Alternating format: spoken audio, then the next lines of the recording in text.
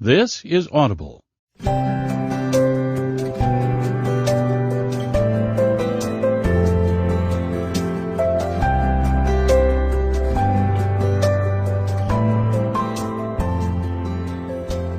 Wishes Fulfilled, Dr. Wayne Dyer. The Beginning. I have chosen to introduce this book by relating several experiences that have touched my life and reflect an appreciation of the essential messages you will read about in this book called Wishes Fulfilled. These meaningful life events occurred during the creation of this book and contain elements of synergy and synchronicity that I find very exciting and promising. I'm offering what I consider to be a program that guarantees you the ability to manifest into your life all that you desire, as long as what you desire remains aligned with your source of being. In my everyday life, while I was writing the manuscript for this book, I was blessed to experience firsthand how this process works. I've chosen to share these miraculous occurrences in a very special way. As I begin my 8th decade here on planet Earth, I find myself looking back at the more notable influences in my life that seem to just show up. And from this distance, I can see the impact they had in reversing the ego-dominated direction my life was taking at those earlier times. When these exceptional signal events or people materialized in my past, I was unable, as most of us are unable at the time, to access the larger perspective of what was actually happening. Now, from this perspective of looking back and writing about how to live a wishes-fulfilled life from a spiritual vantage point, I see those events as the pieces of a puzzle in a grand tapestry that is awe-inspiring and very meaningful to me today. St. Francis. One person who showed up in my life was a man who lived back in the 13th century and is now known as St. Francis of Assisi. I wasn't raised in any particular religious faith, probably because of being moved around to different foster homes during my childhood. I had no knowledge of Catholicism and was never exposed to any of the saints or their teachings. But for some mysterious, but much less mysterious to me today, reason, this monk who lived such an inspiring Christ-conscious life was to be one of the truly most portentous and impactful beings to ever cross my life path. St. Francis's influence first appeared in my life in a large, beautifully framed print of the entire Prayer of St. Francis, which was given to me by someone at a lecture more than 25 years ago. The messages of the prayer resonated with me profoundly, and I loved how it appeared, so I hung it in a hallway that led to my children's bedrooms. I must have walked by that prayer at least 10,000 times in the decade that it hung there. Often I'd pause, read a few lines, and then contemplate the magic in the words, "Where there is hatred, let me sow love, and where there is darkness, let me bring light." Those words seem more like a technology than a prayer. I love thinking that hatred could grow into love and darkness could be illuminated, not by asking God to do it, but by being love and light. It seemed to promise that we humans had the ability to literally change suffering and pain by transforming ourselves, and I enjoyed contemplating that achievement.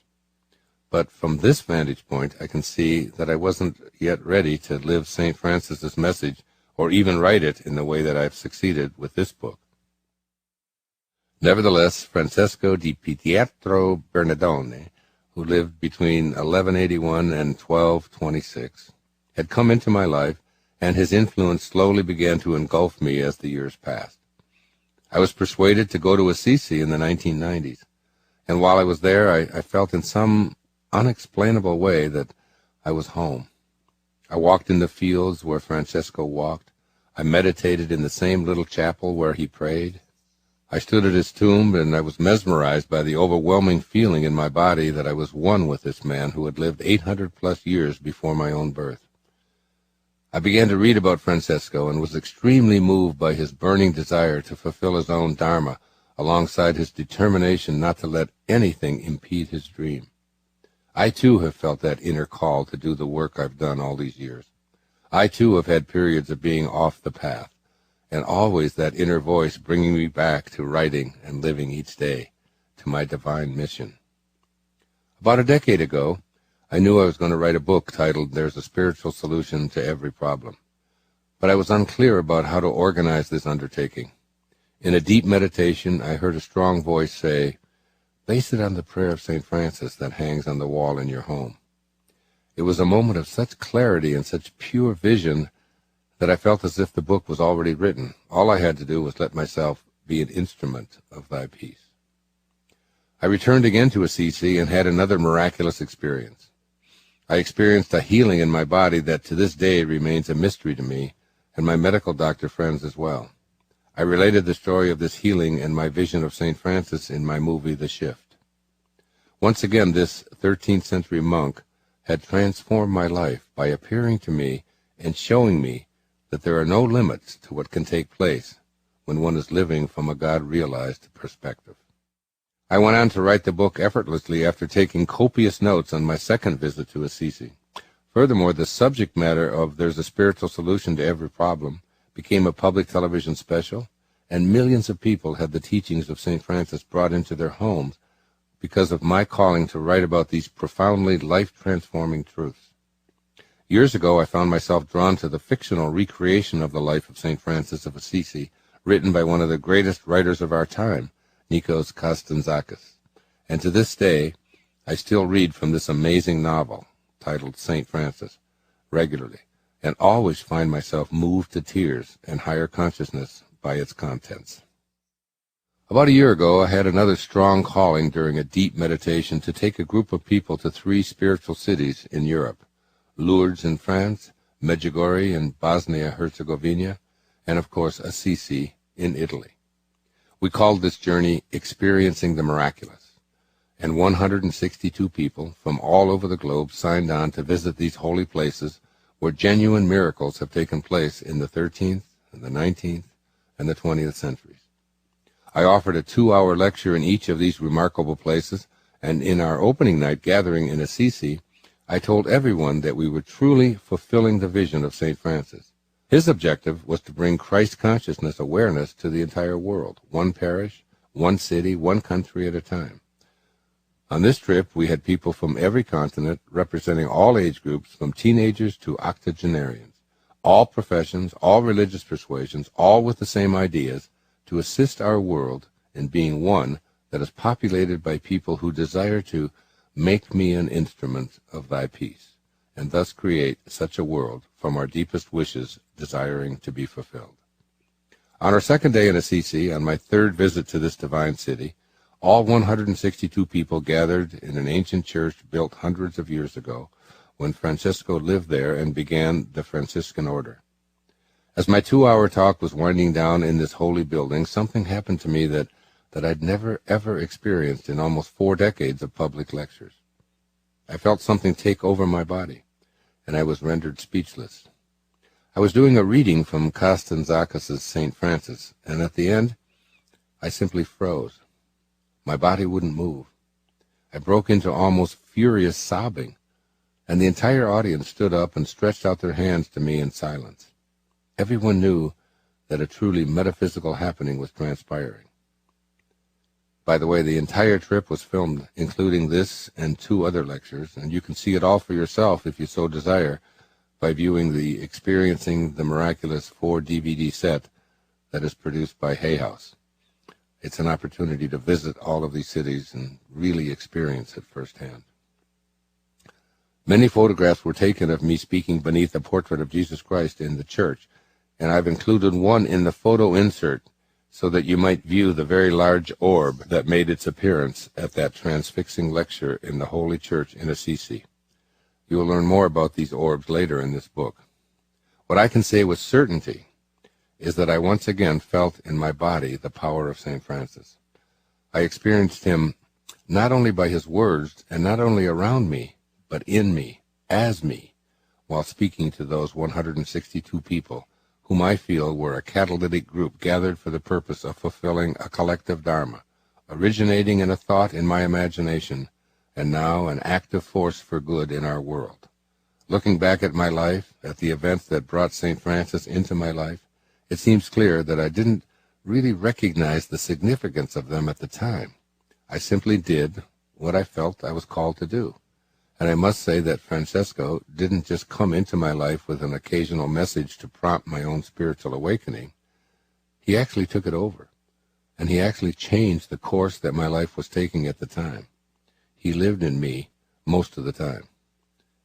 I'm going to leave St. Francis here for a moment and relate the presence of another luminous being who arrived in my life about 6 years ago. Lao Tzu. Back in 2005, I became reacquainted with the ancient spiritual text, the Tao Te Ching, narrated some 2,500 years ago by an ancient Chinese master, Lao Tzu. Some have called this small book containing 81 short verses the wisest book ever written. While I had a cursory awareness of the Tao, it was by no means a significant teaching in my life. Yet I noticed that at the age of 65, I kept reading and receiving messages from the Tao Te Ching, which translates loosely to the Book of Living the Virtue of the Great Way. I was familiar with some of the most quoted passages from the text and had even used them in my previously published books, but now, in 2005, for some reason, I seemed to be bombarded by them almost on a daily basis. In a restaurant, several lines from the Tao appeared on the menu. I heard more quotations on a couple of TV shows. In a bookstore, a translation was misplaced on a shelf right next to one of my books. A close friend told me a story of how he claimed to be a Taoist and the peace that it brought him, and someone I didn't know sent me a card deck containing each of the 81 brief verses, along with a drawing of Lao Tzu sitting on an oxen, and the likeness seemed to speak to me like no drawing ever had before. Then one morning in my meditation, I felt a strong inner calling to read the entire Tao Te Ching, and I did so that very day. That evening, I called my publisher and said I'd like to write a brief essay on each of the 81 verses on how to apply the ancient wisdom of Lao Tzu to today's modern world, and I'd like to publish it as one volume titled Change Your Thoughts, Change Your Life. From that moment on, I began to feel the same relationship with Lao Tzu as I had been having with St. Francis for the previous decade or so. I began to hear this man speaking to me in my early morning meditations. I mentioned this on my weekly radio show on hayhouseradio.com, and an artist named Magali told me on the air that she'd channeled a likeness of Lao Tzu that she'd produced in a frenzy of automatic painting, and she was going to send it to me. The painting arrived via overnight delivery, and I literally talked to this likeness for the entire year of 2006. Each week, I spent 4.5 days studying, meditating, intellectualizing, and analyzing a verse of the Tao Te Ching. On the half day, after meditating with the painting of Lao Tzu, I simply let the words flow onto the pages. I spent the entire year of 2006 communing with Lao Tzu, gazing at his portrait and watching how his eyes seemed to follow me as I moved about my writing space, and most significantly, listening and letting the words flow through my heart and onto the page. My year of being steeped in the Tao Te Ching was truly life-altering. I learned and practiced the essential messages of humility, living the mystery, contentment, simplicity, serenity, and finding God in nature rather than in an orthodoxy. Lao Tzu became my constant companion, and the Tao Te Ching not only guided me to a more enlightened way of life, it did so for millions of others as well. The Public Broadcasting Service, PBS, allowed me to present the essence of Lao Tzu's ancient messages on a pledge show that aired thousands of times, often in prime time, in every major market in the United States and Canada. Somehow, in some mysterious way known only by the invisible Tao or the one divine mind, I became an instrument for getting these powerful messages out to large numbers of people, 25 centuries after the passing of Lao Tzu. St. Francis and Lao Tzu and their teachings are still hugely consequential in my life every day. But more than being these momentous spiritual teachers, their appearances in my life have impacted countless others, including you, as you embark on listening to this book. Brenda's Letter. I'm now going to share a remarkable letter that I received a few days ago as I was preparing to write the opening pages of Wishes Fulfilled. Please listen to it with an open mind, and then allow me to explain the relevance it has for you as you begin the actual listening of this book. And here's the letter. Dear Dr. Wayne, miracles happen. I feel compelled to share with you an experience I had very recently because you were a part of the miracle that I experienced. Several months ago, I heard about your Experiencing the Miraculous tour, and I knew that I had to be a part of it. Life for me is complicated right now as I go through a great big shift, and so for me to work out the logistics of going on the European tour was likely to take a miracle. But I was open to anything. I stated my intention out loud. I said, I intend to experience the miraculous with Dr. Wayne, and then I left it to God to come up with the hows. A few months passed, and my situation was slow to change, so my trip was not booked. I continued to have faith and to know that I would experience the miraculous with you, even if reality kept saying, not very likely. In the beginning of April, my busy schedule had me traveling with my 14-year-old daughter, Emily, to Kelowna in British Columbia for her singing festival. It's an 8-hour drive from where I live, but she's very passionate about opera, so giving her the opportunity to go to Kelowna to work with some experts was certainly my pleasure. My parents happened to live there too, so I called them to tell them we were coming. I talked to Mom for a few minutes and told her when we would be arriving, and chatted about this and that when I heard Dad mumbling something in the background. Mom interpreted it for me. Quote, your dad says Dr. Wayne Dyer will be in Vernon Tuesday night if you want to go see him. Well, after I picked the phone and myself up off of the floor, I asked Dad if he would be my date, and I went online and bought tickets. Needless to say, I was thrilled that God would be so kind as to bring you to me instead of getting me to go to Europe. The night of your lecture came, and I eagerly sat in the 14th row. When you walked on stage and started to talk, something weird happened. It had happened once before when I saw a young boy sing Ave Maria, and a huge halo of light appeared around him. At first I had thought I was getting a migraine, but the light was only around the young boy. That same light was surrounding you. No matter where you moved on the stage, the light followed you, and only you. I thought it might be the stage lights or the ambient atmosphere in the arena, but there was no halo around the lady who introduced you. Then something even stranger happened. Dr. Wayne, you were talking about St. Francis, and before my very eyes, you transformed. Your body was clad in a long robe, and your features transformed so that you actually were St. Francis of Assisi. It lasted for only a moment, but it was powerful, emotional, and very, very real. And then something even stranger happened. You began to talk about Lao Tzu, and you also transformed into him. A long braid trailed down your back, and I could see your face completely transform into Lao Tzu. Again, it only lasted for a moment, but the experience will last with me forever. At the intermission, Dad went to the restroom, and I stood up to stretch my legs and to dry my eyes. I felt a warm hand fill mine, and I looked down to see a little lady, very old and with a wonderful smile, and she was urging me to sit beside her. I sat, and she stared straight into my eyes. She told me that she kept staring at me because I was glowing with light, and she felt like she was watching an angel. I was transfixed by her eyes, thinking that I knew her somehow because I recognized her twinkly green eyes. She and I talked, and at times saying the very same thing at the same time, things like, we are all the same, and there is only love, and other deeply spiritual things. It felt like a dream, and before we knew it, you were back on stage again, creating your magic. I decided I need to perpetuate contact with her and would get her name and number after the show. Despite my good intentions, when the show ended and we got up to leave, she had just simply disappeared. This surprised me because she had been sitting 2 seats away from me, and I never saw her leave. Dad and I left, and as I was backing the car up in the parking lot, I caught sight of my own eyes in the rearview mirror. And that's when I realized where I had seen those twinkly green eyes before. Impossible? Maybe.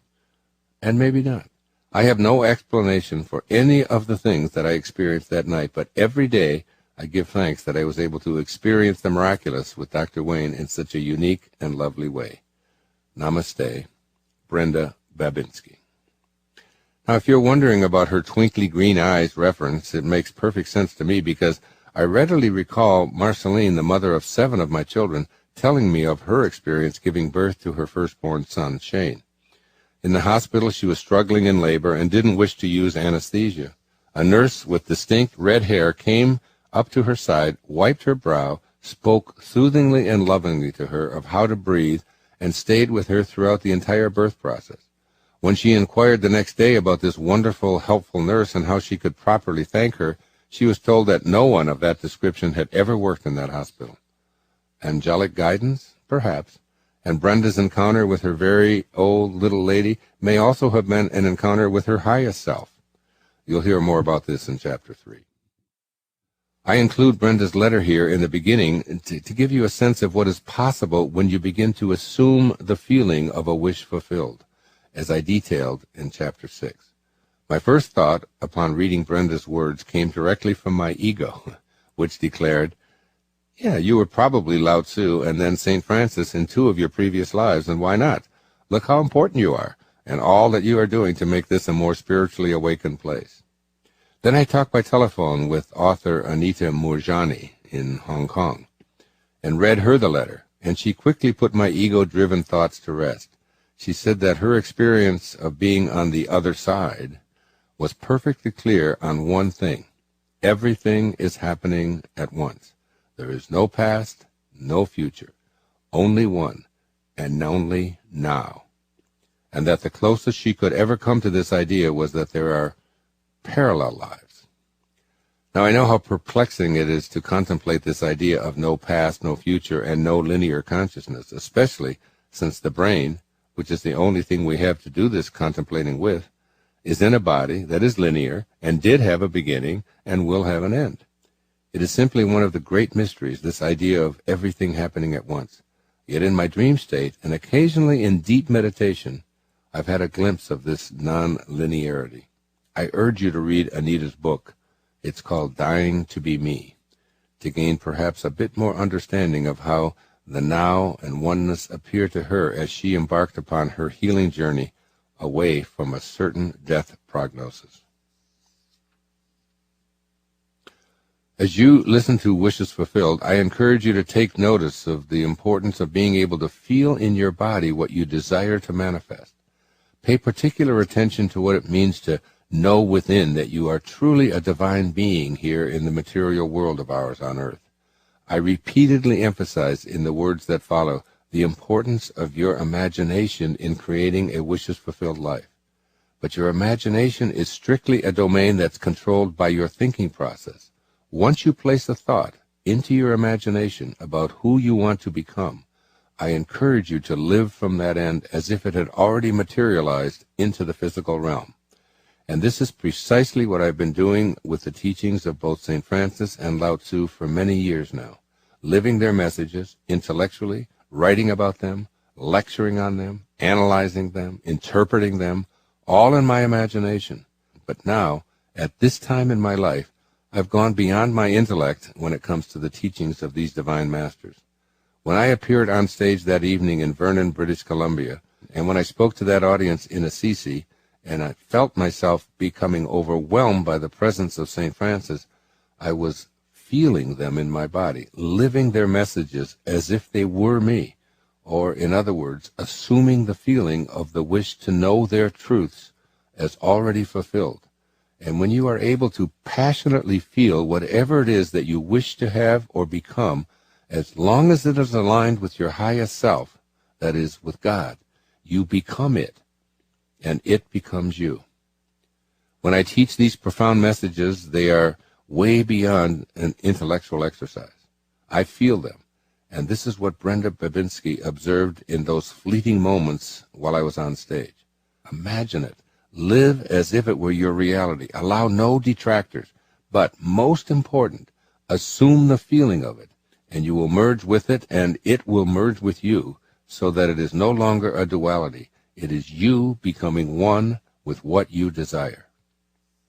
That same evening that Brenda came to see me, as I sat on stage and I signed books, the entire hockey arena where I was speaking was filled with orbs, as if to confirm the convergence of the truths of both St. Francis and Lao Tzu. As I assumed the feeling of these spiritual truths in the core of my being, those orbs also appeared in photographs at the church in Assisi, where I felt in my body the presence of St. Francis as I stood and spoke where he had actually lived and spoken in the 13th century. I do not believe that my being seen by an audience member as actually transforming into these great teachers is an indication that I might have lived as them many centuries ago. I know that when you begin to go beyond the intellect and feel the presence of what you most desire as an already present fact and live from it with unabated passion, you merge into it and come to know the truth that the laws of the material world do not apply in the presence of the God realized. Nicolette. I've chosen to relate one additional story here in the beginning of Wishes Fulfilled that brings home the most salient feature of this book. That is, that there exists within all of us a divine spark called the I Am that I Am. And when it is kindled and nourished, it is capable of miracle-making at an astonishing level. In May of 2011, I met a group of women, including a mother and her 20-year-old daughter, while on a walk along the ocean front on Maui. Linda, the mom, recognized me, and we began a brief conversation. As I looked at her daughter, Nicolette, it was obvious that she was suffering from some kind of facial paralysis that had distorted her features. The muscle activity in the entire left side of her face appeared to be frozen. Something motivated me to reach out and touch her face and ask what was happening. And then began a saga that I have chosen, with permission from both of them, to relate here in this book, to give you a sampling of what is possible when we use the inherent power that is a part of our very essence, called the I Am presence, for the fulfillment of our divinely aligned wishes. I felt called to invite the entire group of women into my home and to talk to Nicolette about the Wishes Fulfilled teachings that I was channeling and writing about each and every day, and had been doing so for several months. I spent an hour or so with Nicolette while her mother, grandmother, and two of Linda's friends stayed in the background.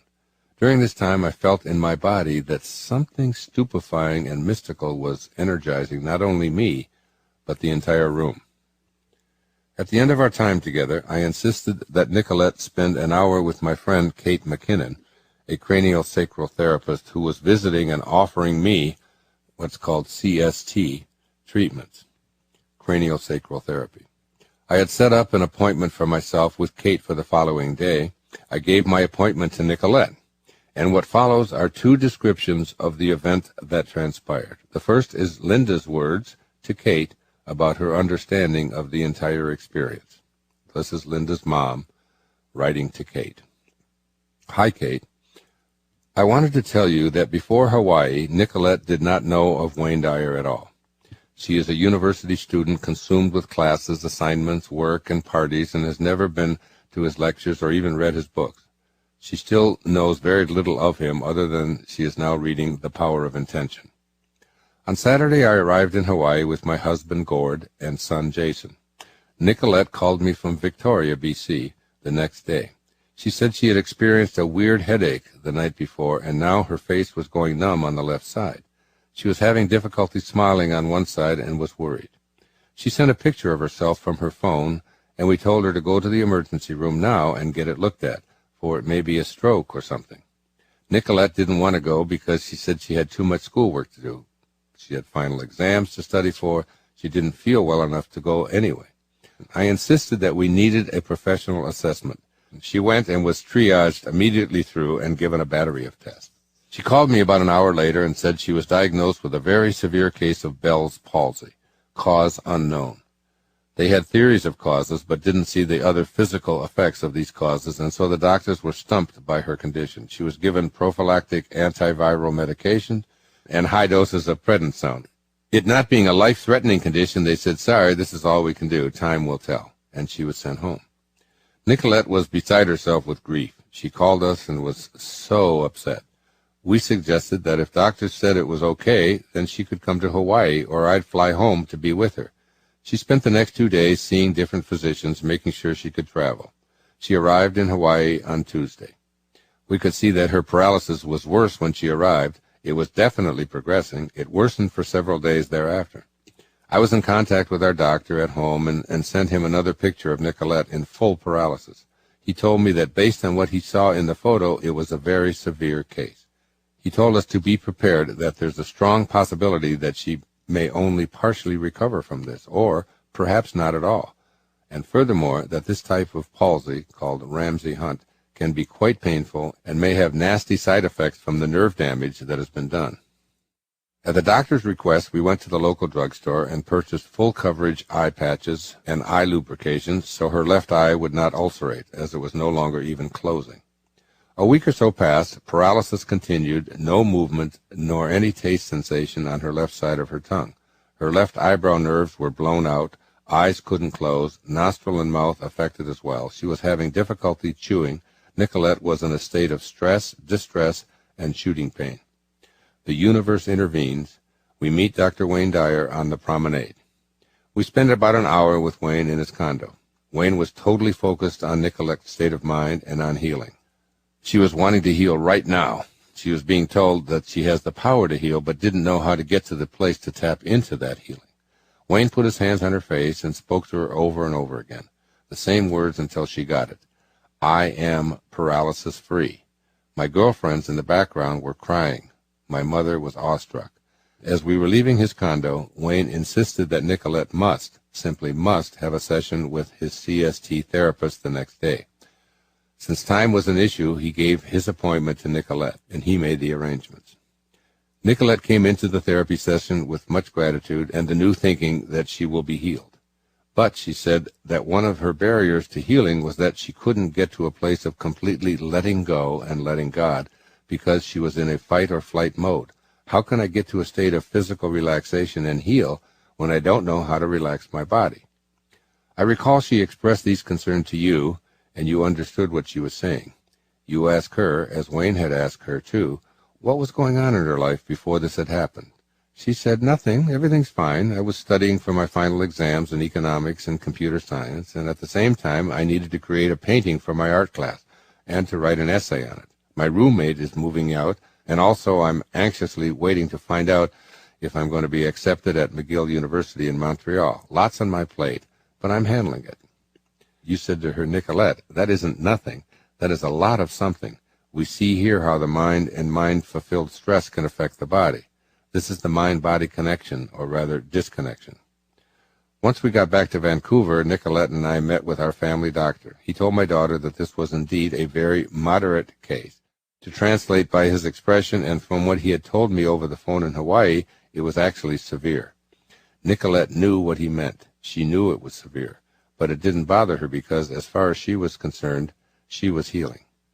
Our family doctor then went on to provide statistics of different levels of recovery and to prepare us that this type of paralysis can take 2 years or more to come back from, if you do come back at all. We were to schedule another appointment in 4 weeks where Nicolette would be referred to a neurologist. I can't say for sure when she actually had visible improvement, for she went back almost immediately to the University of Victoria to make up all the work that she had missed while in Hawaii. She went back with the confidence of simply moving forward. I was surprised that she was leaving us and getting right back into her university life after what our family doctor had said, and given that she was still paralyzed. No matter what I thought or what I said, in true Nicolette conviction, she continued to tell me, Mom, you don't get it. Didn't you hear what Wayne said? I am healed and paralysis-free. Didn't you hear me say that too? What part of that don't you understand? I am healed. It's just that you and everybody else in this world can't see it yet. 4 weeks later, she is paralysis-free. Namaste, Linda. That was Linda's letter to Kate. The words, I am healed and I am paralysis-free, that Nicolette spoke, even though the physical evidence strongly indicated otherwise, may sound strange or may even sound absurd to you as you listen to this. But I assure you they will make sense as you listen to Wishes Fulfilled. The second description is Nicolette's actual recollection in a letter that she wrote to her craniosacral therapist, Kate McKinnon. And this is what Nicolette said. Hi, Kate. Thank you so much for letting my mom know about Dr. Dyer's radio show today. My family and I listened to it this evening, and I am so grateful that you made it possible for all of us to hear those wonderful things. This is truly and has been an amazing experience. I can't thank you enough for all that you have done. Initially, at the time of my diagnosis with Bell's palsy on the first day of spring, I just could not move the left side of my bottom lip as much as I could the right side. 4 days later, I couldn't move the entire left side of my face at all. I couldn't even close my left eye and had to tape it shut every night. I could see my paralysis getting worse every day, no matter how much I thought it would get better. I came to the conclusion that I had no control over the left side of my face. I was told that I might not ever recover from this, and if I do, it could take years. I became miserable. I felt broken. I was suffering. I met Dr. Dyer the day before I was leaving Maui. I didn't know who he was or what he was about. After Dr. Dyer learned of my condition, he put his hand over my face and introduced the idea that I have the power to heal myself. All I have to do is to think about how I feel when I am paralysis-free. I thought about a friend taking a picture of me a year ago and me having no paralysis. I was smiling. It was then explained that the physical is a representation of what starts out in the mind, in my imagination, of what I want to be physically. Manifestation and healing begin here. I began to think that if I changed my thought process and thought only of connecting myself with the knowing that I am paralysis-free, eventually the physical will reflect my new mindset. Dr. Dyer then said that he highly recommended I have a session with you, and he gave me your number. And I called you, and with the generosity and kindness of Dr. Dyer, I had a session with you the very next day. Right after meeting Dr. Dyer, I had difficulty trying to connect to the thought of being paralysis-free because it was so prominent in me in everything that I did. I couldn't chew properly. I couldn't taste very well or pronounce some words without feeling uncomfortable. My eyes were always dry during the day, and at night I had to tape it shut after putting this lube in it. I also had so much on my mind. I had 2 finals in 1 week's time worth more than 60% of my grade, and I had to maintain a certain GPA to stay in my program at the University of Victoria and to still have a good chance of getting into McGill University. In addition, I had to figure out living accommodations in 3 weeks. I had so much to think about, and I felt so uncomfortable in everything I did because of my paralysis. I was holding on to the stress of it all, still focusing on the Bell's palsy. I didn't want it to have a negative impact on my life, but it was. The next day, I had a session with you. You asked what was going on in my life before this happened. I said nothing, everything was fine. I felt I was doing well on my time management with my studies, keeping up with my assignments in economics, computer science, and art class. My roommate was moving out, and I was also. I was anxiously waiting to find out if I was going to be accepted to McGill University. I knew it seemed like a lot, but I didn't feel the stress of it. I even remember thinking that I should feel more stressed out than I actually did. And you said to me, Nicolette, that isn't nothing. This is a lot of something. We see here how stress hurts the body. This is the mind-body connection, or more like disconnection. I laid down and the healing began. You started by putting your hands on my ankles. You were asking my mom some questions about where we were from, etc. It made me feel more comfortable, as this was something I had never heard of or even imagined I would be doing. I didn't know how to think of the situation, so I started thinking about how I could make this session as beneficial as possible. I thought about what Dr. Dyer had said to me the day before and what I had read in Anita Moorjani's near-death experience article. I constantly told myself I am paralysis-free and thought about the picture of me a year ago smiling. You asked me if I liked the ocean, and I replied yes. You told me to listen to the sound of the waves crashing against the sand on the shore. I remember hearing the calming sound of the waves and looking up at the white ceiling. Looking at the ceiling, it was almost as if my body was now numb, and I could no longer feel your hands, which were now touching my legs. When you got to my rib cage on my left side, you asked me if I had stomach pains. I explained that I had some extreme pain in the stomach region after every time I ate something, but I thought it was caused by the medication I had to take for my Bell's palsy. However, I finished my medication a week ago, and I'm still having pain there. You focused around my stomach and rib cage. I was looking up at the ceiling. I began to feel pressure right underneath my rib cage, but was unsure if I should say something. Then you said, if you feel any pressure anywhere, let me know. Immediately I felt more pressure in that spot, so I said so. I was staring at the ceiling, and it began to change colors. You asked me if the pain was a shape, what shape would it be, and what color. I said it would be an oval and yellow. You asked if this oval had a name. Nothing came to me. Therefore, you said, we can call it yellow oval, and asked me if this oval is working with me. I felt like it was working against me and said that. You said, that's no good, and I remember agreeing in my thoughts. You told me to talk to this yellow oval and ask if we can work together, so I did just that. Then, seconds later, I felt it gone, almost as if the oval had burst into a million pieces floating all over my body, and I became one with it. I felt a state of complete relaxation. After that experience, I would say that you helped me realize this control I have over my body. You helped me jumpstart the communication between my mind and my body. I was introduced to the notion of how my mind and body are one. I remember hearing the waves and repeatedly telling myself, I am paralysis-free. You got to my head. I felt your fingers right at the top of my spine, at the top of my neck. You kept your hands there for a while, it seemed. Then I felt my lower back touch the surface of what I was lying on. I felt as if what was making me feel so uncomfortable all the time had left my body. I took a deep breath, and I vividly remember the air going in so easily. I felt connected to my body, as I could feel the air going in and out so freely. You then focused on the left side of my mouth and kept your fingers on the bottom of my upper left molars for a few minutes. Then you touched the left side of my face. I felt relaxed, and I had the picture of me smiling in my mind. I opened myself up to the notion that you're going to be the catalyst to my healing process. You asked me for a word that will help me heal, and what color it would need. I got the word feel and the color of light blue, and I repeated them to you. You asked me to feel your hand on my face and imagine my face as a sponge absorbing your energy. I pictured this light blue sponge contracting.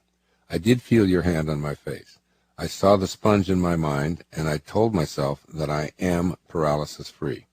I was in a state of complete relaxation, picturing the sponge as I felt your hand and heard the waves of the ocean. I felt one with my body, that I had control of my body, and that I was smiling, paralysis-free. You had your hand on my face for what seemed to be about 5 minutes. However, my concept of time during that session could be incorrect. Then you lifted your hand off my face, and I opened my eyes. You were looking down at me and asked me how I felt. I can't remember my response, although I felt relaxed and aware of what was going on in and around my body. I remember you telling me that I grind my teeth on my left side of my mouth, and asked me if something happened to my forehead, which I banged on the roof of my car the day before coming to Hawaii, as I told you later. I remember you telling me that whatever it is I would normally do to relax, I need to do more of it, because that is where the healing actually takes place. The session overall is a blur other than those feelings I described above. At the end, I almost expected to be able to physically smile and be paralysis-free, but when I couldn't, I was a little disappointed. Then, within a matter of minutes, after that thought of disappointment had entered my mind, other thoughts poured in, healing thoughts. After putting on the shoes I took off before the session, I noticed a weird feeling in my body, a physical feeling. Something had definitely changed. I felt a sense of peace. I knew my suffering was over. I physically was no longer uncomfortable. I felt excited and filled with energy. I knew I was healing. I knew it. Over the next few weeks, I continued to think about what you had said about how the healing takes place in relaxation. So whenever I felt my senses speaking to me, convincing me that I still have a severe case of facial paralysis, like, for example, when I couldn't pronounce some words properly when speaking to my mom right after the session, I thought of the light blue sponge and the feeling of your hand on my face. Every time I think of that sponge, I am brought back to that place of total relaxation, with the suffering and uncomfortable feeling suddenly lifted from my body. I hear the sound of the waves overpower what my senses tell me, and all that is left in my mind is that picture of me smiling. When I left Maui, I had an overwhelming feeling, an image of healing. I am paralysis-free. I am paralysis-free. I am paralysis-free. Nicolette. And that was Nicolette's letter to Kate. I was scheduled to give an evening lecture in Canada at the Jubilee Auditorium in Calgary, Alberta, some 10 weeks after my first and only encounter with Nicolette. Linda had called me to report that her daughter was completely paralysis-free and that this experience had completely turned her entire life mission around. I called Nicolette, and she excitedly told me how great she felt to have learned at the age of 20 that she had this amazing I am presence within her, and that she wanted to tell everyone she encountered about this profound discovery. I invited her and her mom to come to Calgary and share her experience with the several thousand people I would be speaking to, and indeed she did. In only a few moments, Nicolette transfixed the entire audience, giving real-world, three-dimensional evidence of all that I was lecturing about that evening. As she left the stage to a standing ovation, she handed me a card with 2 photos imprinted on it. In the photo of the 3 of us in Hawaii, Nicolette, Linda, and me, the left side of her face is paralyzed. In the other photo, Nicolette is smiling in a beautiful dress, paralysis-free, with a distinct orb on her left shoulder. The caption on the card says, "A wish fulfilled. Love, Nicolette and Linda." As you continue listening to this book, which has been such a miraculous journey for me, know that I take no credit for any of it at all. I am reminded of the 1977 film called Oh God, with George Burns as God, saying something to the effect that if you want a miracle, you should try to make a fish from scratch. Only the I Am presence is so equipped. I give full credit to that presence and urge you to know that it is yours to access as well. You can indeed do it from scratch. Part 1, the higher aspects of yourself. And here's a quote that goes with that from John Lennon. Part of me suspects I'm a loser, and part of me thinks I'm God Almighty. Chapter 1. Changing your concept of yourself. Display quote. Health, wealth, beauty, and genius are not created. They are only manifested by the arrangement of your mind. That is, by your concept of yourself, and your concept of yourself is all that you accept and consent to as true. And that's by Neville. There's a level of awareness available to you that you are probably unfamiliar with. It extends upward and transcends the ordinary level of consciousness that you're most accustomed to. At this higher plane of existence, which you and every human being who has ever lived can access at will, the fulfillment of wishes is not only probable, it is guaranteed. This chapter is simply a preparation for entering into that realm wherein you have much more say over what comes into your life than you might have envisioned. After 18 months in relative seclusion, studying, meditating, and literally experiencing what it's like to live in this miraculous plane of existence beyond anything that might be labeled ordinary or normal, I've undertaken this joyous task of writing about having wishes fulfilled. I've seen firsthand how virtually every wish or desire I've placed my attention on has transformed from a mental thought into an objective fact. However, I'm not proposing memorizing an esoteric formula leading to a theoretical nirvana. My emphasis throughout this book is that manifestation is real, and that it occurs when you make a specific decision to change your mind about who you are and what is possible for you to achieve within these parentheses in eternity called your life. I'm inviting you to be receptive to a radical new idea about yourself. It's radical because ever since you left your mother's womb, you've been subjected to a cultural conditioning designed to help you be content with living a normal life at the level of ordinary consciousness, which generally means accepting whatever life hands you. In many ways, you've been programmed to believe that you do not possess the wisdom or the ability to manifest the fulfillment of your wishes and desires. I am saying as clearly as I know how to say in these opening pages, there's a plane of awareness that you can opt to live at, wherein you can, if you are willing to change your concept of yourself as an ordinary being, find yourself fulfilling any and all wishes that you have for yourself. Throughout this book, I'll explore with you what I've studied and learned and internalized and practiced and, yes, lived regarding the powers of manifestation. It begins with changing your concept of yourself. I would like to offer a few words on these two concepts of ordinary and extraordinary. Ordinary is, well, it's just so ordinary. It means that you do all the things that your culture and your family have programmed you to do. It implies that you fit in, that you study hard, that you follow the rules, that you take care of your obligations, that you fill out the forms and you pay your taxes and you get a job and do what every law-abiding citizen does, and then you retire and you play with your grandchildren, and ultimately you die. I want to emphasize that there's absolutely nothing wrong with this scenario. It is perfectly fine, but if it were completely acceptable to you, you wouldn't be listening to this book. Extraordinary encompasses most of ordinary. Since we all live in the same physical world, there will always be forms to fill out and rules that demand our obedience and bills to pay and family obligations to attend to. But extraordinary consciousness is associated with your soul, that invisible, boundaryless energy that looks out from behind your eyeballs and has very different interests than your ordinary self does.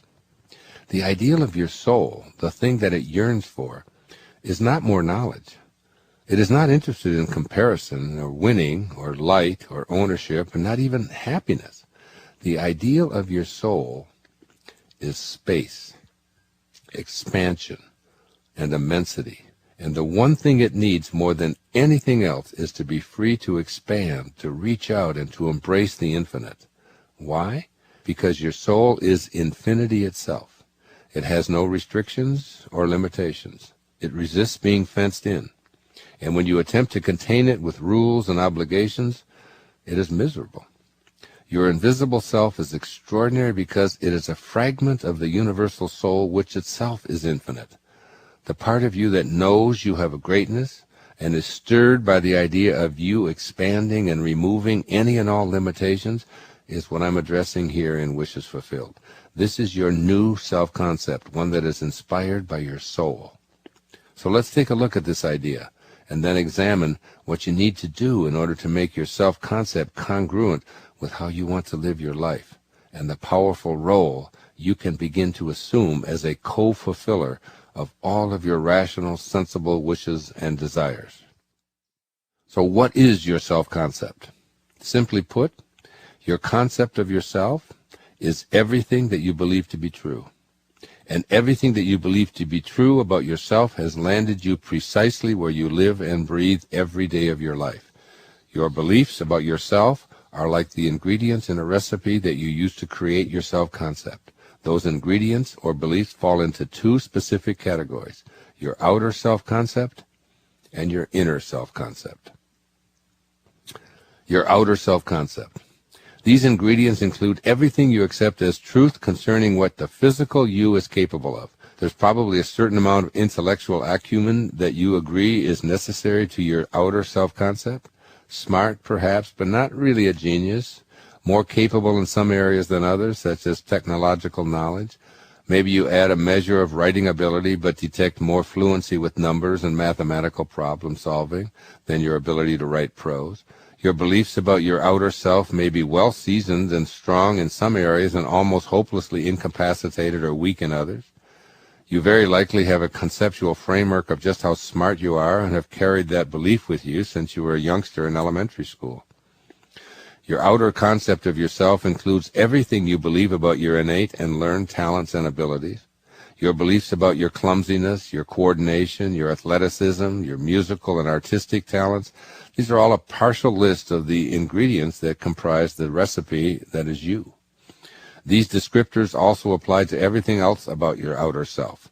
Your outer self-concept includes how you view yourself in relationship to health, your immunity to or inclination toward illnesses of all descriptions. You know if you are prone to being overweight or addicted to various substances such as sugar, caffeine, fat, meat, dairy, and the like. You define yourself as prone to catching colds or immune to such things, likely to gain weight, inclined toward skin rashes, or predisposed to low energy or high sleep requirements. The point is that your outer self-concept comprises essentially everything that you believe your body is capable or incapable of. Given a true-false test on yourself, you'd be able to say with certainty, yes, these things are true about me. They are the beliefs, the ingredients that you use to create you. In addition to your intellect, talents, and physical body traits, you spice up your outer self-conception with your personality traits. You know if you're assertive or shy, loud or quiet, pushy or obsequious, fearful or courageous, daring or frightened. And this is only a partial list of personality descriptors or spices. These individual qualities are interpreted as truisms defining yourself and how you function socially.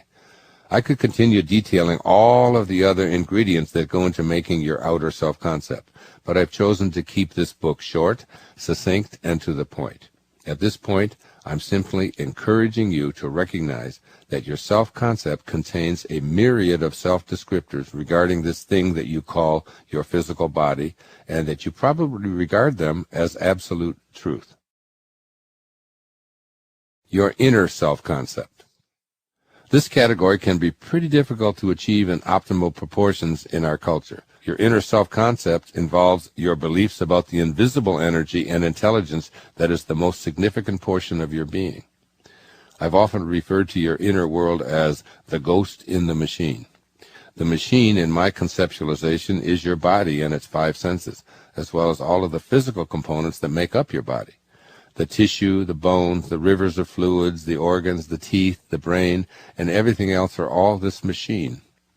And within this machine is an invisible I that you call mind or spirit, comprised of thoughts that direct the machine. I once had a conversation with a neurosurgeon who was disputing the presence of this invisible world by saying that he'd cut into thousands of bodies and had never seen a soul.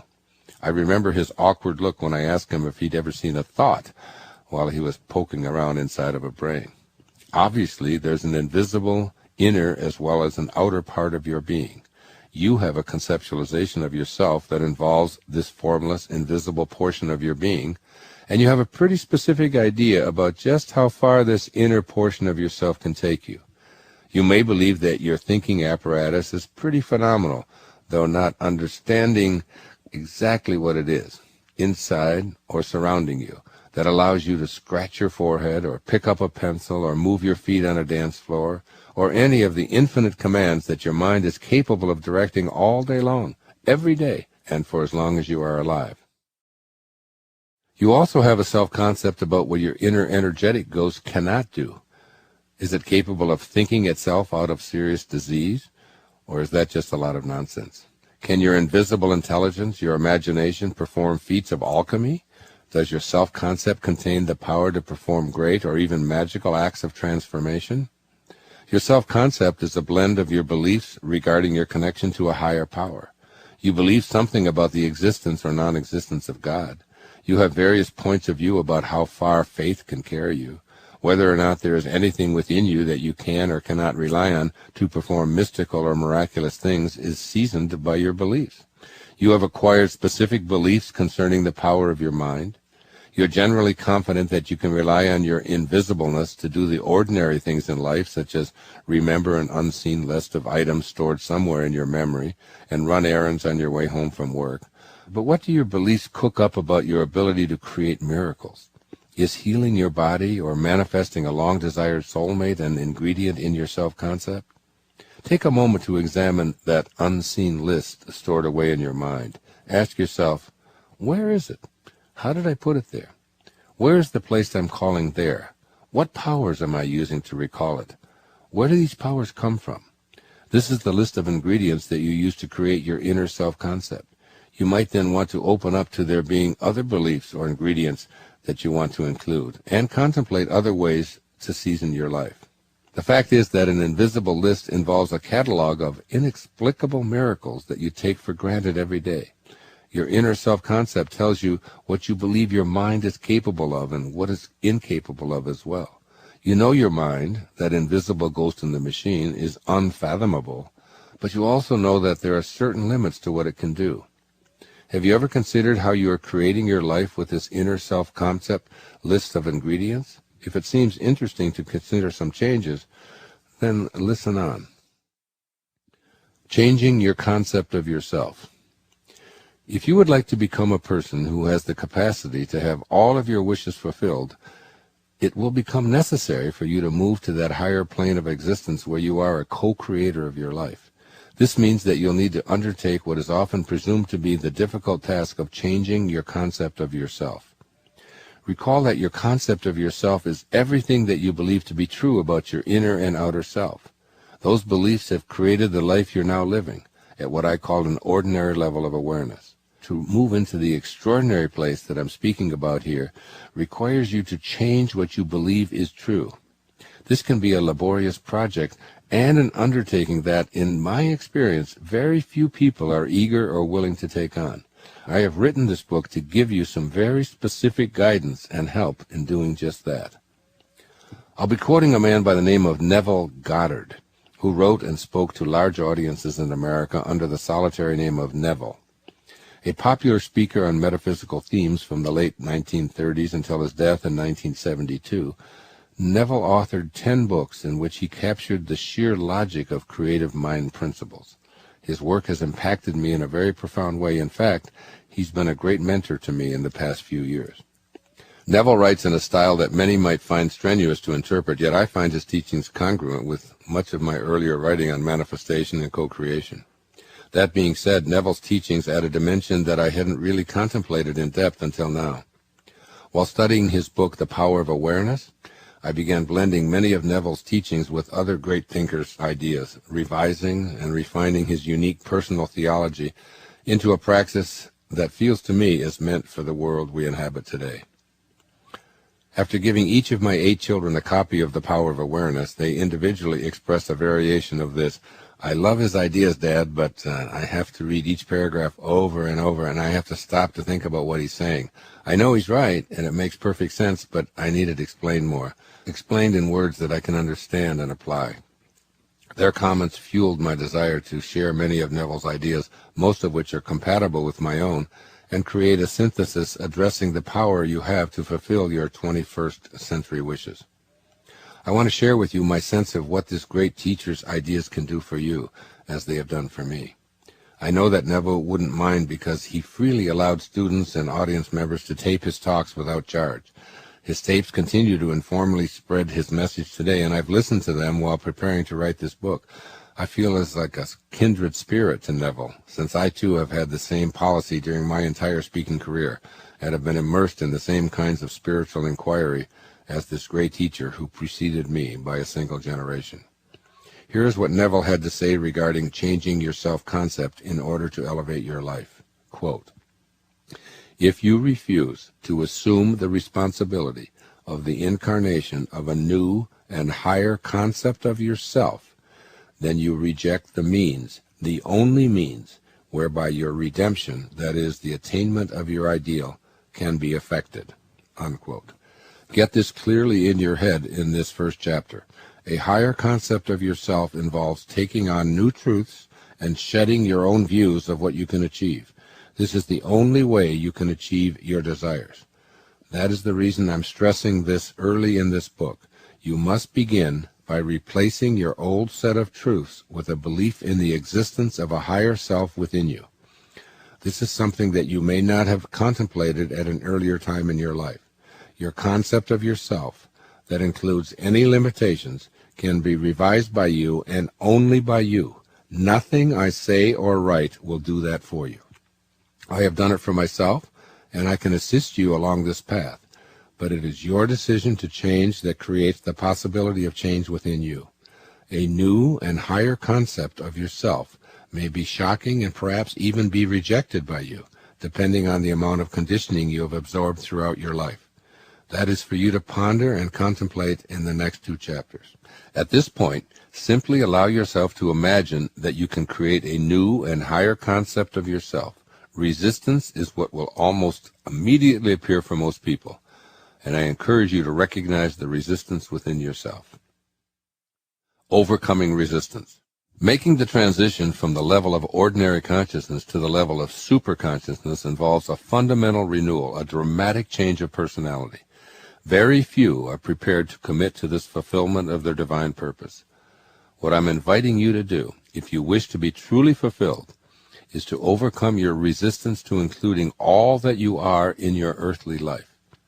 You have the ability to enter higher regions so as to consciously fulfill your highest desires here, now, and for the greater benefit of all. This is akin to doing a somersault and landing in a new reality. a reality in which all things are possible, a reality where you no longer identify yourself with all of those cultural memes and mind viruses that were programmed into you as a young person, preparing you for an ordinary life. You begin this exciting adventure of changing your concept of yourself by being willing to die to your present self. That's right, by relinquishing your personal history as the arbiter of your life. You cease to resist your fuller potential. You simply no longer choose to form your identity on the basis of what you've been taught. Remind yourself that everything you believe to be true has brought you to this point where you want to explore rather than resist your higher powers. Years ago, while reading Napoleon Hill's Think and Grow Rich, I recall him saying that there's one distinguishing characteristic of those who live life at a higher level with a richness that's not just about monetary gain. It's that these unique and rare individuals have a burning desire to succeed. Now, a burning desire is much different from a regular wish or desire because it burns inside, and once ignited, it never goes out, regardless of what transpires. This is a quality that I know well.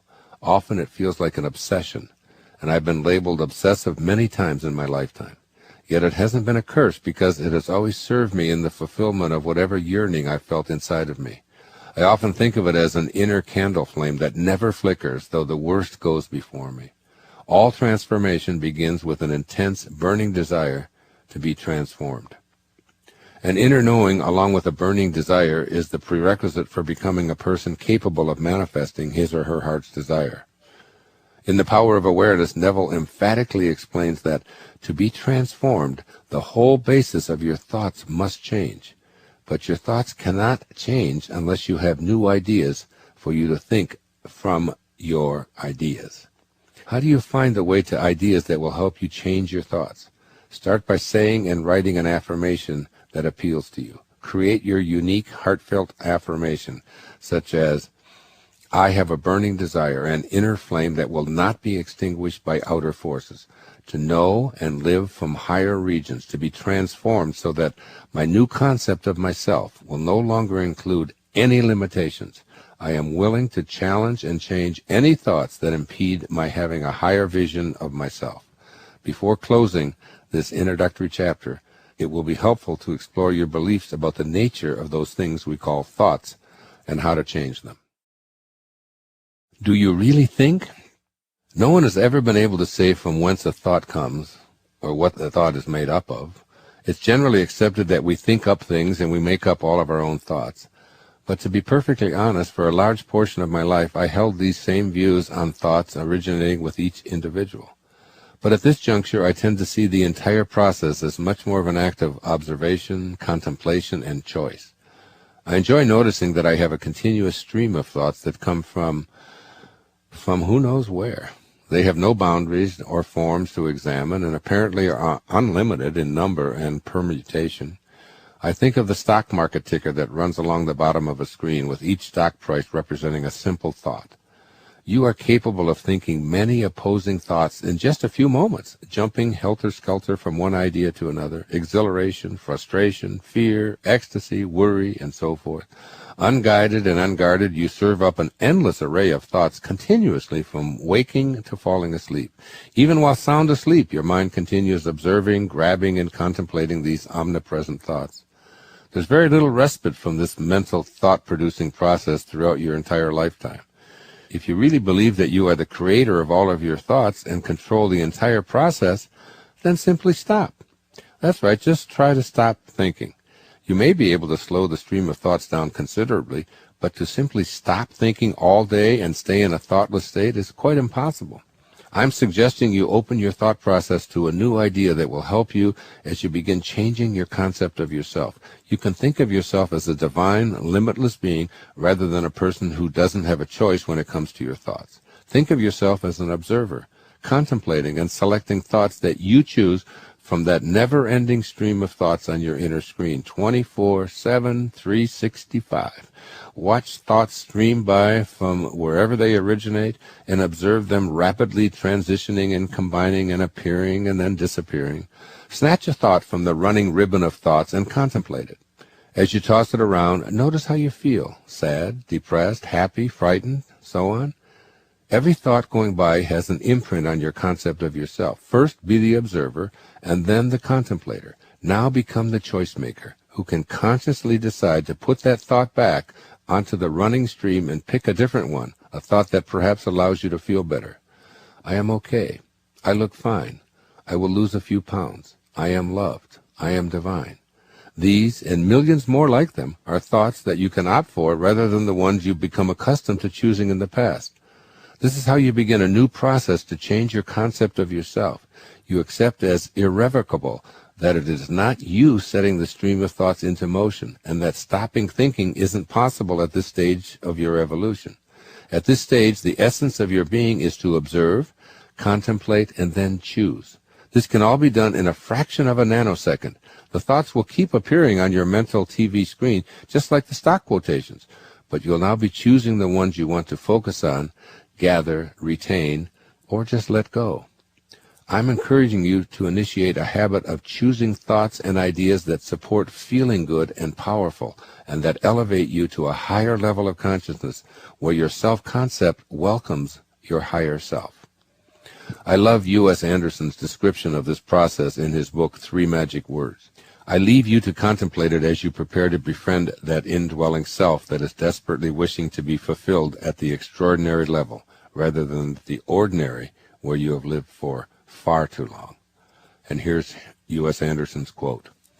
We have assured the indwelling self that it can be anything it accepts and has faith in, and we are now about to develop in it the habit of choosing only those thoughts and ideas that will constructively add good unto it.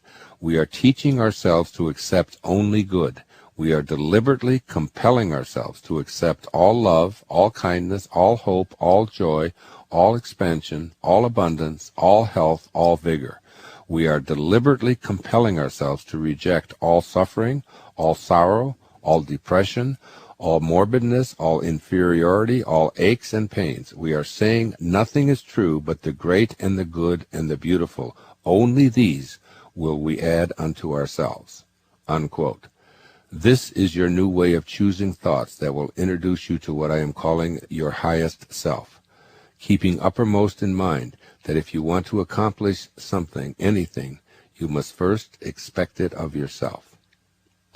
And here are 3 suggestions to implement the words of this first chapter.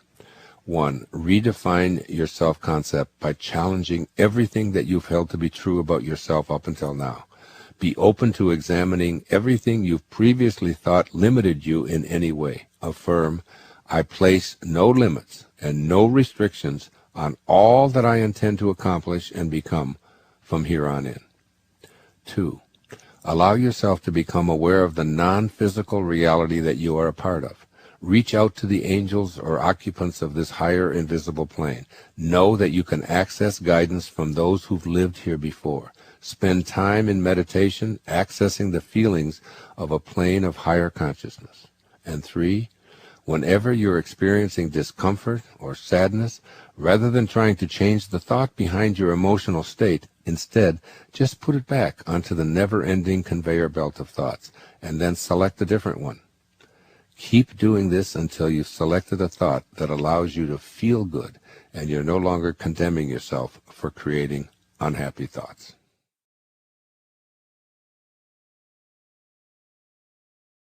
Chapter 2. Your Higher Self. The display quote from Carl Jung. From the beginning, I had a sense of destiny, as though my life was assigned to me by fate and had to be fulfilled. This gave me an inner security, and though I could never prove it to myself, it proved itself to me. I did not have this certainty. It had me. For the past 18 months or so, I've been deeply involved in the study of what is known as initiatic science, the principal goal of which is to help the initiate, the student, meaning you and me, know and trust in the higher self. These ancient teachings repeatedly explain that emphasizing only the needs of our physical self and ignoring the needs of the higher self results in the soul and the spirit suffocating and dying of hunger and thirst. The initiates of old insisted on the importance of the knowledge of the higher self because this awareness opens up tremendous possibilities for growth and progress, and yet the ability to have one's own wishes fulfilled. Perhaps it's difficult to imagine yourself so divided as to produce both a higher and a lower self. Very likely this idea of a self within yourself, which is higher than what you think of as your real self, is foreign to your way of thinking. I have long referred to this lower self or the false self as the ego, a part of you that believes you're defined by what you achieve, what you own, or what you win. It's a belief that whatever status you've accumulated is proof that you're a separate being possessing particular strengths or limitations. It probably isn't a surprise that I suggest there are different beliefs that can and will put you on the path of happiness, success, and health that you desire. This idea of having a higher self that transcends the self-descriptor derived from almost universal identification with the ego, it may be difficult to internalize. If you've listened to the first chapter of this book, then you know that it's necessary that you make the choice to change what you believe is true. Remind yourself that your current concept of who you are has landed you right here, listening to a book on tape on how to become a more powerful person. Are you willing to internalize radical new ideas that require a shift in your concept of yourself? Are you receptive to the idea of having a higher self that isn't defined by ego concerns? Are you able to entertain the idea of an unlimited higher self that is within you? Can you imagine that you can eschew ego's limiting demands that are keeping you stuck at an ordinary level of consciousness? In other words, can you approach the question of who am I with complete unknowing? Conceiving the idea of a higher self begins with this personal inner query. So let's first examine this question of who you are. Who am I? Consider how many bodies you've occupied since birth. Who is the I that continues to leave one body behind and then enter another? You know for certain that you, the person that you call I, the one attempting to figure out who you are, started out in a little baby body weighing somewhere between 5 and 10 pounds. The I that is you fully entered and occupied that little baby body. Gradually, you began to discard that baby body and move into a small toddler body that crawled, and then it walked, and then it ran, and took on an entirely new appearance. Your 2-year-old self would find it difficult to recognize the baby body that you'd now completely abandoned. You lived in this toddler body for a while and then discarded it, too, including every cell that was in your body at birth.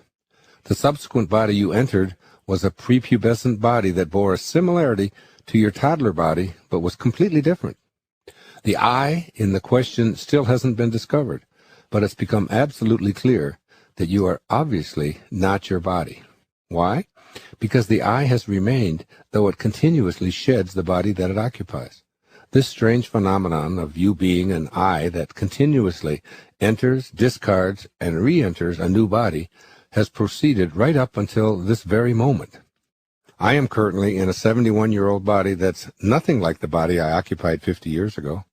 I remember well what that 20-year-old body I occupied looked like and what it could do and what it knew and what it didn't know, but I can't find it anywhere. It's simply an illusion. It's gone from this physical world, as is every body that both you and I have occupied in our entire lifetime. The I that I use to describe myself is not so obsessed that he insists upon staying only in one body. In fact, the I that is me finally recognizes the ancient spiritual truth spoken by divine masters since antiquity. None of us are really doing anything. Rather, we, that is our bodies, are merely being done. What is your body being done by? An invisible, organizing intelligence that takes the cells of your body, changes them into new cells, and discards the old cells. The I that you think you are observes the entire process, for the most part helplessly. The physical body that you think of as you is rearranged in a pattern designed by a formless intelligence independent of your opinion. This I that you use to describe yourself isn't the physical form that you occupy and take with you everywhere. Quantum physics states that the body you're occupying, which is listening to these words right now, is completely different from the body you were in when you listened to the previous paragraph. Such is the nature of the physical world in which we all live. The ancient philosopher Heraclitus put it this way several thousand years ago, and it's true today. Quote, "All things are in motion and nothing is at rest. You cannot go into the same river twice." Unquote. A river is a constantly changing phenomenon, as is a tree, a mountain, a goat, a human, and the entire physical universe, including Earth. That which defines a thing, therefore, is not physical in nature, it's metaphysical. When asked what is real, an ancient spiritual avatar responded without hesitation, "That is real, which never changes." And since your body is in a continuous state of change, it really isn't real, according to this definition. If you try to find that toddler body you once occupied, you realize that it's not real, since it no longer exists.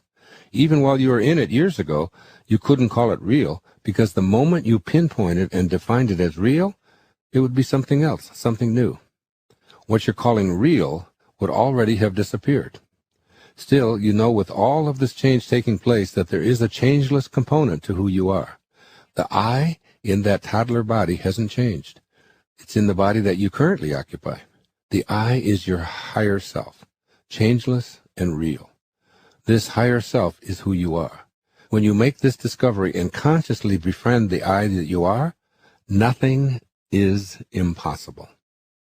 In Chapter 1, I explained the necessity of creating a new concept of yourself as an infinite spiritual being having a temporary human experience. As you listen on, keep in mind that if it is changing, it's not real. The I in the question, who am I, isn't anything that involves the physical you, since that continuously changes and disappears. Therefore, to answer the question, who am I, with any reference to your body and its various talents, accomplishments, accumulations, or physical prowess, is to define yourself as unreal. Who you are, then, must be changeless, and therefore birthless, as well as deathless. Who you are is a formless energy, a spirit, if you will, with the capacity to be unchanged and at the same time occupy an infinity of bodies. Think about this. It is truly a bewildering phenomenon. You are changeless and therefore real. What you've believed were facts explaining who you are simply illusions, or what metaphysicians call unreal. You were convinced by some well-intentioned relatives and teachers and cultural influences that you really are this ego of yours, when in fact everything the ego uses to define you is disappearing as fast as you can assess it.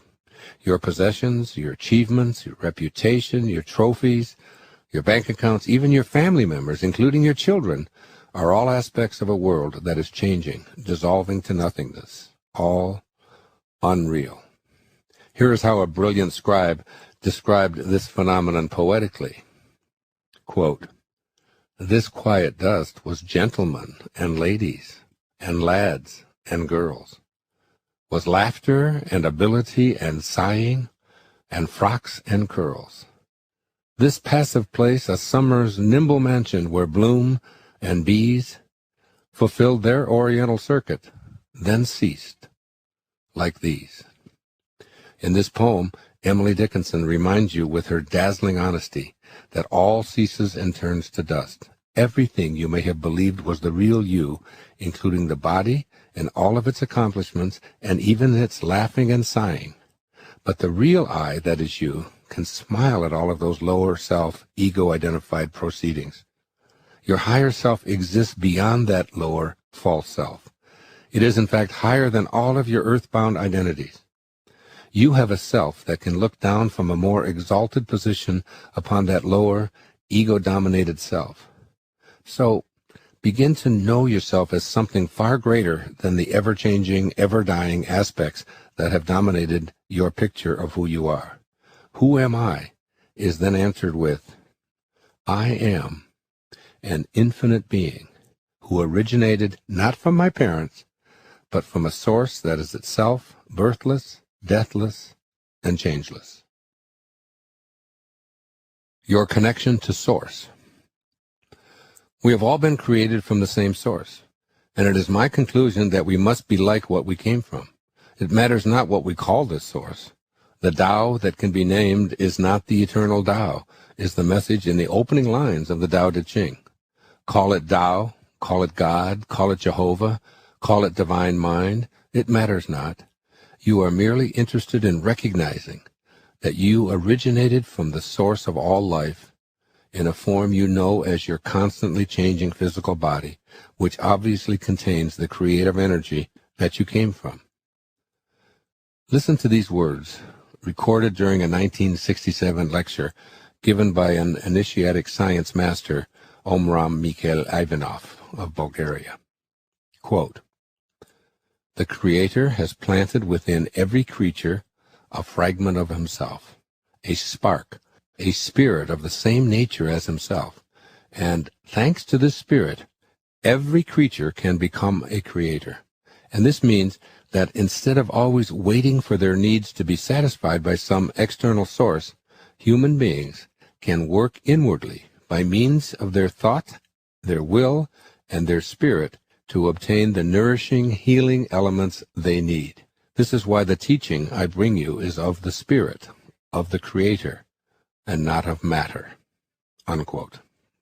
I love this quote because it speaks to a part of you that has been largely ignored throughout all of your educational pursuits and accomplishments. The key words here are a fragment of himself, a spark that lies within you, but has largely been left unexamined. This is a great image for you to begin to understand the greatness of your higher self.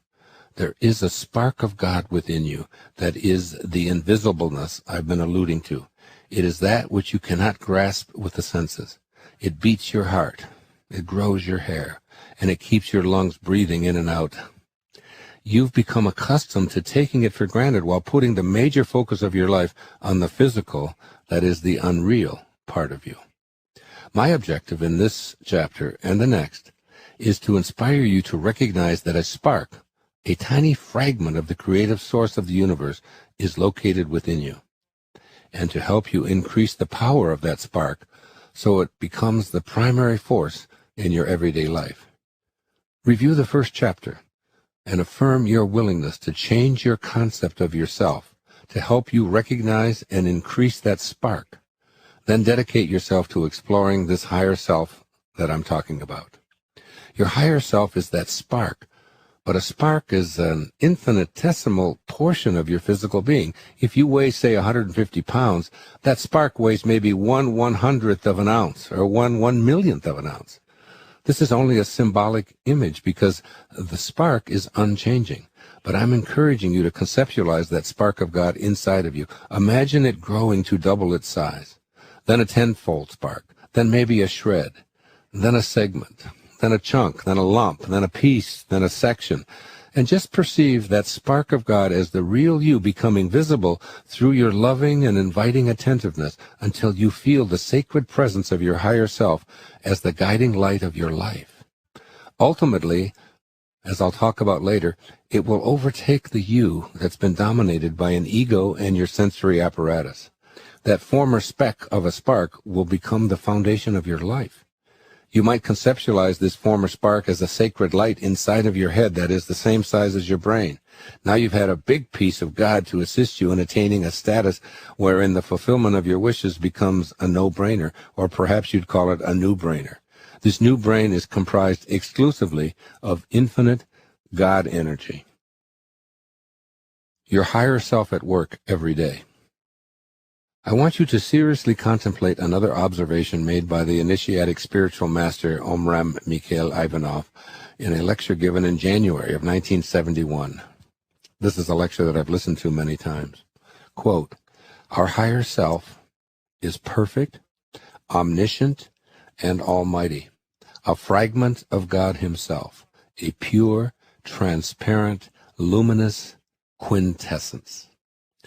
This will very likely be a challenge for you as you consider a new concept of yourself by accepting some truths that you have been raised to believe are falsehoods. Yet I ask you to study this ancient spiritual teaching, which is designed to familiarize you with a radical idea about the powers you possess just by the fact that you are a living, breathing human being. If you are committed to accessing your higher consciousness, then you must be willing to do what is required in order to integrate what this great initiatic teacher is offering. In order to accomplish becoming an almighty being, your higher self, that is God, must be enlarged from a spark to a more meaningful portion of your essence. Since you are a piece of God, and therefore have that within you, you needn't doubt your own divinity. as Jesus reminds you in the New Testament. Is it not written in your law, I have said, you are gods? That's from the book of John 10:34. As a growing spark of God, you must be willing to say, that portion of myself that has not edged God out, that is ego, must be perfect. It is all-knowing, and it is almighty. There is nothing that this higher self, that I am, cannot accomplish. Once again, let's look back at something Jesus told us. Quote, with God, all things are possible. That's in the book of Matthew 19:26. All things are possible leaves nothing out. As my teachers in the initiatic sciences frequently reminded me, this higher self, that portion of God that is us, only begins to notice us and give us the attention we crave when we enlarge it from a tiny spark and invite that energy into our life. Your awareness that God isn't something external to you, but rather a portion of yourself, is truly a giant step in your spiritual evolution.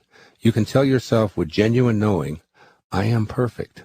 All forms of I am have tremendous significance, as you will learn when you listen to the next chapter on your highest self. In this chapter, you are discovering your higher self. God no longer resides outside of you, and no longer plays favorites. In short, you've revised humankind's image of a God created in its own egoistic idea of itself. A God who knows how to heal, yet withholds healing from some and offers it to others who are presumed to have paid some kind of dues. A God who is angry. A God who gives humans the pleasure of sexuality, but promises to burn in hell those who don't follow rules devised by other humans. A God who gives us eyes and remains invisible, but threatens damnation for those who don't believe in him. A God who demands to be paid for services with fancy temples and gold-lined costumes for his highest representative. This is a God of the ego. Your higher self is a piece of an all-loving, all-embracing, creative source. All you need do is accept that this is not something external to yourself. It resides within you. The kingdom of heaven is within. In fact, it is you. And all you need do is begin to align yourself with this divine essence. Begin to act like it acts and think like it thinks. And you will begin the process of manifesting just as it does. This is the true essence of living a life in which your wishes are fulfilled, giving your divine nature a chance. The second part of this program provides a step-by-step plan for allowing your higher self to take over the process of fulfilling your desires. In these opening chapters, I hope to jar you into an awareness of how powerful a being you really are when you get past so much of the nonsensical conditioning that has dominated your enculturation. Toss out any self-limiting ideas about your divine nature and what it is capable of achieving. Befriend that spark. Consult it frequently. Nurture it. Pay close attention to it. Believe in it. And practice describing yourself first as a spiritual being, one who lives as frequently as possible from this all-loving, all-giving, all-joyful place called your higher self.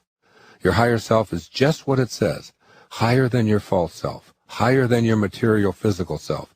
It is the part of you that is aligned with your very source of being. In the next chapter, you have the opportunity to consider an even more unlikely assertion in light of all that you've been exposed to since childhood. Not only do you have a lower ego-based false self, as well as a spiritually based higher self that is a piece of God, but you have a highest self, a self that you have been trained to believe is not something that you should ever claim. Your highest self awaits you in Chapter 3, the next chapter. Here are 3 suggestions for implementing the ideas of this chapter. 1. Set aside multiple times during your day to stop and ask yourself this key question. Right now, in what I am about to say or do my desires stem from my lower or my higher self? The ego is all about self-serving, ownership, winning, judging, and so on. The higher self is about serving, loving, and being in a non-judgmental state of peace. Ask yourself this question and create the opportunity to align yourself more fully with God. You then have access to the same powers of manifestation as your source of being. This question, when honestly explored, helps you align with the power to fulfill your wishes and desires. You don't need to abolish your ego animal nature. You do need to keep it tamed, but it isn't allowed to overshadow or destroy your spirit. Give your divine nature a chance by asking yourself this question. Right now, in what I am about to say or do my desires stem from my lower or my higher self? A very important question. Second suggestion. Spend some of your quiet meditation time visualizing a tiny spark of awareness glowing within your being. Practice seeing this God portion of yourself expanding its glow within your mind. See it growing into a personally satisfying size. Continue this expansion exercise, sensing the spark and glow as your God essence. You will begin acting from this inner God-realized image. And the third suggestion, use these affirmations frequently. I am all-knowing. I am all-powerful. I am unlimited. This helps you banish doubt and refer to this portion of yourself that lives in a spiritual world of no restrictions. Simply affirm to yourself without explaining to others or demonstrating pride in what you're doing. You are ridding yourself of ego-dominated mental messages that continue to want to convince you that you are primarily your body and its 5 senses. Chapter 3, Your Highest Self. And here is a display quote from the book of Philippians 2, verses 5 and 6. Quote, Let this mind be in you, which was also in Christ Jesus, who, being in the form of God, did not consider it robbery to be equal with God. In the previous chapter, you explored the idea that there's a spark of God within you which you can choose to expand into a consciously larger component of your daily life. This spark is your spiritual essence, your higher self. As your awareness increases that you are a God-realized being, you will welcome it as the central focus of your life. The concept of your higher self will gradually evolve into your highest self, which is truly omniscient, almighty, and capable of producing miracles. Here you will see a new reality, a majestic idea of yourself that previously seemed inconceivable. Your highest self is described in the pronouncement in the display quote that I just read, written by St. Paul in his letters to the Philippians in the New Testament. You move from being a spark or a fragment of God to being able to assert that I am God, and not feel as if you're committing blasphemy or a cardinal sin by such a declaration. Here, the idea that you are equal with God was promoted by Jesus Christ, and you are encouraged by him to let this mind be in you. This isn't the God created by humans, the ego-driven deity who plays favorites and requires ostentatious places of worship, has temper tantrums, demands reparations, and is filled with rage, punishing those who do not do his bidding. Not even close. I am speaking here of the creative source of all being, a God who is responsible for creating the miraculous movement from non-being to being, a God who is formless, who does nothing, yet leaves nothing undone, a God who is everywhere. This is a divine invisible presence that's within you. This idea is at the basis of all great spiritual teaching throughout all time. Much of organized religious teaching proclaims that God is an all-powerful being outside of you. That idea has been thrown at you since you were old enough to process this absurd notion. God, you were told, watches you and punishes you if you misbehave, but listens to your prayers and helps you resolve your conflicts if you do the right thing and please him. Perhaps it is a radical idea for you to declare, I am God, and God is love, or to believe that he who abides in love abides in God and God in him, from the book of 1 John 4:16, is who you actually are. When you are this God, your essence of pure love, it is all you have to give away. And when you realign yourself in this vein, once again quoting Jesus the Christ, quote, with men this is impossible, but with God all things are possible. Now all things are possible leaves out nothing, including your ability to fulfill any and all wishes that are aligned with God. You may find it difficult at first to be able to assert to yourself that I am God, but when you put it into the context of God as love, and pure love allows you to be almighty, all-knowing, and God-realized, you will, I assure you, begin to regain the omnipotence that is your essence from the moment of your transition from non-being or spirit to being, that is human. I emphasize these teachings of Jesus to show that the declaration of I am God is not only not in opposition to the teachings of Christianity or other spiritual practices, but is fully aligned with these earlier teachings. The reason it may seem blasphemous to say that I am God is because we've adopted the God of the ego, created by humans from ego-based ideas of a God that imitates our most unholy human attributes. I've been studying two great spiritual teachers in depth for several years as I prepared to write this book. One of them is U.S. Anderson, and the book of his that I read, studied, meditated upon, and am now living and teaching is titled 3 Magic Words. The book is 323 pages long, and it was not until the last chapter, after many specific meditations and exercises, after many enlightening words on consciousness, intuition, faith, love, success, immortality, and more, and after investing time and energy in what is being taught by the author, that I discovered what the 3 magic words actually are. Here's the beginning of the final chapter titled The Key. Quote, "This is the ineffable secret, the ultimate illumination, the key to peace and power. You are God. If you will accept this towering truth, dare to stand atop this magnificent pinnacle, universal consciousness will be revealed to you from within. God is there. It is He who peers from behind your eyes, who is your own consciousness, who is your very self. You are not just a part of God, you are altogether God, and God is altogether you." Unquote. This is your highest self. It's indeed a towering assumption, but one, if used in context and alignment with the creative source of all, that is the key to mastering the ability to live a life of your own wishes being fulfilled. After all, with God as you, and you as God, all things are possible. This is not an assertion limited to Western teachings or the Christian faith. In the Vedanta, the ancient pre-Christian teachings, we are reminded that we are not a part of, but identical with, that absolute spirit of the world. Before I go any further, I want to share with you some words from my other great spiritual teacher, Neville, regarding this notion of you and me actually being God. Neville's book, The Power of Awareness, contains 27 brief chapters.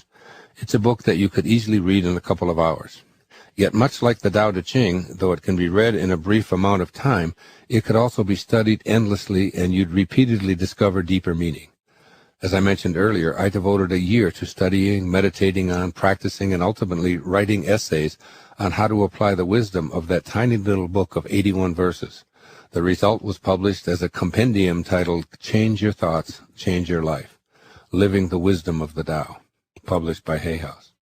Neville's brief book had the same kind of magnetic allure for me as did the Tao.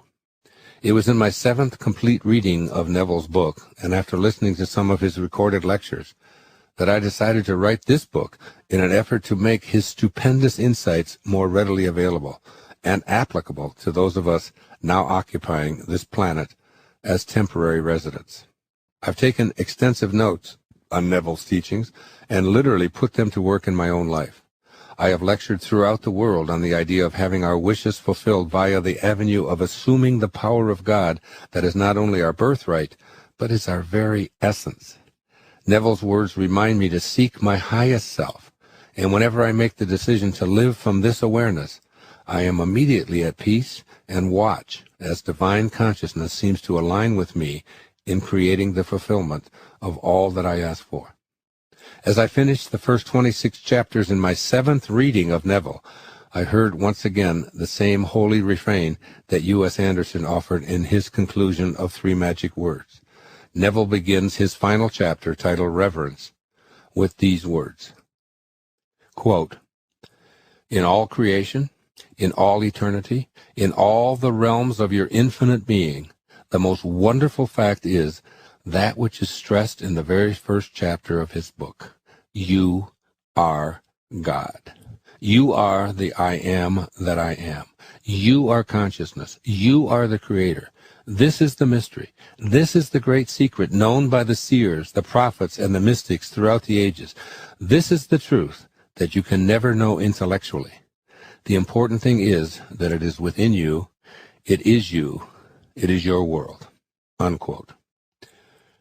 Now, this is a monumental awareness, a knowing that you can only feel. It manifests as a feeling of love that is ineffable and incapable of being known intellectually. Neville's conclusion explains this perfectly. Quote, "The knowledge that your Creator is the very self of yourself and never would have made you had he not loved you must fill your heart with devotion, yes, with adoration. It is when your feeling of reverence is most intense that you are closest to God. And when you are closest to God, your life is richest." Unquote. I conclude that the closest you can be to God is through recognizing what this entire chapter is about. You can't be any closer to God than to be God. When you realize this preeminent assertion, you regain the power of your source because you no longer live as if you were estranged from your source. You see that God manifests in a countless array of forms, and yes, you, too, are one of those sublime forms.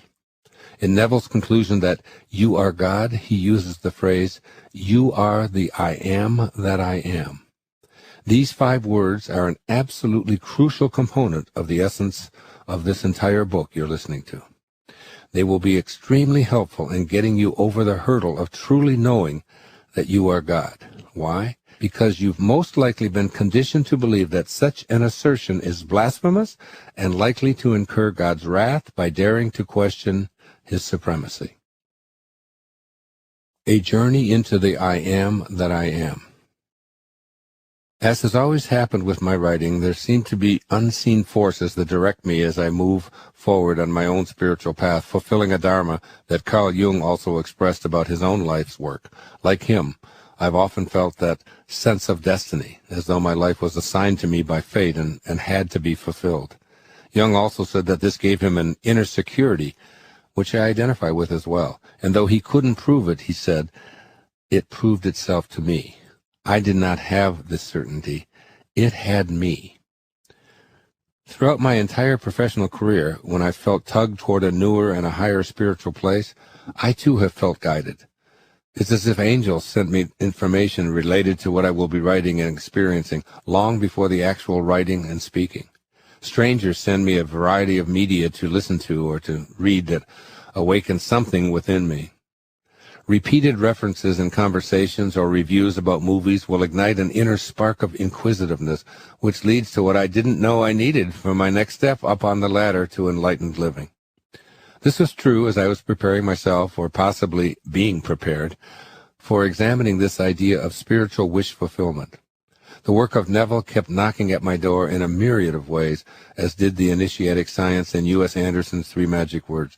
But the teachings that I'd need to study, experience, and ultimately know had to penetrate my consciousness.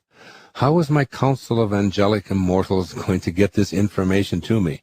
This is ancient teaching that I've been almost totally removed from for my entire life. As I've said many times, when the student is ready, the teachers will appear.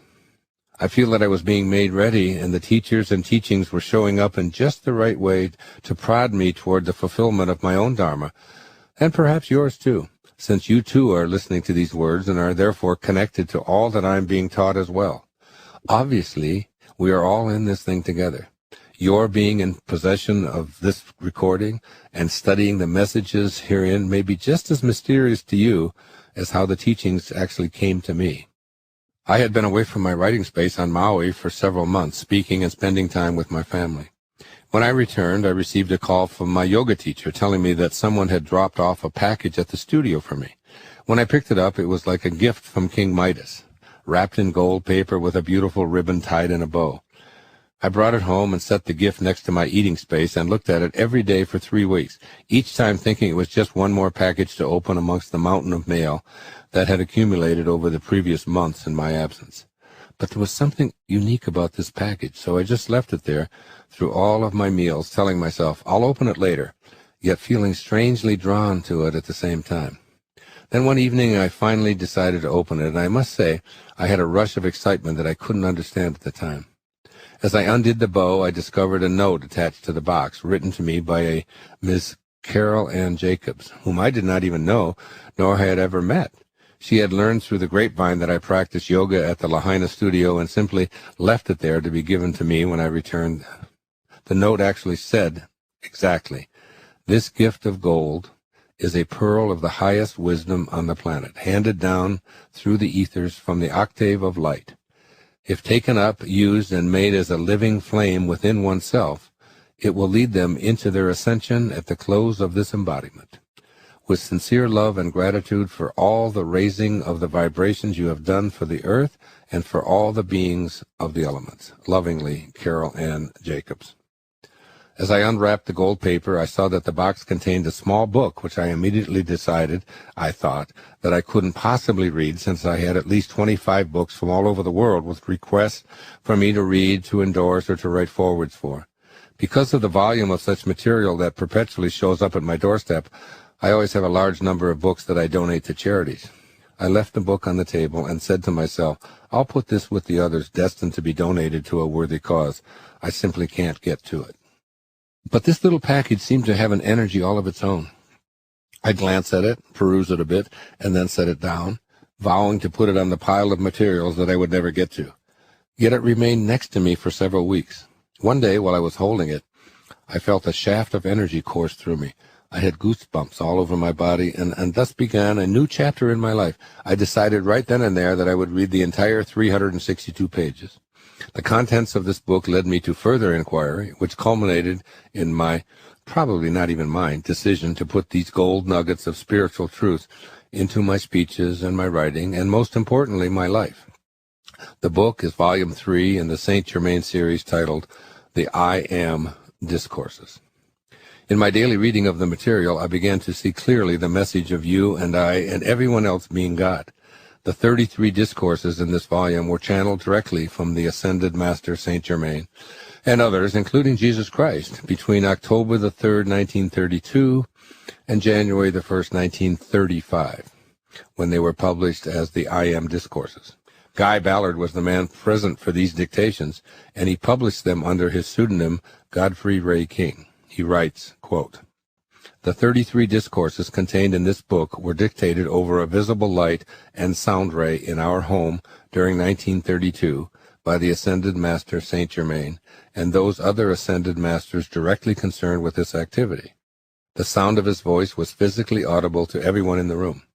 Never before, except in the retreats of the Great White Brotherhood, has such intensified transcendent instruction concerning the I Am been given to individuals." Unquote. I am simply presenting this to you as what is written in the foreword of the book. It is of no concern to me to delve into the veracity or authenticity of channeled material. To me, everything is channeled from God. I don't know where these words I'm talking right now come from. I certainly don't own them, and I feel that they come fast and furious when I stay in spirit or inspired. What I am concerned with is the magnificence of these messages and my awareness that our world could be a world of love and peace and joy, and we have the power to access unlimited fulfillment of wishes that are aligned with our source of being. And that is why I present the essence of the I Am teachings and encourage you to dig deeply into their content. The essence is quite simply that I Am is the full activity of God, and that each and every one of us can realign ourselves so that our I Ams reflect the God that we are, rather than the ego that most of us have become. Here is one more very important observation from the first discourse offered by Saint Germain. Quote, "The first expression of every individual, everywhere in the universe, either in spoken word, silent thought, or feeling, is I Am, recognizing its own conquering divinity. The student, endeavoring to understand and apply these mighty yet simple laws, must stand guard more strictly over his thought and expression, in word or otherwise.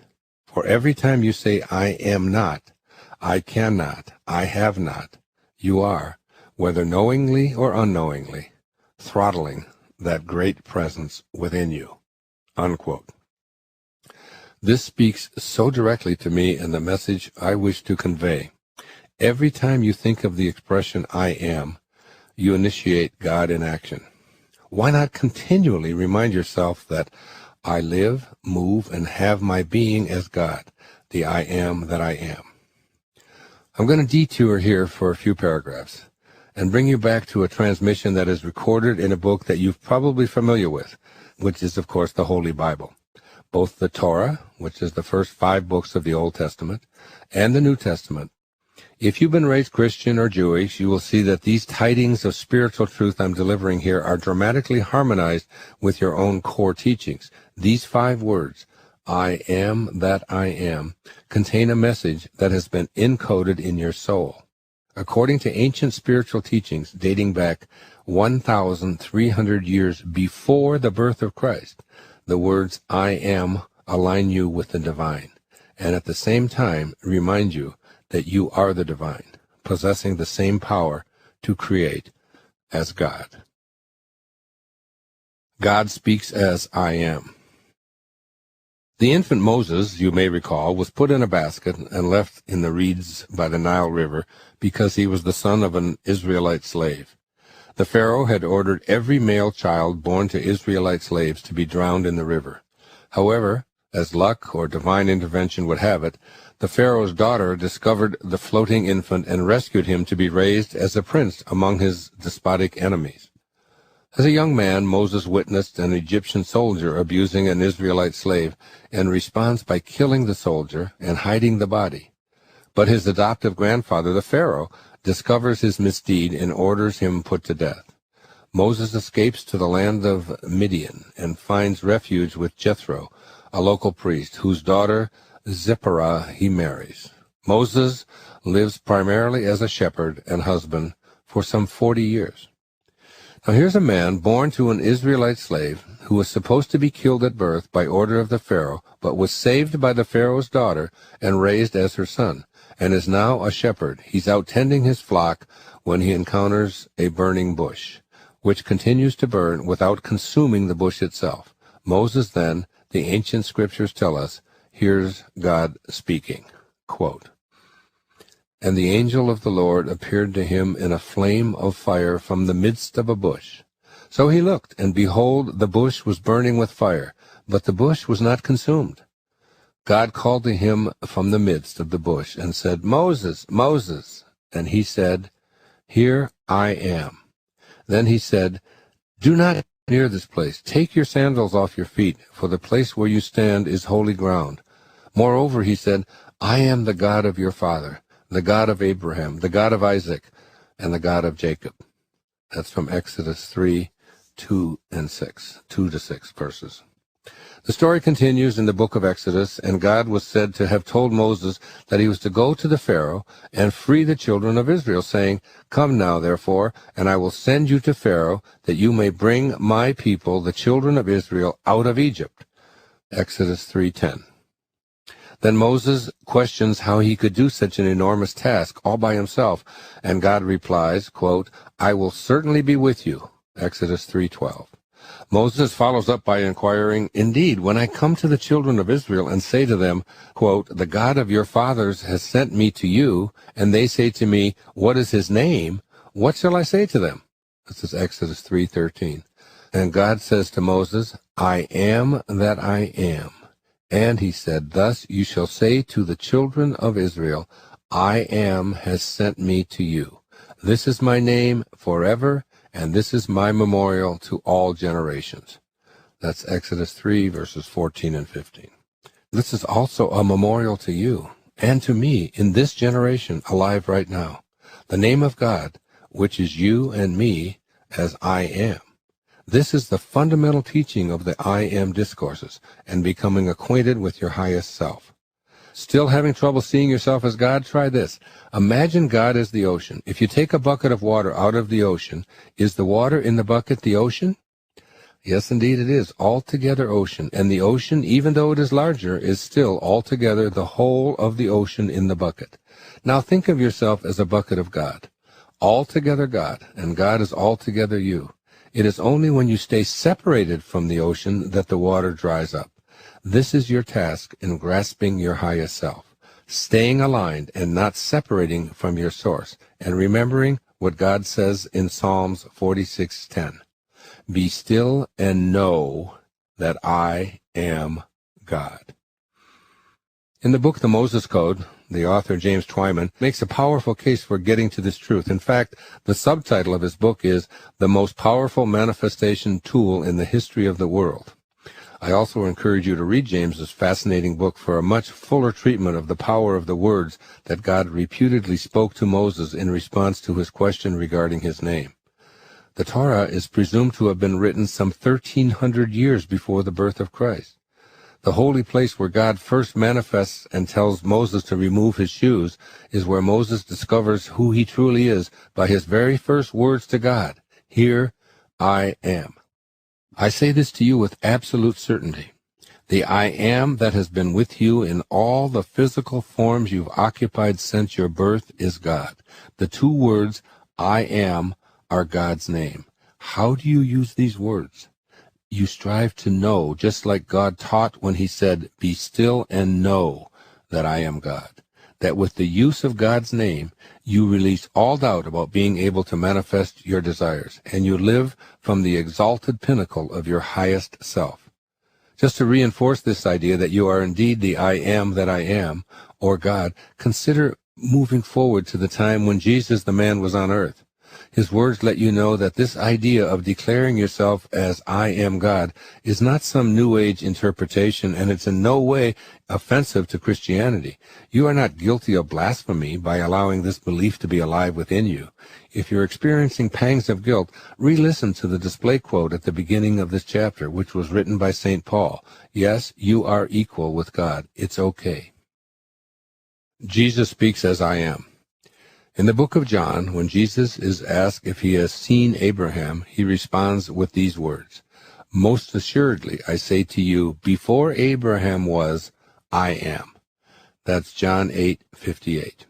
Here Jesus indicates that God, the creative source of the universe, defined as love, is called I am. Throughout the New Testament, many of the most significant messages offered to all of us begin with the name of God, a name that you too have come to use. All too frequently, though, you use it to define yourself as a part of or distant from your source. I am weak. I am sick. I am poor. I am sad. I am depressed, and so on. By using the words I am, Jesus tells us that he is one with God. He doesn't just say the name. He claims it as himself, and, as you will soon see, asks you to do the same. Here's James Twyman in the Moses Code, quote, When Jesus came along and basically said, I am God, they responded in the harshest manner. And yet, this is the essence of the Moses Code, the realization that we're all one with God, and once realized, to act with the power and passion of God in the world. When Jesus did this, miracles followed him everywhere he went. And I say to you emphatically that by internalizing this message and knowing it, you too will have miracles occurring in your life. Here are some of those powerful messages from the teachings of Jesus in which he invokes the name of God as a prefix to his admonitions to all of us. I am the door. If anyone enters by me, he will be saved. John 10:9. I am the good shepherd. John 10:11. I am the bread of life. He who comes to me shall never hunger, and he who believes in me shall never thirst. John 6:35. I am the light of the world. He who follows me shall not walk in darkness, but have the light of life. John 8:12. I am the way, the truth, and the life. No one comes to the Father except through me. John 14:6. I am the true vine, and my Father is the vine dresser. John 15:1. I am the vine, you are the branches. He who abides in me, and I in him, bears much fruit, for without me you can do nothing. John 15:5. I am the Alpha and the Omega, the beginning and the end. Revelations 1:8.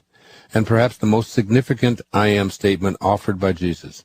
I am the resurrection and the life. He who believes in me, though he may die, he shall live. John 11:25. Note that Jesus did not say, I am the crucifixion. He said, I am the resurrection, meaning God is the resurrection, the being of light that is eternal and resides in all of us.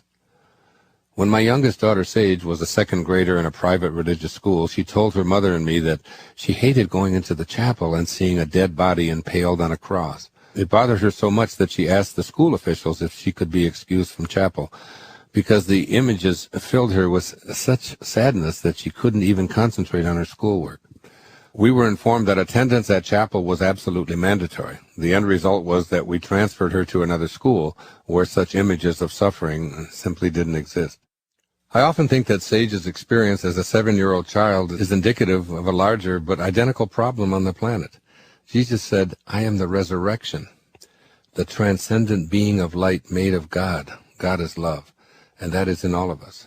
Yet much of the world's Christian attention is focused on the crucifixion of Jesus, the suffering being who has nails in his hands and feet, a crown of thorns, blood dripping down his face, and a wound in his side.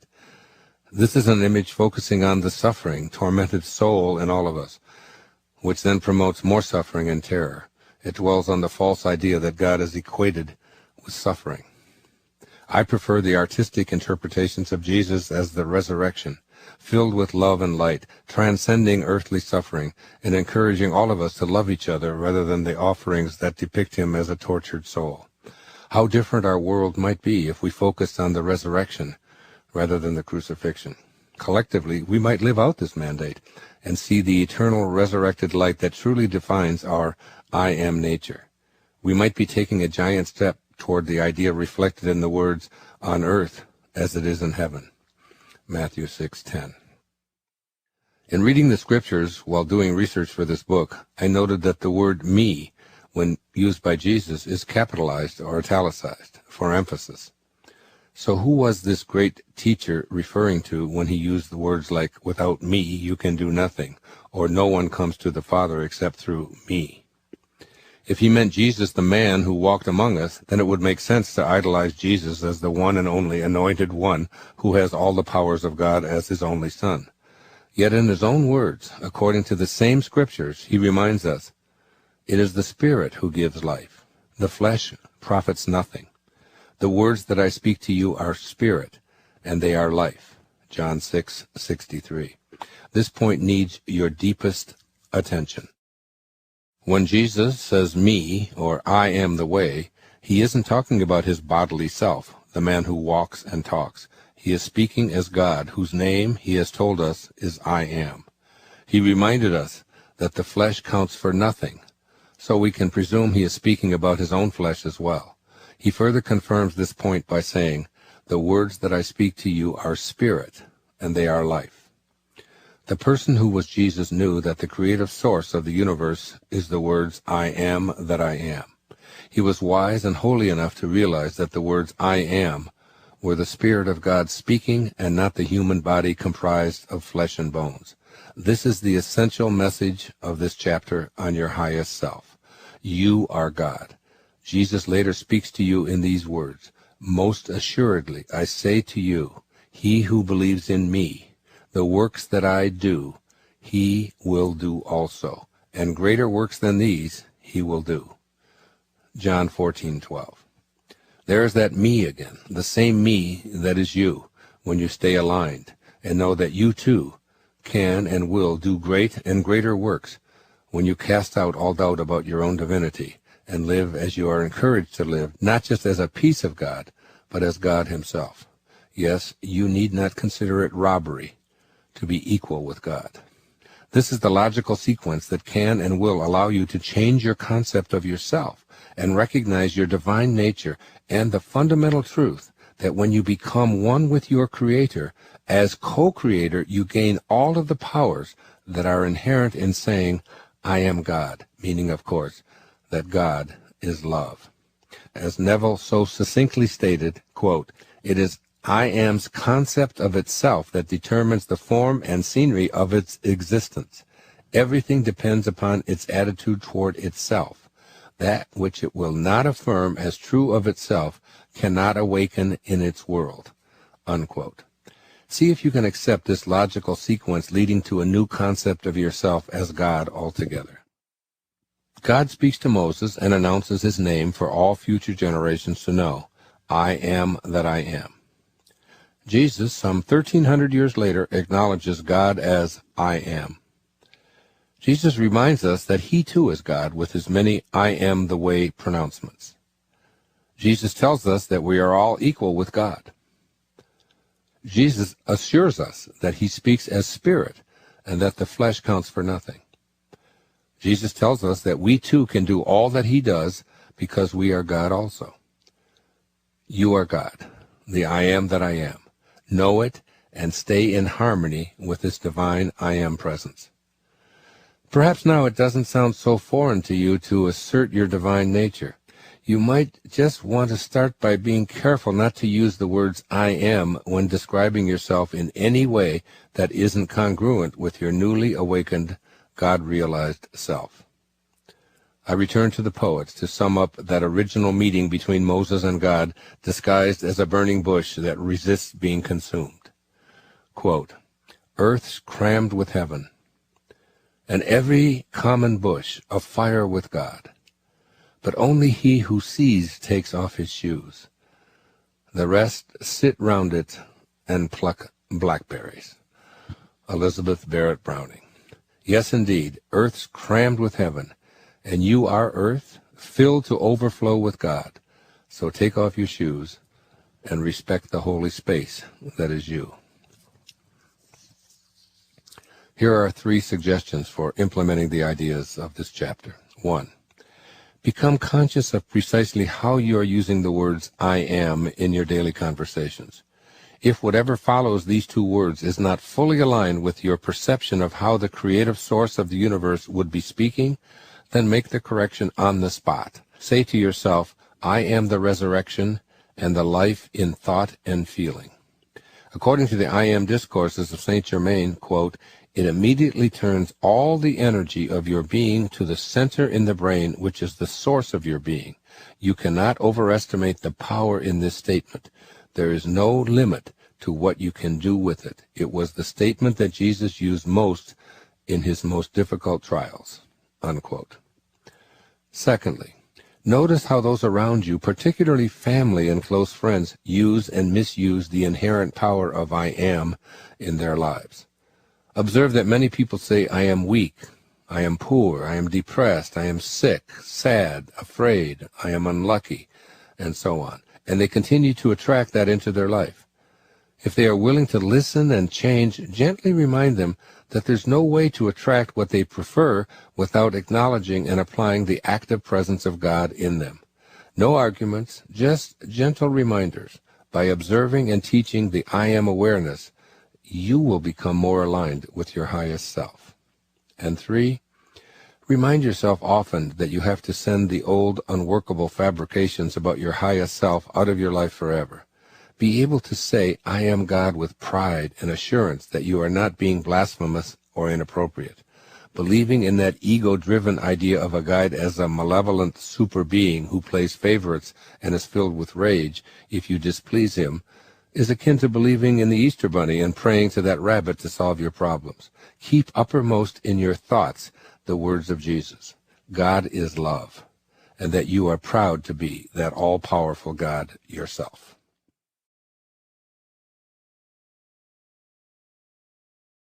Part 2, the 5 Wishes Fulfilled Foundations. And here's the display quote for Part 2. Everything which you can conceive and accept is yours. Entertain no doubt. Refuse to accept worry or hurry or fear. That which knows and does everything is inside you and hearkens to the slightest whisper. That's from U.S. Anderson, 3 Magic Words. Chapter 4. The first Wishes Fulfilled Foundation. Using your imagination.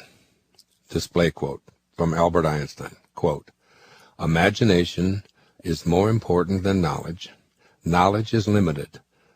Imagination encircles the world. While walking down a crowded street in London many years ago, I noticed a window display devoted to the English poet William Blake. There was a quotation on a sign in the window that I read over and over. The words seemed to touch my soul, and I was prompted by an internal calling to write those words on the back of an envelope. Blake's 200-year-old words resonated strongly with me. I had a curious knowing that I'd one day be writing about what he had to say. Fast forward some 10 years later to the day I began writing this chapter that you're listening to about that most mysterious function of our human lives, our imagination. During the morning, before settling in to write, I was searching for some tax records in a desk drawer. Unsought, the Blake quote, scribbled on the back of an envelope 10 years before, had long been misplaced, appeared. As I grabbed the 10-year-old envelope, I pondered for a moment how divine synchronicity is always working, moving the pieces around while our ego believes that we're in charge. Here I was, ready to begin writing a chapter on how to use your imagination, and that day, of all days, these scribbles appeared after a decade of being lost.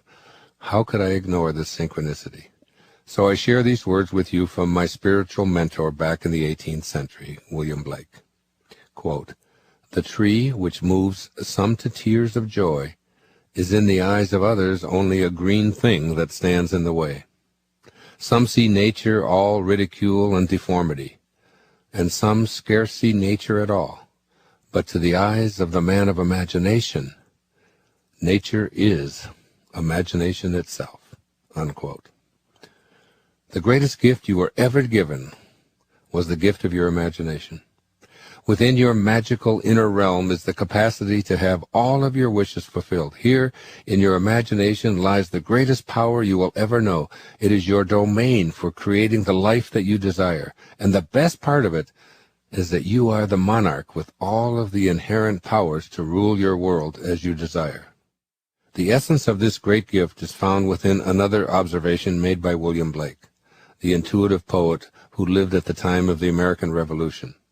Writing in The Marriage of Heaven and Hell, he made this wry comment that is the great secret for living a life of creative manifestation. What is now proved was once only imagined. Allow yourself to contemplate this. As this one line of great wisdom sinks into your consciousness, your imagination will then begin to take over. Look around you. Everything that you can experience with your senses was once in someone's imagination. This is the great truth that you must come to realize for yourself. In order for something to get into this world where things exist and are proved, as Blake says, they must first be placed firmly into your imagination. Without your imagination as the reason for future creations, the process of creativity is halted. You have this great power within you. It is a power that is virtually unlimited, and it has been given to you as your birthright. Before putting this gift to work, it is crucial for you to know that virtually all spiritual teachings have spoken of the power that Blake comments on in that insightful sentence. What is now proved was once only imagined. In the year that I spent researching and living the Tao for my book, Change Your Thoughts, Change Your Life, this truth jumped out at me in the lines of the 40th verse of the Tao Te Ching. Quote, "Being is born of non-being." Unquote. This was Lao Tzu's observation 2,500 years ago. The visible world of being originates in non-being. Some 500 years later, Jesus would tell his followers, "It is the Spirit who gives life." John 6:63. I could go on through all of the great spiritual traditions and offer you quote upon quote that states that it is in the invisible, formless realm that the originating spark of life begins. Today, the world of quantum physics confirms that the universe is made of formless, spiritual energy, and that particles, that is, things, do not originate from particles themselves. Everything springs from something that is akin to your imagination. You can't touch, or taste, or see, or hear, or smell it. It has no boundaries. You can't prove it with mathematical formulas or scientific verification, yet we all know that it exists. These invisible thoughts that you have, these ideas that continue to percolate within you, these fanciful imaginings that are always with you, are beyond the scope of science to prove or disprove. I absolutely love this observation made by Max Planck, who was considered to be the father of quantum theory. Quote, "Science cannot solve the ultimate mystery of nature, and that is because, in the last analysis, we ourselves are part of nature, and, therefore, part of the mystery that we are trying to solve, unquote. You simply know that you have an imagination, and that this imagination is the source of all being. It is up to you to channel and use this magnificent endowment to work in the creation of all that you choose to place in that imagination. Taking charge of your imagination. My favorite definition of success, which I've cited on numerous occasions, was offered by Henry David Thoreau in the middle 19th century at Walden Pond. Quote, "If one advances confidently in the direction of his dreams, and endeavors to live the life which he has imagined, he will meet with a success unexpected in common hours." I've italicized two words in Thoreau's definition of success: dreams and imagined. What Thoreau is saying to us is so important to you today. Be willing to dream and imagine yourself becoming all that you wish to be.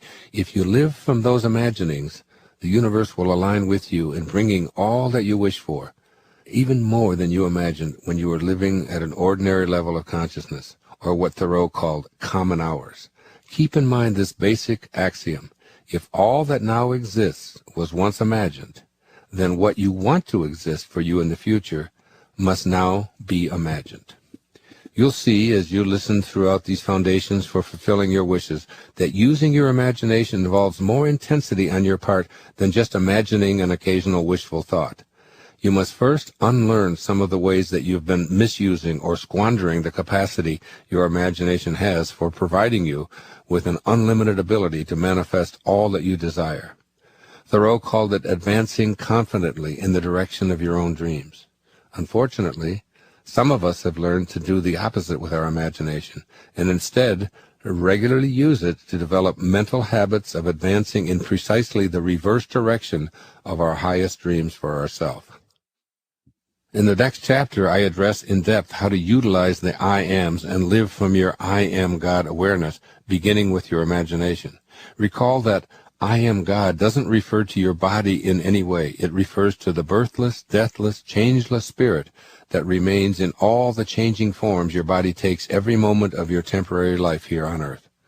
It's important that you recognize a few of the imagination missteps that will block you from fulfilling your unique desires.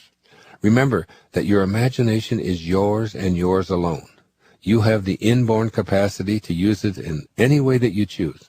No one else is responsible for your imagination. Anything placed in your imagination and held there ultimately becomes your reality.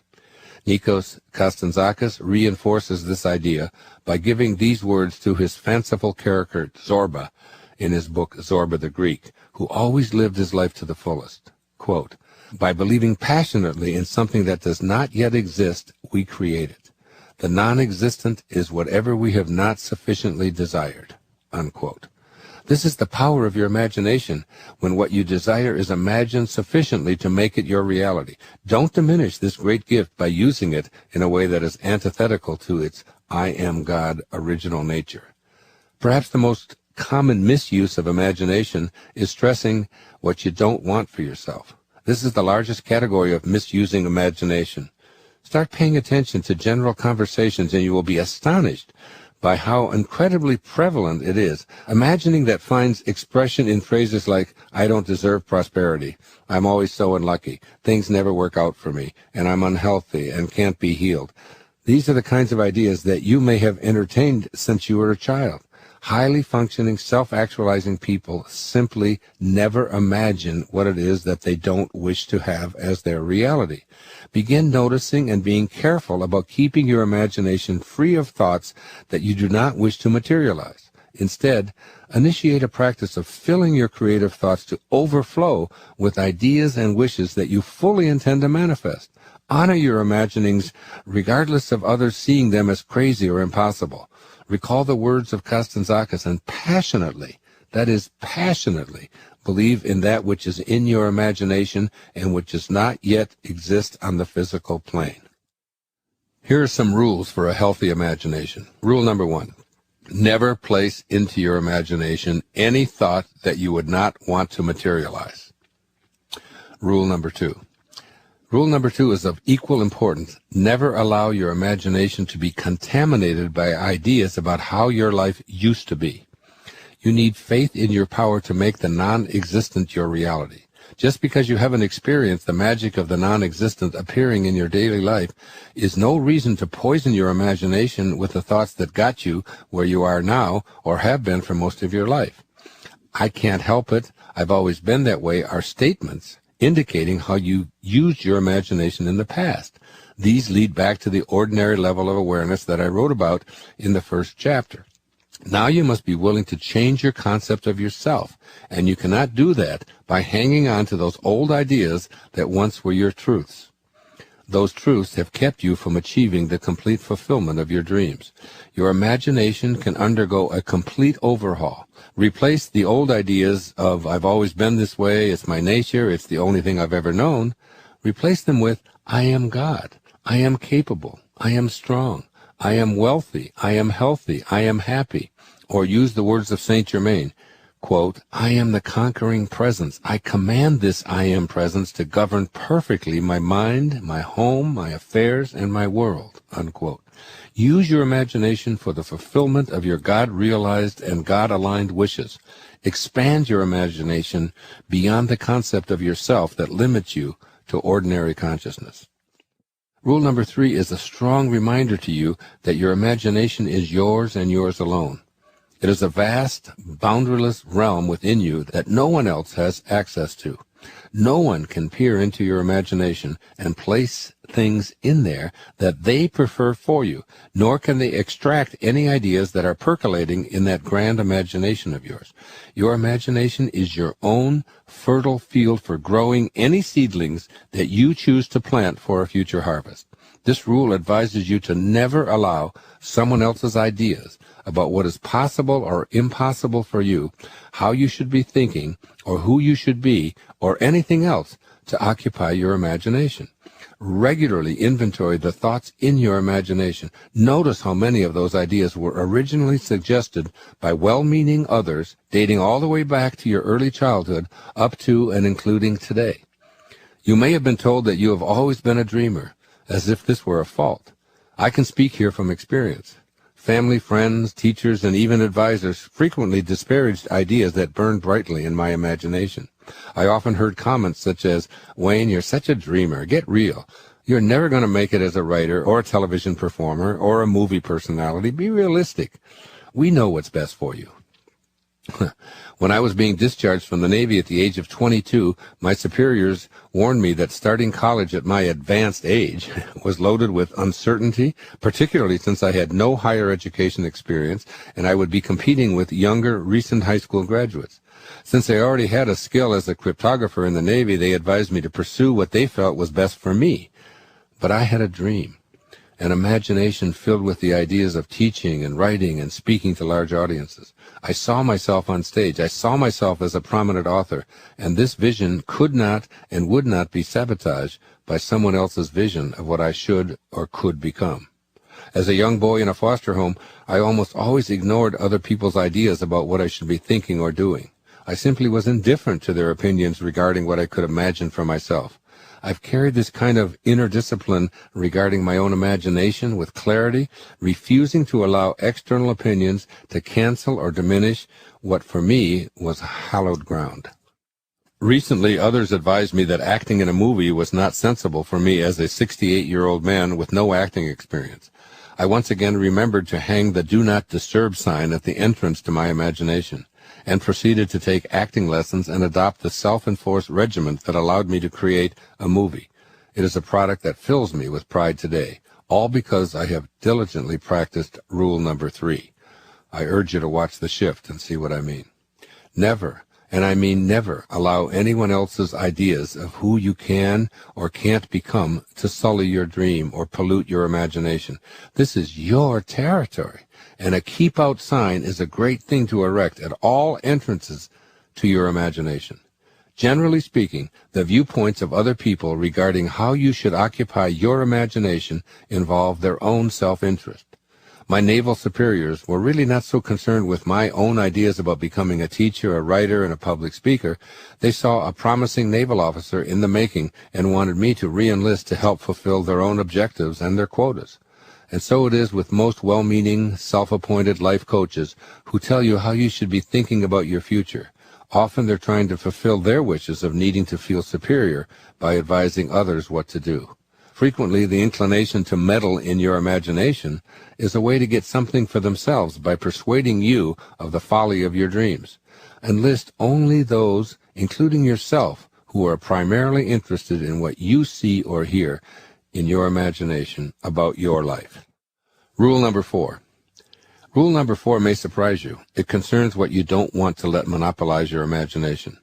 Do not let your imagination be restricted to the current conditions of your life, or what I call being obsessed with what is.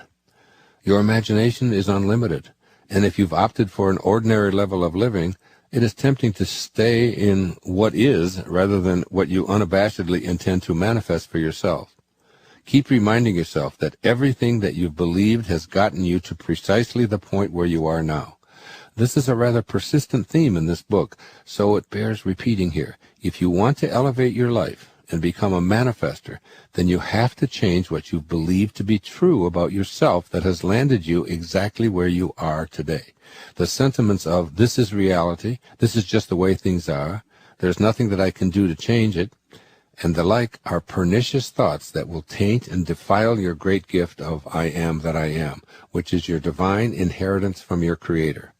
Just as growth isn't possible if one continues doing things exactly the same today as yesterday and tomorrow, so is your imagination charged with the same challenge. In your imagination, you can replace the thought of, I will one day be in a better place with, I am already in my mind where I intend to be. This may sound irrational because you are accustomed to evaluating your life on the basis of what your senses tell you is your reality. After reading Chapter 5 and familiarizing yourself with this imaginative way of approaching your life, you're going to be able to integrate this idea in your own special way. As a brief teaser here, I ask you to remember that God didn't say to Moses, my name is I will be, because to do so would be to admit that God is lacking something now that he will ultimately become. He said, I am that I am. You too have been bestowed with the I am legacy. You can make the choice to reprogram your imagination to take you where you intend to be in the now. Creation originates in the world of spirit, or to say it differently, your imagination is the source of all that has yet to manifest for you. By staying only with what your senses tell you is your reality, you place a barrier to letting your imagination create all that you wish, all that you desire. Your imagination is unlimited. What is today is restricted by just that, what is today. Albert Einstein made this astute observation. Logic will get you from A to B. Imagination will take you everywhere. Your logic, that is, the facts that you've accepted as true, have gotten you to point B. Now you're going to reprogram your imagination to take you everywhere, and everywhere that you are brave enough to envision for yourself. In the quotation on success that I shared with you earlier, Henry David Thoreau's last sentence is fitting for this first foundation for a wishes-fulfilled life. You will meet with a success unexpected in common hours. Thoreau suggests that the universe will begin to conspire with you to fulfill your wishes. It isn't just your imagination that will bring you what you desire. It's the fact that you're realigned with the I am that I am. When you become it in your mind, you gain the same powers as that which you are now casting your lot with, God or the Tao. Your highest self and your imagination. The essence of you, the you who is a spiritual being having a temporary human experience, is cultivated in your imagination. The I am that I am, that is, the you that is God, is impervious to the senses. There's an invisible realm within and around you that is you, and your imagination is your key to realigning with this I am presence, which Einstein said will take you everywhere. Within this realm, guidance is always available when, number one, you are open to it, and most importantly, two, when you are aligned in body, mind, and spirit. This means living in harmony with your own personal dharma, feeling on purpose, living the life you were intended to live, and feeling the presence of your highest self at work. This guidance comes in ways that you don't experience when your life is off purpose, or when you prefer negative emotions such as fear, anxiety, worry, hatred, sadness, and the like. Each of these dubious emotional states takes you away from your God-realized self. Remember, God's name is I Am. So how could God say, I am afraid, I am worried, I am angry, I am sad, and still be God? Impossible, because God is love, and God is oneness. In order for God to be afraid, or worried, or angry, or sad, she'd have to divide herself and have something other than self to fear, or worry about, or hate, or be sad toward. This would make God two, that is, herself, as well as an other to feel gloomy or angry toward, and God cannot do this and still be God. And so it is with you as well. Every time you put a non-God descriptor after I am, you negate your divine nature. The words I am are your sacred identification as God, your highest self. Take care how you use this term, because saying anything after I am that's incongruent with God is really actually taking the Lord's name in vain. Practice using imagination to define yourself only in ways that are compatible with your highest self, and the universe will supply the happiness and the love and success that you previously imagined eluding you. This is the meaning of Thoreau's statement, meet with a success unexpected in common hours. Common hours are the times you spend in ordinary awareness, unaware of the nature of your God-realized being. I emphasize this based on my own experience. As I proceed through my 70s, I'm beginning to recognize more readily the relationship between my conscious invitation to the God within me and what the universe has in store for me. It is simply a sacred imperative for me to live from the knowing that I am God in the truest sense of the word. The result is being fully aligned with my own Dharma in ways that often appear not to be connected. Carl Jung called this phenomenon synchronicity, a collaboration with fate that seems to take place with strange and wonderful coincidences happening. There's a feeling of invisible beings taking the reins of my life in a profound way. I can feel them, and they make themselves known to me in a variety of ways that I once would have labeled far-fetched and impossible. The presence of beings, including those who have passed on, has become my reality. These angelic beings steer me in ways that keep me aligned with my Dharma and with my highest self. I feel I'm in a new state of awareness rather than being directed by unseen beings. Then I see how I'm being influenced while still acting from my own treasured free will. A recent example of this comes to mind. I was aware on my evening walk that I was taking a slightly different route as I turned in a different direction than was normal for me. After purchasing some food to take home, I chose to return home along a route I'd never taken before. On the way, I noticed a fountain and decided to stop for a few moments. Then as I walked along a path in total darkness, a man called out my name. Because I had done all of these new things, I was aligned with someone who recognized me even in total darkness. We chatted a bit, and I invited this man and his wife and their two small children into my home. Michael and Angela were on Maui to commemorate the death 9 years earlier of their 2.5-year-old daughter. We talked about their loss, and Angela said that she felt her first child's presence every day. She described it as a feeling of almost giddy joyfulness that permeated her daily life. Angela knew that her daughter's passing was a divine experience, and that her angelic daughter was with her family at all times and also attempting to teach Angela something that remained elusive but exciting to her. How many unplanned moves did I take in order for us to meet and share an evening discussing just what I was writing about today? Was I in charge, or was I being guided? Were Michael and Angela also being guided to that spot for this encounter to take place? I didn't feel as if I was being steered. What happened was that I was aware, just for a fleeting moment. I proceeded to let myself be guided without any sense of listening to extraterrestrial voices or anticipating something grand was going to show up. It was only later that I looked back and saw how all my non-routine moves were guidance of some kind that allowed that evening meeting to occur. What transpired in that meeting is what prompted me to tell this story, because it illustrates living from the place of allowing imagination to freely function. Something seems to kick in and generate circumstances to fulfill our wishes. During our evening together, I told Michael and Angela about my experience of an orb, an opaque kind of circular feature that appears unexpectedly in photographs, appearing on my left shoulder in a photo while I was giving a lecture. The woman who took the photograph, Linda Millick, had this tiny mark expanded, revealing a collection of what looked like human faces right there with me as I was delivering a speech on the I Am discourses. It turns out that Linda's only son had passed away some 18 years earlier, and he was communicating with her using I Am as his channeled calling.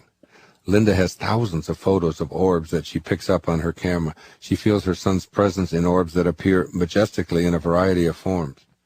She is in the process of having her son help to reveal to her what these appearances mean. Linda took several photos of me on the island of St. Martin, and these megaphone-shaped orbs were visible on both my left hip and right side. The shapes are identical to those that appear in her photographs taken from her bedroom window in Michigan, where her son once lived. Linda has absolutely no doubt about the presence of these orbs. At the same time, she is in the process of learning what their presence means and how to best use this information in the fulfillment of a higher calling. This subject of orbs and their purpose is fascinating. I've just completed my first reading of a book by Dr. Klaus and Gundi Heinemann called Orbs, Their Mission and Messages of Hope, complete with 65 color photos of these rather mystical, invisible critters with convincing commentary and visual evidence to convert the skeptic. I have the photos of these orbs and their highly enlarged images in my home, and I've been astonished to discover how my feelings of not being alone in this new I Am journey are being verified not only with my increased awareness, but with photographic evidence as well, many of which I've included in this book. As Linda said to me when we reviewed her videos of the orbs, as well as a mountain of photographs containing orbs and her transmissions from her son, quote, she said, "It's like following these spiritual breadcrumbs. Suddenly all of the crazy things that are happening to you begin to make sense," unquote. I've never met anyone who was more totally convinced that she was receiving guidance from her loved ones on the other side, and that these orbs and their fascinating shapes and human faces have powerful messages of hope for all of us. During my, quote, chance, unquote, encounter with Michael and Angela, I felt compelled to tell them about my recent orb experience, particularly after Angela told me how profoundly she felt her daughter's presence, even though she had been dead for 9 years. I showed them the photos and told them how much of what was now showing up in my life was, to quote Thoreau again, unexpected in common hours. I learned that they had hundreds of photos with orbs that they had interpreted as their daughter's mysterious appearance showing up to teach us all something. Perhaps all of the things that aligned in order for me to meet this family occurred so that someone listening to this book would hear these words and consider the possibility of guidance being available from another realm, and commit to using their imagination in a new way. That someone may be you. Let your imagination explore your invisible realm in a way that will allow this new energy to permeate your life. Move to a place within yourself where wishes fulfilled is a new way of being, rather than just the title of a book. C. Norman Shealy, who's a medical doctor and a Ph.D., is a very distinguished professor and university president who has this to say concerning orbs. Quote, when Anthony van Leeuwenhoek used the microscope to introduce us to bacteria and microorganisms, he opened another dimension. Now we are being introduced to yet another mysterious dimension, that of the orb. I expect that this new experience will yield an even more exciting world than did the microscope. Here you will find unequaled beauty and mystery, unquote. Unequaled beauty and mystery, indeed. And I'd add surreal evidence that intelligent guidance is sitting right there on your shoulder. Allow yourself to follow your dreams and encourage your imagination by having a mind that is open to everything and attached to nothing. You will discover the bewildering world of synchronicity blossoming before your eyes when your imagination encapsulates your intention to manifest for yourself and others. This is because you align with the powerful God force that created form from spirit. As you've heard many times, with God, all things are possible. This divine force awaits your imaginative energy. It can quite easily send the right people at the right time. Your highest self says, of course, though it appears mystifying at the time. This happens naturally when you turn your attention and your imagination to God within. A sacred sense of rightness lets you know you're evolving to a new level rather than living through your ego's limited ideas of who you are and what you can or can't become. The presence of angels to lift you up when you are down, to rearrange things so that what seems like enigmatic, unexplainable circumstances is reality. Healing that seems blessedly baffling. The confounding showing up of financial aid at precisely the moment it is needed. The perplexing arrival of a book containing the information you've been desiring but has been eluding you. The unexpected phone call that gives you the answers you've been seeking. The sudden healthy shift in behavior of a loved one who was seemingly lost. The possibilities here are just endless. Congruency with the creative source of the universe in your own divine imagination makes what you wish for not only probable, but dead-on inevitable. I want to again refer to my spiritual soulmate, Neville, the inspiration for me to write this book. He directs us to St. Paul's letter to the people of Ephesus. Quote, "Now to him who was able to do exceedingly abundantly above all that we ask or think, according to the power that works in us." From Ephesians 3:20. Neville suggests that the him in this passage, who is able to do more than we can think or ask, is imagination, the power that works in us. He states, quote, "Understanding imagination to be him that is able to do all you ask, and attention to be the power by which you create your world, you can now build your ideal world. Imagine yourself to be the ideal you dream of and desire.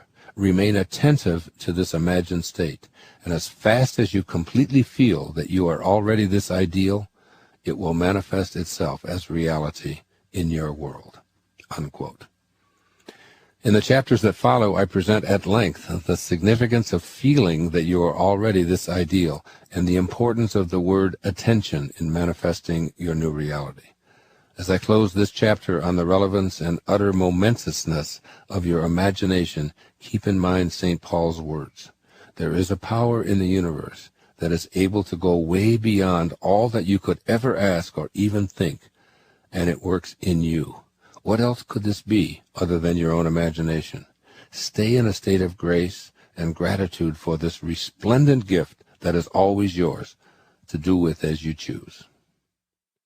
And here are 3 suggestions for implementing the words of this chapter.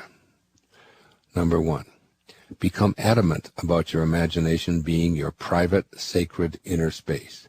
Be clear that no one is ever allowed to besmirch it in any way. Speak to your imagination with reverence. Pay homage to it. Stay in a constant state of gratitude for this beautiful inner sanctum that is your highest I am that I am, which you share with the creative source of the entire universe. Second, place no limits on what you allow yourself to imagine, and store those exalted ideas in a private place within you that no one is capable of sullying or discouraging. Place a keep out sign at the edge of your imagination to remind yourself that this is a private venue.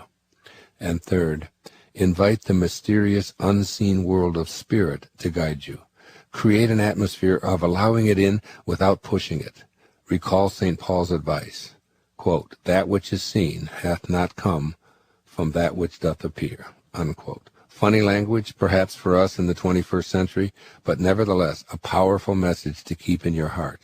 It all comes from spirit, and your own imagination is that very spirit if you stay aligned with the unseen.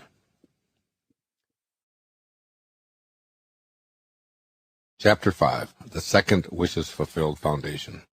Live from the end. And here's a display quote from the book of Romans. "In the presence of him whom he believed God, who gives life to the dead, and calls those things which do not exist as though they did." You might find that this second foundation for a wishes-fulfilled life is the most troublesome and unconventional idea that you tackle. If you find that this is true for you, I encourage you to rustle up all the determination you are capable of. You're going to begin retraining your imagination so that it accepts the idea that Anything placed there isn't for a future experience, but represents your reality right here, right now. You are being asked to put your five senses into a lockbox so that they can't persuade you that you are ignoring what they perceive as reality. You are now stepping into a new dimension, the unaccustomed reality that St. Paul speaks of in his letter to the people of Rome in Romans 4:17 that I cited above. Keep in mind a fundamental axiom of this book, the strong knowing I described in chapter 3 and stressed throughout this book. We are all God. Is it not written in your law, I said, you are gods? John 10:34 was the response of Jesus when he was about to be stoned. For a good work we do not stone you, but for blasphemy, and because you, being a man, make yourself God. That's John 10:33. I quote this to remind you that it is not me, not some crazy 21st century writer saying these words. They are directly out of the Scriptures. Now simply review the line St. Paul speaks in Romans 4:17, and calls those things which do not exist as though they did. This is how God works. Your imagination, when aligned with the highest principles of your highest self, is God at work. You can make your imagination a place where you absolutely call things as you insist that they may be, even though they may not have yet appeared in the third dimension as reported by your five senses. This is where you must learn to trust, think, and live from, rather than in anticipation of. Hence the title of this chapter, Live from the End. Here is something that I wrote about the writing of the book Wishes Fulfilled that this recording is based upon. As I sit here writing, there's a book with a beautiful jacket taped around it. The jacket is exactly the same as the cover of the book, now titled Wishes Fulfilled. I'm only 1/3 of the way through the actual writing of the book, yet I see the completed book every day when I approach my sacred writing space. This is a practice I've maintained for many, many years. As I'm in the process of writing, I actually see the finished book every day, both in my imagination and in its symbolic representation. My imagination is where my thoughts are the thoughts of God, and thus I am God creating what I know is already present. I am calling that which does not exist as though it did. Knowing and feeling this means nothing can dissuade me from this creative force in my imagination. There's no fear about completing some awesome undertaking of writing a book. It's already complete in my mind. I simply allow the energy to flow into me, through my heart and onto the pages. I recently made the following observation concerning the topic, Are You a Writer?, on my website. Quote, stop judging and get out of your own way. I always tell audiences when I talk about writing, writing isn't something I do. Writing is something that I am. I am writing. It's just an expression of me.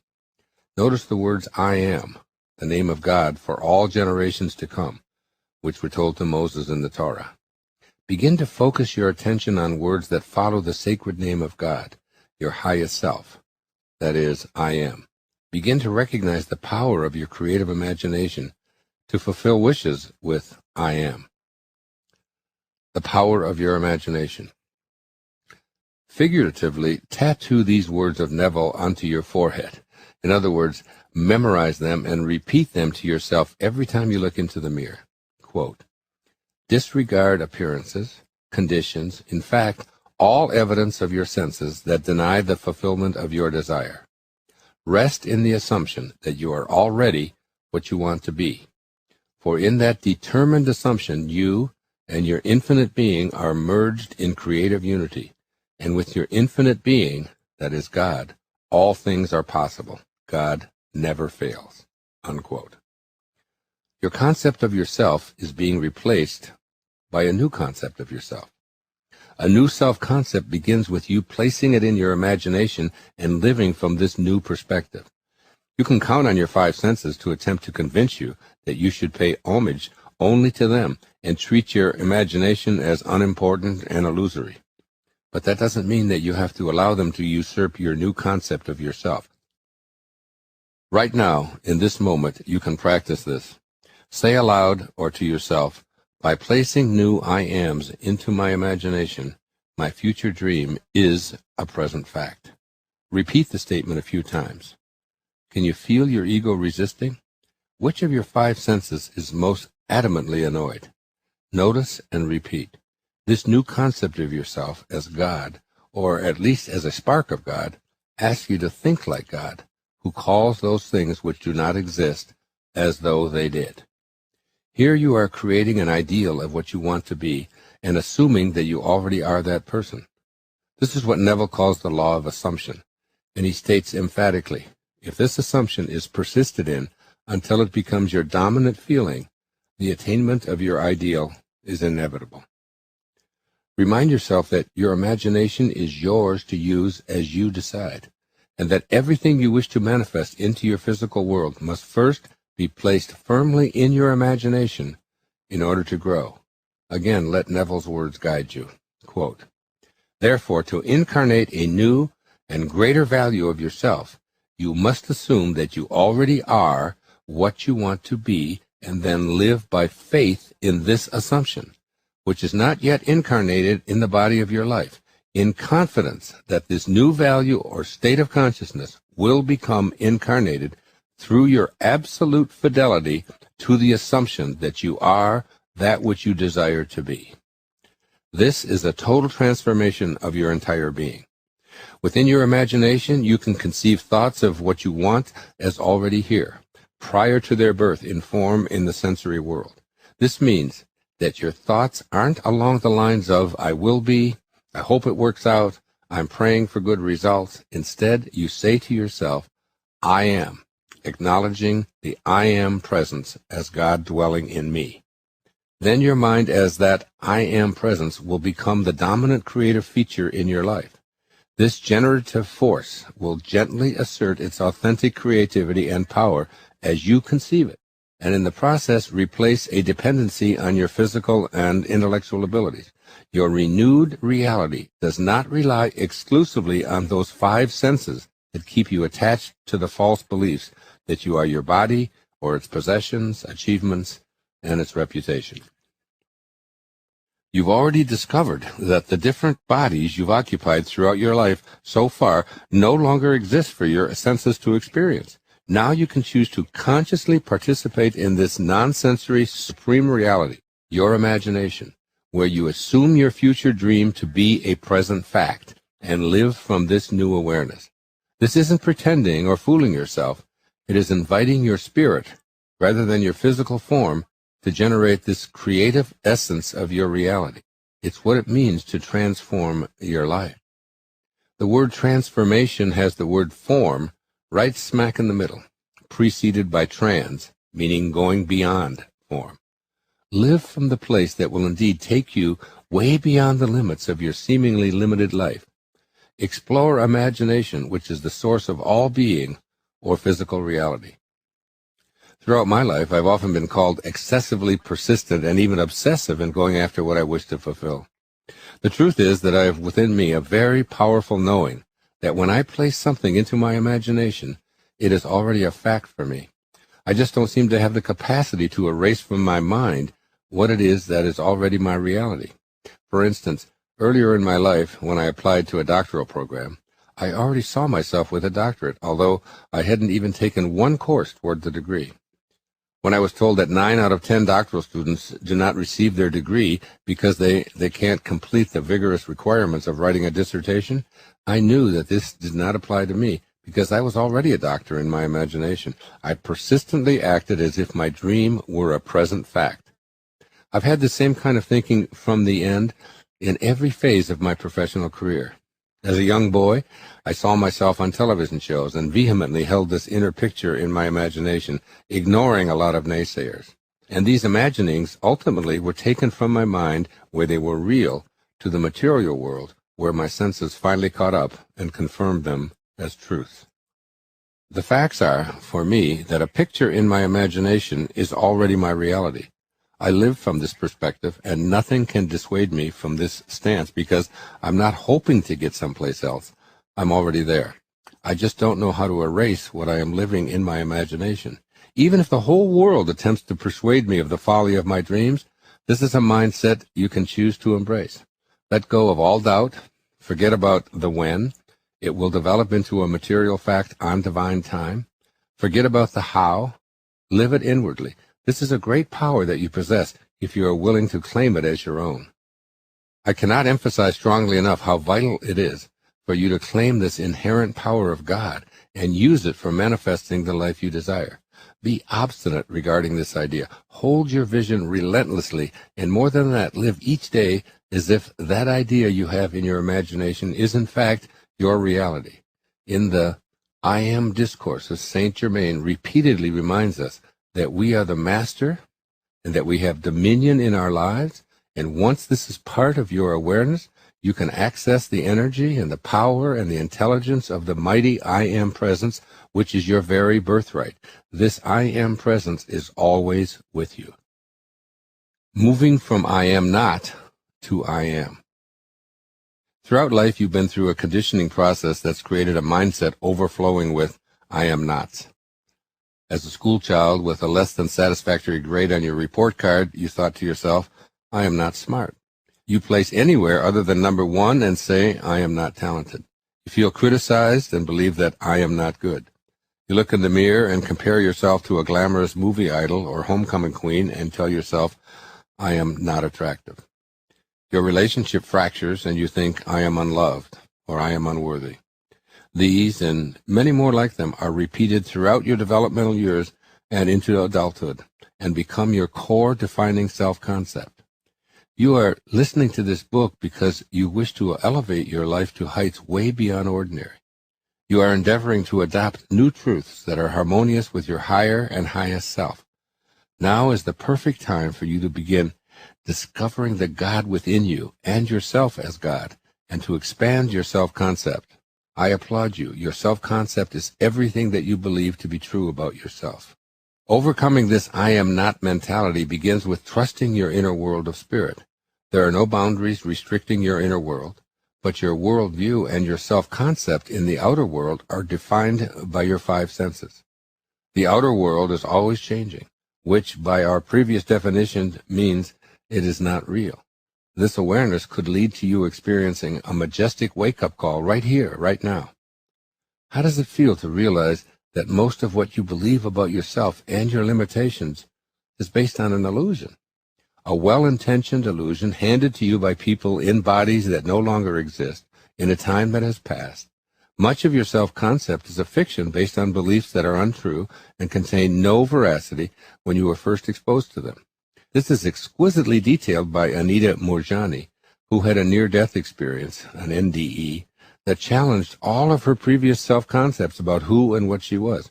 Her story illustrates that there's another dimension where you can become one with God and create miracles in your everyday life.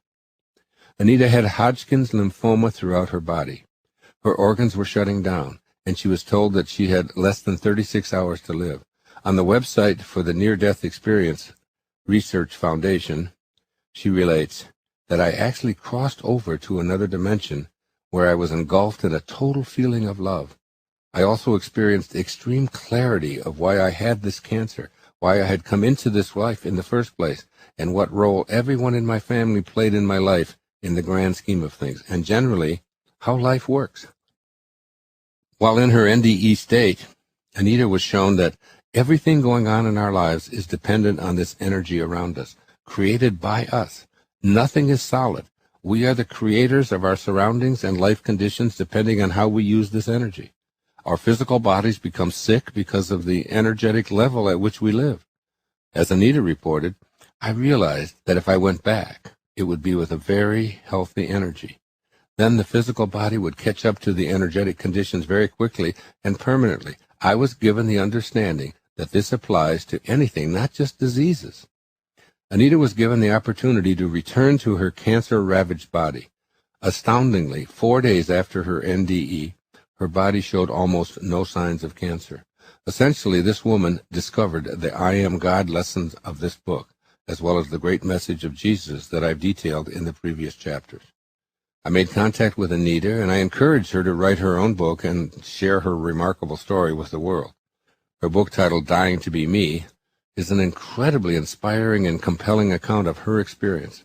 Anita's physical body, with billions of cancer cells, went from being at death's door to being cancer-free following her near-death experience. She has so much to share with us, and I am proud to have written the foreword to her new book. Anita realized that the seemingly solid world that our senses offer us is really an illusion.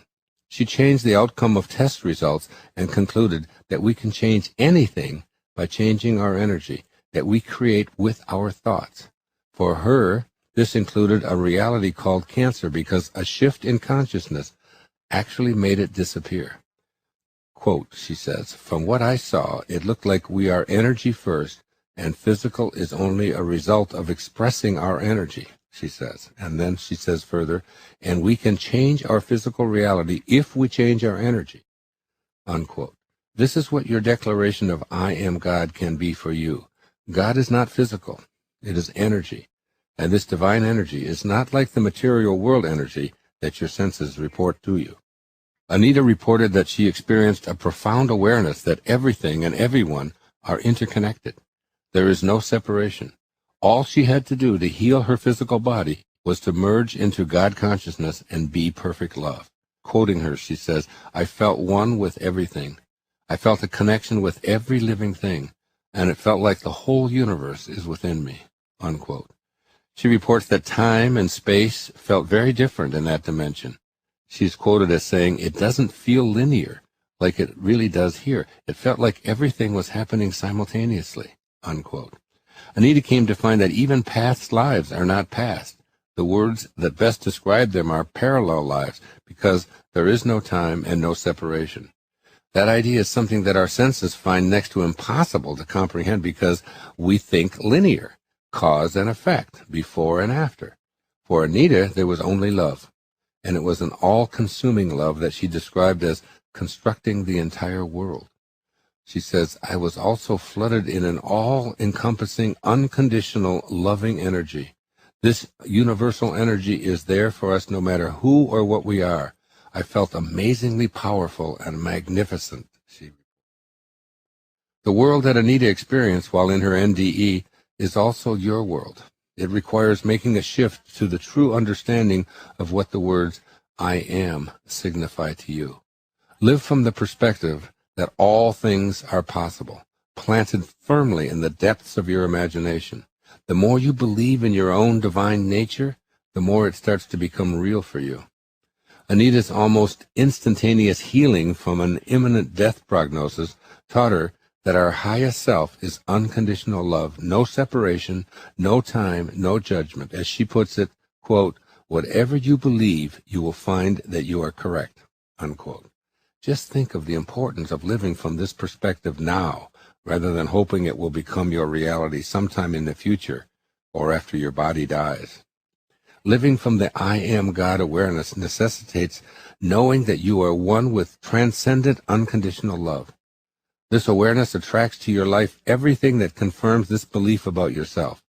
Here you are ignoring what your senses preach to you, and after the words I am, you are placing the word magnificent.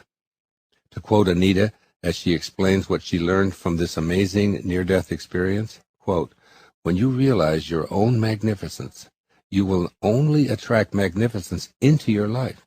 And if you believe in things like attracts like, then the absolute best way to attract what's best for you is to love yourself to the point where you are filled with love and will only attract to your life everything that confirms this belief about yourself. It's actually very simple, really," unquote. Anita entered the realm of God realization and lived from there while in her NDE. Yet she also returned to a healthy body after her organs had shut down and the prognosis was imminent death. She is love rather than loving. Being love requires no action. It is simply loving yourself and your magnificence so totally that it overflows to all others. Remember these words that Jesus spoke, quote, "God is love, and he who abides in love abides in God, and God in him," unquote. Your I am for this is simply I am love. Live from this awareness rather than the expectation that someday you'll arrive there. You will then capture the quintessence of this second wishes fulfilled foundation. I bring Anita's experience to you here because I was floored by the description she offered concerning this great feeling of being bathed in unconditional love, and this is why I sought her out to write her own story for the world to hear. I want to bring to your attention one final observation she made about this concept of being in the state of God realization. There is no there. It's all just being. So there is no being here, because here implies the existence of there. As Anita writes, quote, when we pursue externally, we seem to see the world as being competitive and limited, and we use external measures to judge our achievements. To me, herein lies the illusion. There is no limited supply of beingness. We seem to measure our beingness by the achievement of goals. I don't, and neither do most people who are happy. My point is to shift your views. See the magnificence in your being, whether you are rich or poor, physically impaired or not, with the one you love or not, and so on. I am now just focused on being, and am now the creator of my life, that is, the artist of my life, unquote. Apropos of the message of this chapter, Anita concludes, quote, the only thing you need to learn is that you already are what you are seeking to attain. I am inviting you to live this way, first in your imagination, be it. Then live your life in the way St. Paul suggests, treating those things which do not exist as though they did, and surely they will become your reality. Your reconstructed I ams.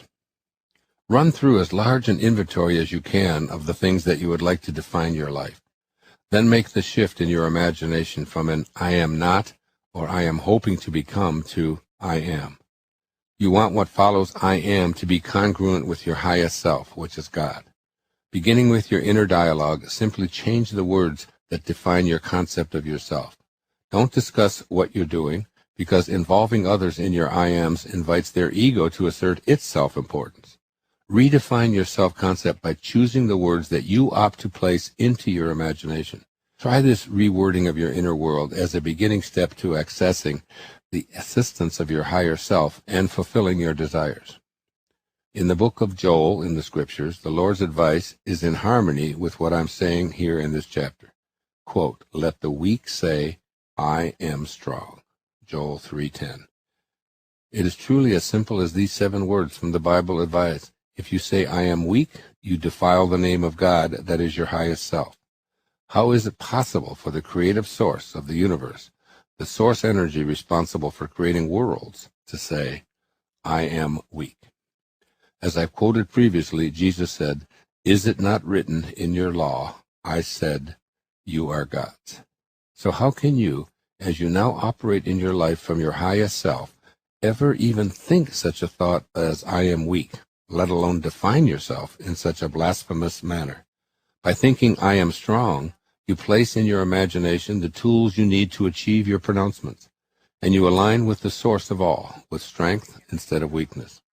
Align yourself so as to synchronistically invite the guidance that is unavailable when you declare, I am weak. Instead of I am incapable of getting a job, shift to I am capable. Similarly, replace proclamations of I am not able to live in peace with I am peace. I am unlucky in love is replaced by I am love. I am unworthy of happiness becomes I am happiness. The words I am, which you consistently use to define who you are and what you are capable of, are holy expressions for the name of God, the highest aspect of yourself. Break lifelong habits of unwittingly besmirching this holy name. Discontinue using pejorative labels to cast aspersions on your holy self. One of the many great lessons of the I Am discourses is to always make your very first consideration to your divine self. In fact, adoration to it will allow you to rise to previously unimagined heights.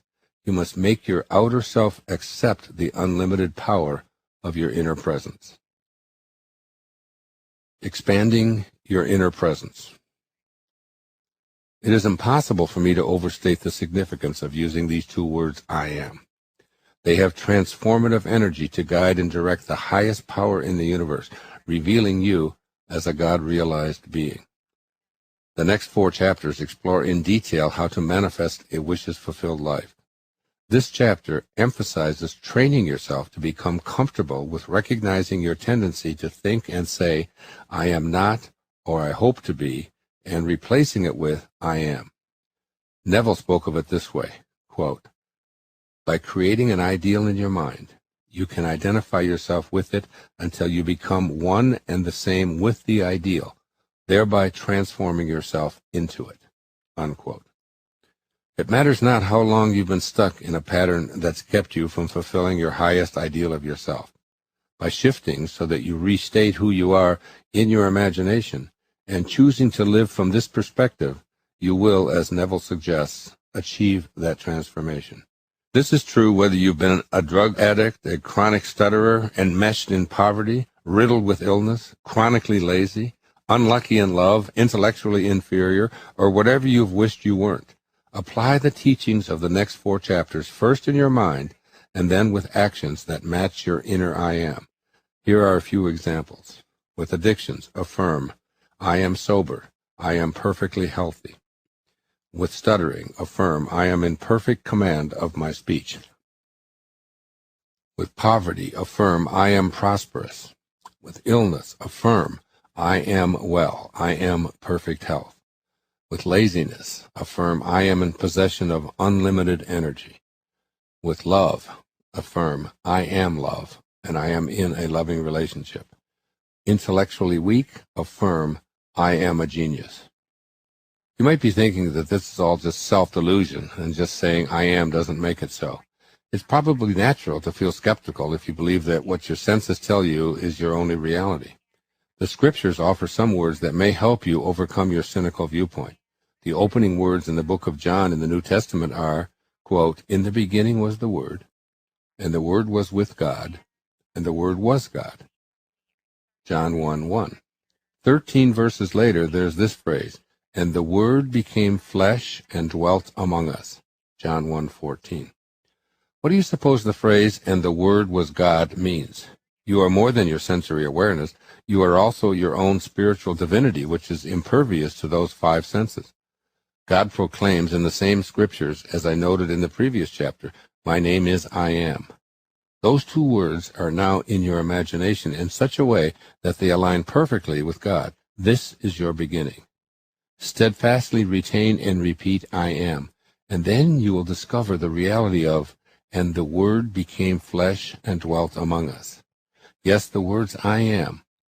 Calling upon this name and placing it in your imagination and living from this place literally joins you with the source of power that allows you to become all that you've affirmed, as well as to create miracles. Begin by being willing to use these divine words as the name of your highest self, God.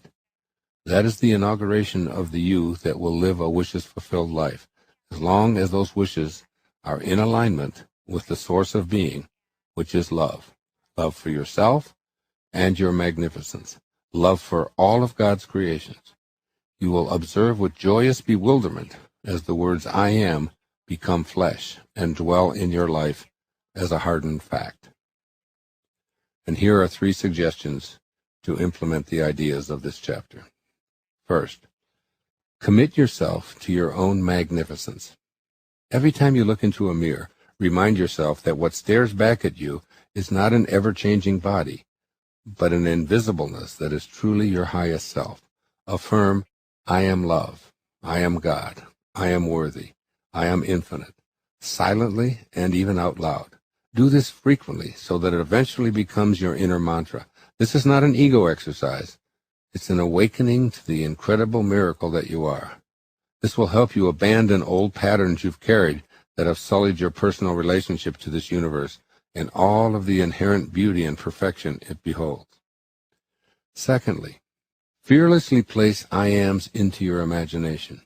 Recognize that previously your false self, your ego, would never have allowed this expansion of your awareness. Ignore 3-dimensional evidence that has defined your existence up until now.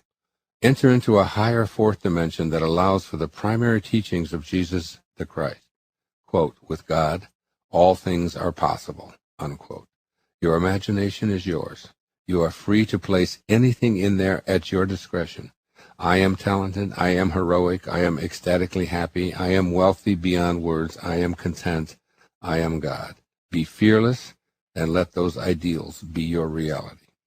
And thirdly, take this advice from the I Am discourses. Decide what you want to do or become, and then, ignoring any and all interference, repeatedly say, quote, I am the presence doing it, unquote. Treat this as your calling to love and adore your own mighty I Am presence, so that it always anchors and fortifies you. Every time you use the words I am with anything, you are also calling in the divine power to do whatever you are proclaiming. Implement these 3 suggestions and enter a dimension where there isn't a shred of doubt about your divinity and power. Chapter 6. The Third Wishes Fulfilled Foundation. Feeling it. And here's the display quote from Neville. That which you feel yourself to be, you are, and you are given that which you are.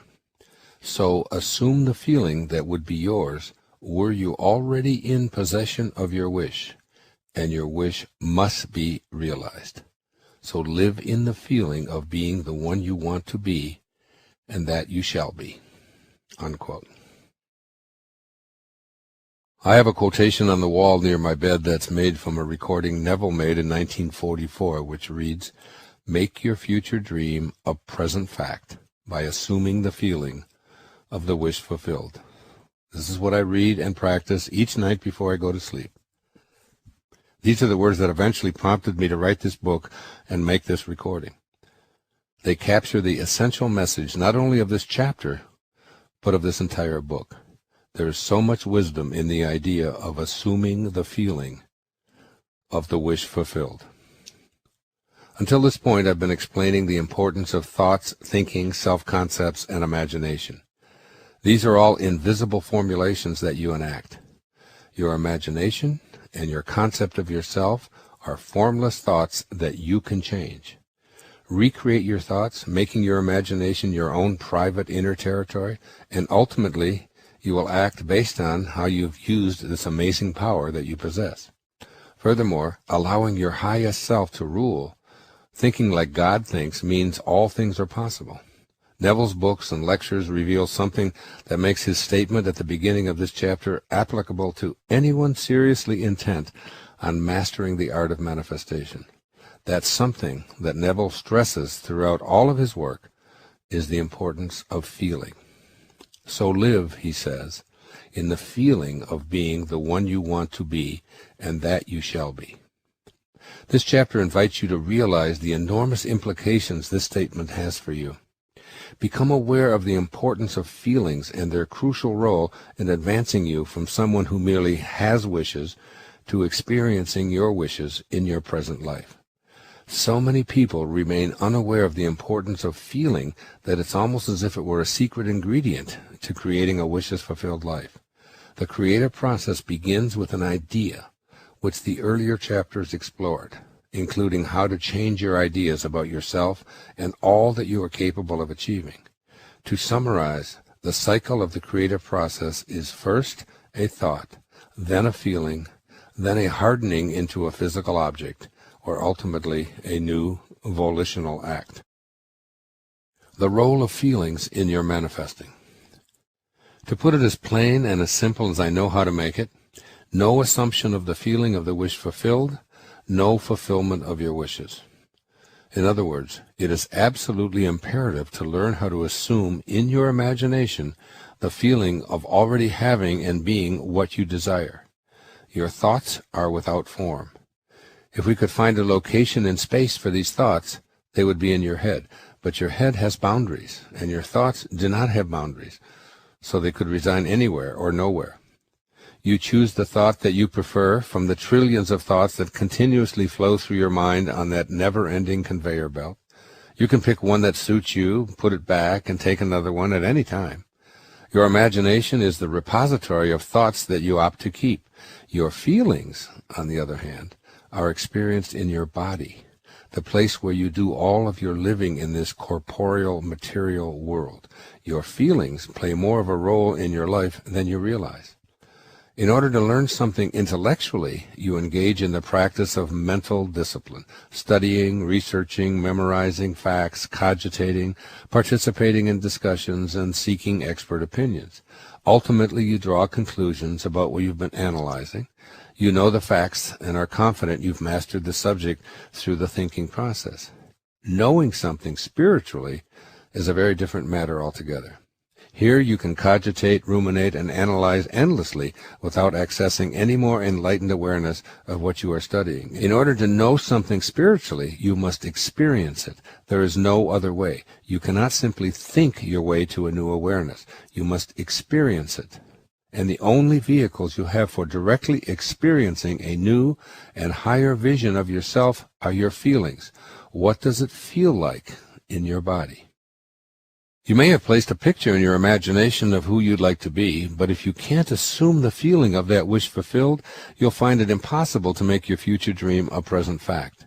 Yet you do have this wondrous power to take a thought that is in your imagination, live from that place in your daily life, and then experience in your body exactly how that feels, and stay with this feeling. These words I am channeling for you right now are among the most important you will hear in this entire program, and perhaps in your entire lifetime. Your feelings are where you live. If you've been able to assume the feeling within your heart and genuinely feel the love that this activity brings to you, you will, as Neville states, be in a place where your wish must be realized. Such is the power of your feelings. Years ago, while teaching at several major universities, I'd ask graduate students this question: what do you respond to first, what you know or how you feel? I wanted them to determine which domain captured their primary attention. For instance, on the cognitive level, their analyzing ability, mathematical prowess, mastery of the rhyming scheme of an Elizabethan sonnet, or ability to memorize scientific formulas. On the feeling level, loneliness, sadness, fear, heartbreak, anxiety, love, ecstasy, joy, and so on, all reported that the feeling level was primary. You most likely will agree that how you feel takes precedence over what you know. Affect rules over cognition. Formal education experiences, however, are almost exclusively devoted to the what you know aspect of your being. I'm suggesting that you assume an entirely new approach. I want you to get the full brunt of the message that the assumption of feeling of the wish fulfilled will bring home to you. Here's what Neville says, speaking on this subject back in 1944 at one of his lectures. Every feeling makes a subconscious impression, and unless it is counteracted by a more powerful feeling of an opposite nature, must be expressed. The dominant of two feelings is the one expressed. I am healthy is a stronger feeling than I will be healthy. To feel I will be is to confess I am not. I am is stronger than I am not. What you feel you are always dominates what you feel you would like to be. Therefore, to be realized, the wish must be felt as a state that is rather than a state that is not. Unquote. The words I am strong are simply cerebral abstractions. The feeling of I am strong is a sensation. And as Neville sums up, quote, sensation precedes manifestation and is the foundation upon which all manifestation rests. Unquote. Here you are being encouraged to feel only the state you desire to realize. By literally feeling the reality of the state that you seek, which is firmly in your imagination, you have the means of creating miracles. A change of feeling is a change of destiny. Keep this beautiful tidbit from Neville omnipresent in your consciousness. I have placed a thought in my imagination concerning the completion of this book that you're now listening to and having it published and available to large numbers of people, including you. I've always had a picture of the completed book sitting in front of me, even though I was only halfway through the first draft. Yet these ideas and pictures are not the driving force that will allow my future dream to be the obvious present fact that it is. I have assumed the feeling of the wish fulfilled, feeling the love in my body as I imagine millions of people learning these lessons that have so impacted my own life. I look at the book jacket, I see the book as completed, and most important, I feel love in action. My subconscious mind has been programmed to act automatically on the desire I have placed in my imagination, but the actual fulfillment of that desire comes about because, and only because, I have assumed the feeling of the wish fulfilled within me right now, even though it appears that it has not yet materialized. To impress my subconscious mind with this desirable, loving state I am currently experiencing, I assume the feeling that would have been mine had I already realized my wish. This is really an exercise in discovering just how powerful a role our feeling state sensations play in the process of mastering the art of manifestation. You are not engaging in an intellectual exercise. You are learning about your divine spiritual nature and how God works as you. You can look at anything that you have declared in your imagination as I am and access the feeling of love in every cell of your body. You will, in time, impress your subconscious mind with all that it needs in order to match your desires with your reality. Your conscious mind is private and it is always personal. It is the aspect of you that makes decisions, chooses this or that, and remains aware of what you do and how your decisions impact your volitional activities. As a young boy, I learned how to ice skate by becoming conscious of every step along the way to be able to move and balance myself on a blade less than a centimeter across while on a surface of slick ice. My conscious mind kept correcting me, telling me to hold my arms out for balance, bend my knees in a certain way, turn the blades on my feet to the side to come to a halt, and so on. After spending time using my conscious mind to inform and direct my body to keep from falling, I became an accomplished hockey player and practically lived on the ice throughout my teenage years. That was my conscious mind at work. Now fast forward 40 years. And here I am staying at a home with a frozen, solid pond in the back acre during a cold winter in Massachusetts. I purchase a pair of ice skates, lace them up, and even though it has been almost 4 decades since I've been on the ice, off I go, skating as if I'd been doing so every day. All of the moves were there. I skated backward in circles and had the time of my life. The body I occupied didn't have one single cell remaining from the time when my conscious mind taught my subconscious mind how to skate all those decades earlier. In this example, my subconscious mind took over and allowed me to have an exhilarating day on the ice. I'm sure you can recall times when your conscious mind generated ideas and impressed those ideas on your subconscious mind. This is how you learn to drive a car, to do yoga exercises, or to cook a souffle, and everything else that requires a multitude of complex maneuvers to do without the aid of your conscious mind. Your mind receives these ideas and ultimately gives form and expression to them. You have thoughts about trying something and then proceed to consciously practice, and you may not even realize that you are implementing the know-how in your subconscious mind. Your conscious mind is responsible for only 4 or 5% of all of your actions, including what you manifest. Your subconscious mind, on autopilot once it has been imprinted by your conscious mind with its thoughts and ideas, runs the show that is called your life. It accounts for some 96% or more of everything you do and everything you attract into your life. However, all things, including what you desire to manifest for yourself, evolve out of your thinking conscious mind and must then be impressed upon your subconscious mind. This is the cycle, and without this precise sequencing, nothing will be made. Your feelings are deeply involved in this sequence. The role of your feelings in fulfilling your wishes. Here's an observation from Neville regarding the importance of assuming the feeling of the wish fulfilled. Quote, "Ideas are impressed on the subconscious through the medium of feeling. No idea can be impressed on the subconscious mind until it is felt.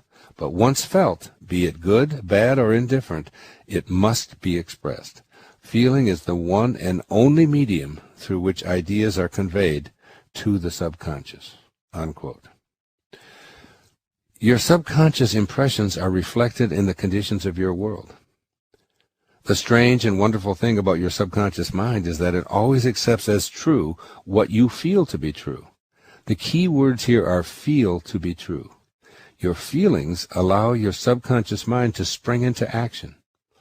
Earlier in this chapter, I described intellectual understanding as tossing ideas around in your mind and then drawing a conclusion. Spiritual understanding differs in that it requires experiencing it. The way to understand something spiritually is through experiencing it. Your feelings are the tools you have for experiencing your subconscious mind and making it your material world reality. Your feelings happen in your body, where you live and breathe. How you feel is your experience of life. These feelings flow from the thoughts you place in your imagination, and you are free to select any thought you desire. As I've reiterated throughout this book, when these thoughts are aligned with how your source of being thinks, your feelings emanate as God-realized experiences within your body. The utmost feeling that defines God and your own highest self is the feeling of love. God is love, and he who abides in love abides in God, and God in him. Because your feelings, especially the feeling of love, are impressed on your subconscious mind, which is responsible for virtually everything that you do, experience, and manifest in your life, your mission is to get to that place of assuming the feeling of the wish fulfilled, even if the wish has yet to materialize in your physical reality. Assuming the feeling of the wish fulfilled involves this fundamental awareness of how the subconscious mind works. Your subconscious mind is not personal. It's an expression of the one universal subconscious mind that we all use. This is a gnarly concept because your ego, where you spend the vast majority of your time, is so personal that you cannot grasp that we all share the same, the only subconscious mind. As Neville states, quote, "The subconscious is not selective. It is impersonal and no respecter of persons," unquote. You want to keep tabs on what feelings you are associating with the wishes you have placed in your imagination, because whatever they are, you will see the universe aligning with them to provide experiences that match up with what you have impressed upon this universal subconscious mind. Think thoughts like, I am well, I am strong, I am prosperous, and I am employed. Place them into your imagination, and then assume the feeling of that wish fulfilled. If you can experience the feeling of love and joy and exhilaration, peace and happiness in your body, even when your sensations are contradictory, your subconscious records the feelings. Neville is very clear about this. He says, quote, "To impress the subconscious with the desirable state, you must assume the feeling that would be yours had you already realized your wish," unquote. Feeling any state you wish to achieve is the experience that impresses it on the subconscious. Once again, turning to Neville, he tells us, quote, "The subconscious is the womb of creation. It receives the idea unto itself through the feelings of man. It never changes the idea received, but always gives it form," unquote. Always gives it form, meaning that you must begin programming your subconscious mind, which will take over much like mine did when I laced up those ice skates without any prodding from my thinking or conscious mind, in spite of a 40-year interval. The subconscious mind accepts as true what you feel is true. Your feelings determine your reality because they're impressed on the subconscious. Consciously feeling hopeless and entertaining the idea in your imagination with even more imaginative feelings of hopelessness will impress on the subconscious mind the idea of failure. Consequently, you will be offered experiences by the one universal subconscious mind that will match what you felt is true. Remember, the subconscious mind is impersonal and non-selective. It cannot make a distinction between what you feel as a result of your daily life experiences and what you feel as a result of what you have placed into your imagination as a future desire. If you put the seed of failure into the subconscious and feed it with feeling that way, it will reproduce failure. If you plant the seed of disease into your subconscious mind by feeling this way in your body, it will augment disease for you. If you plant the seed of misery into your subconscious mind by feeling miserable, it will cultivate and produce misery for you. This is why it is so all-out crucial to begin feeling in your body what you would like to manifest into your life. You can get to the point where the magnetic-like power in your own field of energy is so joyfully loving that you can have a mere flash of imagining and feeling something powerful and good, and with almost no passage of three-dimensional time, it will appear in your life. Whatever you wish to manifest, associate a feeling with it, and impress that feeling on the universal subconscious mind, and it will do the rest. Throughout the writing of this book, this is how I wrote it out. I am doing this as I contemplate the completion of this book in my imagination at this moment as I am writing. I bathe this thought in pure love and feel the happiness that these words will bring to millions of people. I feel that loving sense of accomplishment in my entire being, inner and outer. The feeling I'm impressing on the subconscious mind is pure, ecstatic love. God is love, and with God all things are possible. I know the universal mind must act upon what has been impressed upon it, and I am patient, and I am content. If you seek on the outside that which you are unwilling or unable to feel on the inside, you're simply seeking in vain. You attain that which you are, not simply what you want. Assume the feeling of the wish fulfilled, and because you are experiencing it, that is what will manifest for you. The subconscious mind creates exactly what you believe in and can feel in your body. Choosing to feel good. It is reported that Swami Muktananda asked each visitor entering his ashram if he knew the difference between feeling good and feeling God. If the devotee shook his head indicating he did not know, Muktananda would form a circle with his forefinger and thumb indicating 0, meaning there is 0 difference between the two. God and good are one. Quote, "In the beginning God created the heavens and the earth." Genesis 1:1. 30 lines later, it is written in the Torah, quote, "Then God saw everything that he had made, and indeed it was very good." Genesis 1:31. God and all that he created is good. When you choose to feel good, you are choosing to feel what I described earlier as your highest self, the oneness that is called both good and God. Commit to making this your reality by repeating your intention to feel God realized. Say to yourself, "I intend to feel good," or as a synonym for God, "I intend to feel love." Don't dwell on your troubles and difficulties or illnesses. The subconscious mind, by its very non-selective nature, accepts all your feelings associated with troubles at your request, and worst of all, proceeds to make them your experience in the world of your material reality. On the other hand, feeling love associated with what you have placed in your imagination triggers the subconscious mind to produce experiences that reflect its own divine nature. Feel the feeling of love in your body directed at what you place in your imagination as an idea, and then you activate the subconscious mind. The moment it receives a feeling impression, it takes action on working out the ways of its expression. I have been doing precisely this since I had a diagnosis of leukemia some 2 years ago.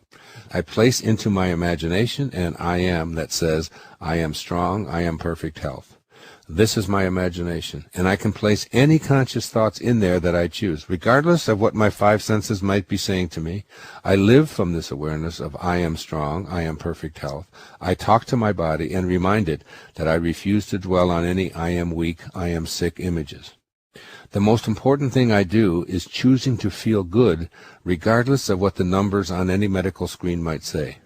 I meditate on I am strong, I am perfect health, and I infuse my entire being, inner and outer, with a feeling of love and gratitude for this moment, this day, this body that has housed my invisible soul for these 71+ years, and I assume the feeling of the wish fulfilled. I have no thoughts of impending doom, only thoughts of love for this miracle that I am. I treat my leukemia diagnosis as healing information being given to me rather than as a disease. Can you imagine that God would build us in such a way that our cells would actually go to war with one another? War isn't even a concept that God is capable of implementing. War is a human concept, one that man has applied to his theories of how our body functions. What if all of these disease-model war theories are just as wrong in regard to our physical body as they are in resolving conflicts between people? What if what we call illness or disease is not that at all? What if we stopped looking at our health through scientific medical theories and really looked at what our body is doing and how it heals itself. There are biological laws that your body abides by, and often what is labeled disease is actually your body's natural healing reflex. Perhaps it's a false belief that feeling unwell or having an abnormal blood count means you must fix it as quickly as possible. Must you search out a pill to fix everything? If you cut yourself, your body knows what to do. It forms a scab on its own. The presence of a scab doesn't indicate that your body is out of balance and requires medical intervention. There's swelling, inflammation, and yes, some pain, but that isn't disease unless it becomes excessive. This way of recognizing your body's healing intelligence instead of treating it as a disease is equally true for psychological and emotional incidents. Unexpected psychological events, such as the breakup of a marriage, a financial crisis, or the death of a loved one, create reactions in the brain that trigger physical responses in the body that are designed to assist the body in dealing with the conflict. The body continues to assist until the conflict is resolved, and then it goes into a healing phase to get back to its natural state of well-being. During this healing phase, the body may utilize swelling, inflammation, fatigue, and an elevated white blood cell count as part of the healing process. Leukemia, for instance, can actually be the healing phase of a severe psychological series of traumatizing events. This healing phase for leukemia first involves the expansion of blood vessels, lymph vessels, and a rise in leukocytes or leukoblasts. Eventually, as the brain receives the healing message, blood cells of a good quality are produced, platelet counts return to normal, and energy levels rise. As I view it, my job is to heal any and all relationship conflicts and to feel completely valued while eliminating and resolving any long-held conflicts and beliefs about myself. In other words, to feel good, that is, to feel God, and to offer unconditional love to everyone, including those who may have played a major role in any and all conflict dramas that once defined my life. This is how I deal with a diagnosis of leukemia. I choose to feel good, to feel God, to trust my body, to use its inherent wisdom for healing, and to treat the diagnostic numbers in medical lab reports as what I'm supposed to be experiencing.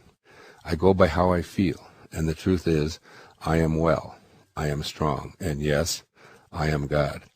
I treat my body well, I eat healthful and high-protein foods, I rest, I exercise, do yoga, and know that everything is in divine hands and in divine order. I view illness not as a failure on my part, but as the wonderful healing that it truly is, and I don't need pills or radiation or invasive procedures. The fact is that I feel good, and I am resolving any and all conflicts with massive doses of love, that is God. This is what I choose to imprint on my subconscious mind, and the subconscious mind accepts as true that which I feel is true. Creation is the result of subconscious impressions, and by my feelings I determine creation. Impacting your subconscious mind. As I close this section on the necessity of assuming the feeling of the wish fulfilled to facilitate your having an active role in manifesting a wishes-fulfilled life, I offer you 3 reminders for how the subconscious mind works in collaboration with your feelings as a crucial component of this magnificent and mystifying process. 1. The subconscious mind responds to suggestions. You can reprogram your subconscious mind so that it goes on its accustomed role of autopilot with mental and feeling images from yourself. Talk to this automatically receptive component of yourself, telling it that you are unlimited and that you believe all things are possible. Fill it with images of you being all that you dare to become. Go to a quiet place and feel in your body what it would feel like were those thoughts in your imagination your present reality. And 2, the subconscious mind possesses the power to manifest physical reality from thoughts. Every object and circumstance in this world is representative of a mental thought. All that now exists was once imagined. Such is the power of the subconscious mind. But in order to partake of this incredible powerhouse of creation that you are, you must be able and willing to experience within yourself, in your mind, that which you wish to manifest.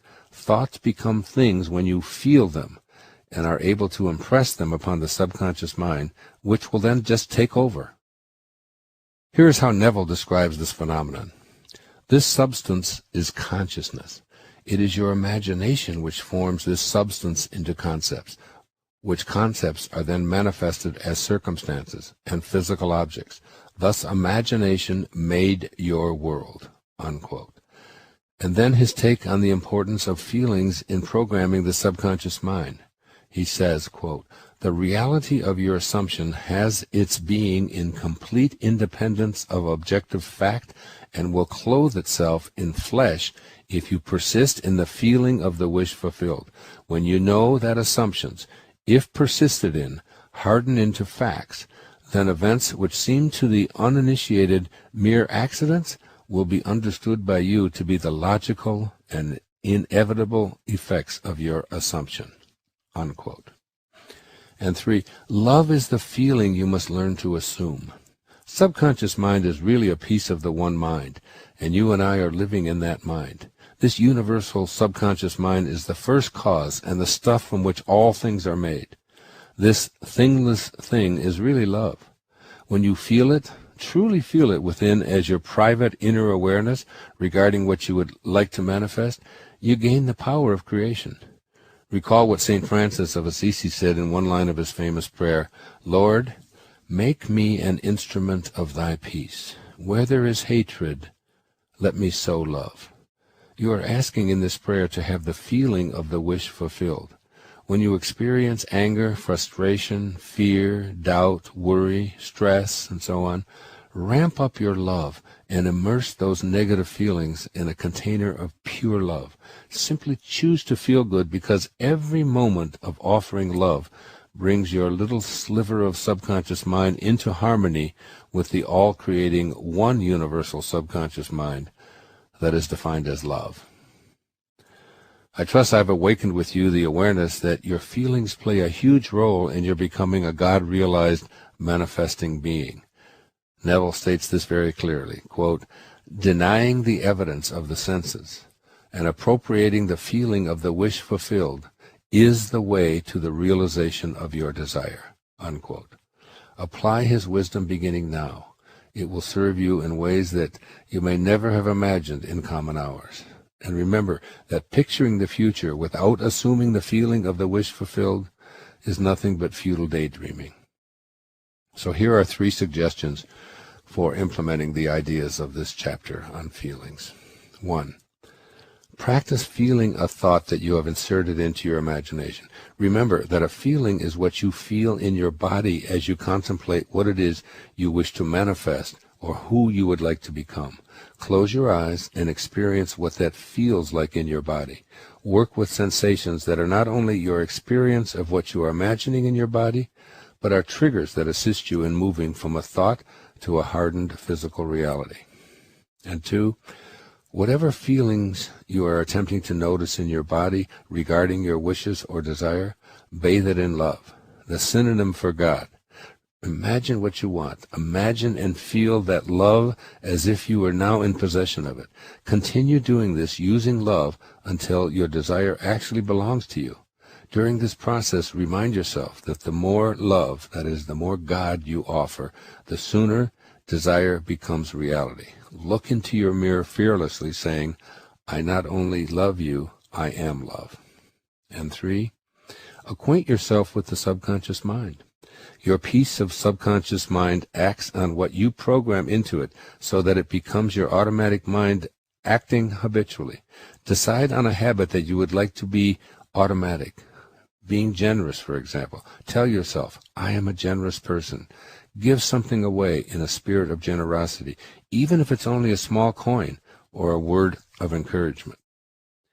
The more thoughts and actions you practice around your new I am, the more the subconscious mind will react in kind, until eventually it will act in generous ways out of a new habit that you've created.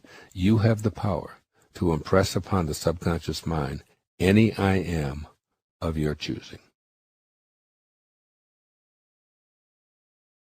Chapter 7. The 4th Wishes Fulfilled Foundation. It's called Your Attention, Please. And here's the display quote by Neville. Quote, "Your imagination is able to do all that you ask in proportion to the degree of your attention," unquote. As you work at mastering this art of manifestation, you're going to receive a great deal of information, advice, and probably pressure concerning the ideas and objectives you have placed into your imagination.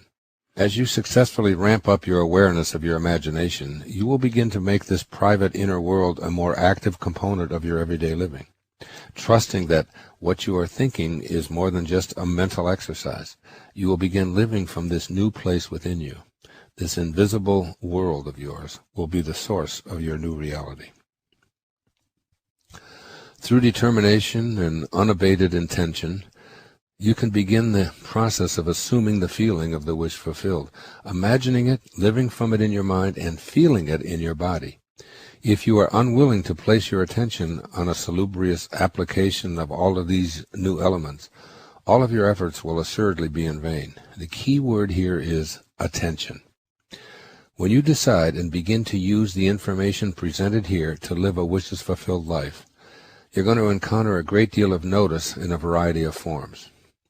Friends and associates will offer uninvited opinions concerning this new you and what you're attempting to manifest. Your immediate family may try to dissuade you from making any changes that they think might cause them to feel inadequate or uncomfortable. You're presented with scientifically verifiable facts to deter you from believing in your unlimited self. Strangers will relate stories about someone who died attempting to do what you are thinking about. Stories of the absurdity of your desires being manifested will be sent to you in the hope that you will realize that you are not a divine being. You might be threatened with punishment from God or Jesus or the devil or some spiritual deity who's angered and going to put a curse on you for offending their sensibilities. As you engage in the process of living from your highest self, trusting in your own God-realized strengths and becoming more peaceful and content, all the while feeling the love you are choosing to align with, your new ideas about who you are and what you can accomplish and become will be noticed positively and negatively. You may have to convince yourself to be steadfast in the attention that you place on the wishes you're going to fulfill. Never let your attentiveness to what you are in the process of manifesting be sidetracked by external pressures of any kind. As Neville reminds you, quote, all progress, all fulfillment of desire depends upon the control and concentration of your attention. One of the things I love about my new iPad that was given to me by my children is the feature that is called Trash. What a concept. I'd like you to implement this technology in all areas of your life. When you receive information or a request that runs counter to the I ams that you have placed in your imagination, simply push that trash button in your mind and watch it sail over to the left side of your screen, and then mentally touch the delete button. This is how you keep your attention focused on what you are manifesting into your life. You are in the flow of a new consciousness that has no limitations. You are thinking, feeling, and acting as a divine being, a part of the universal one mind that knows that all things are possible. Yet you live in a world where this stance is often considered insane and outright preposterous. You have to choose what kind of attention you give to the feedback you will receive. Essentially, there are two modes of attention that you can choose from: objective and subjective. Objective attention is the most common. Abandon it in favor of subjective attention. Objective and subjective attention. It's always your choice. You employ objective attention when you monitor external inputs such as information and attitudes that originate outside of you. This is an important aspect of functioning in your life. However, you need to consciously bring into your awareness your ability to select and switch between objective and subjective attention. With awareness and practice, you will discover that by employing subjective attention first, you almost magically are released from an addiction to external impressions. It is your choice, and the rewards are exponential. Do not give attention to what others do or fail to do. Give attention to what you do or fail to do, is very sage advice. Whatever wish you have placed into your imagination will engender stimulus responses. Those responses that come to you from the external world, while often valuable as feedback, are things that you're going to work at ignoring if they in any way represent an obstacle to the fulfillment of your dream. Here's what Neville has to say concerning these two disparate approaches to how you should place your own attention. Quote, There is an enormous difference between attention directed objectively and attention directed subjectively, and the capacity to change your future depends on the latter, that is, subjective attention. Becoming a wishes-fulfilled person involves learning to strategically employ this subjective attention. Whatever you are placing in your imagination and feeling is present and will become a part of your daily life, suddenly appearing in many of your conversations and activities. Television, movies, internet tidbits, and news reports on the same subject will make their way to your consciousness. Contradictory information may appear out of nowhere. There will be friends and strangers who want to express their opinions and share their stories about someone who attempted to do what you're working on. This is when, having learned to differentiate between subjective or objective attention and practicing choosing one or both becomes critically important to your success. Start with subjective attention. Put your subjective attention on the I am that you have firmly planted in your imagination, and refuse to allow any external data to interfere with directing your loving attention on the subjective I am. Attend first to the feeling within you by giving it your wholehearted attention rather than reacting toward the external person or influence. Redirect your attention with trust, love, and kindness from outside to inside. This is called subjective attention. This is the way that you operate whenever the subject matter of the future you and all that you are manifesting arises in your field of awareness. The objectified opinions and information that enter your field of awareness are excellent reminders to redirect your attention to love for and belief in your ability to manifest wishes fulfilled. Once again, Neville reminds you that, quote, when you are able to control the movements of your attention in the subjective world, you can modify or alter your life as you please. But this control cannot be achieved if you allow your attention to be attracted constantly from without, unquote. If you read my books and listened to my lectures over the years, you've heard me cite Carlos Castaneda's work on many occasions. He was a great teacher for me, often telling powerful stories about the exalted world of impeccability, where one transcends ordinary levels of awareness. I've become friendly with his wife, who recently celebrated her 90th birthday. She told me she'd written a 4-line poem that expressed Carlos's ideas as well as those of Neville, whose many lectures she had attended as a young woman. I asked her to send it to me so that I could include it in this section on using your attention to create the objectified life you desire. I place it here just for your consideration. Quote, when you think, choose carefully the thoughts of things you'd like to be. Thoughts entertained in the minds of men become tomorrow's objectified whims, unquote. Margaret Runyon Castaneda. As you listen and re-listen to Margaret's words, note that everything that you materialize into this objectified physical reality is really nothing more than a whim. But in order to experience it as your reality, though it is but an illusion, since all is continuously changing, it must come from the subjective thoughts that you, and only you, must choose very carefully. I'm asking you here to ignore every bit of information that's directed at you if it in any way contradicts the I ams you've placed in your imagination. This is particularly relevant when it comes to the data you receive from your own senses. Yes, I am saying that even your own eyes and ears are objective inputs. An X-ray that shows you have a tumor that you can feel with your fingers contradicts the I am in your imagination that says, I am perfect health. You want to decide to live from the end you're wishing for, not toward an end that others have decided for you. Thus, you must discard what your senses tell you and stay with your subjective attention, persistently and adamantly proclaiming, I am perfect health. Your subjective attention is unrelated to what you have conditioned your subconscious mind to believe to be your reality, as indicated by what your 5 senses so convincingly tell you. You are the I am that I am, and that is your tumor-free existence. Redirect your attention away from debates aimed at disputing or convincing an external attitude and towards placing your attention on the feeling of the wish fulfilled. The outcome depends on your inner attitude, your subjective attention. You might consider being like a pit bull, teeth firmly planted on a rubber bone.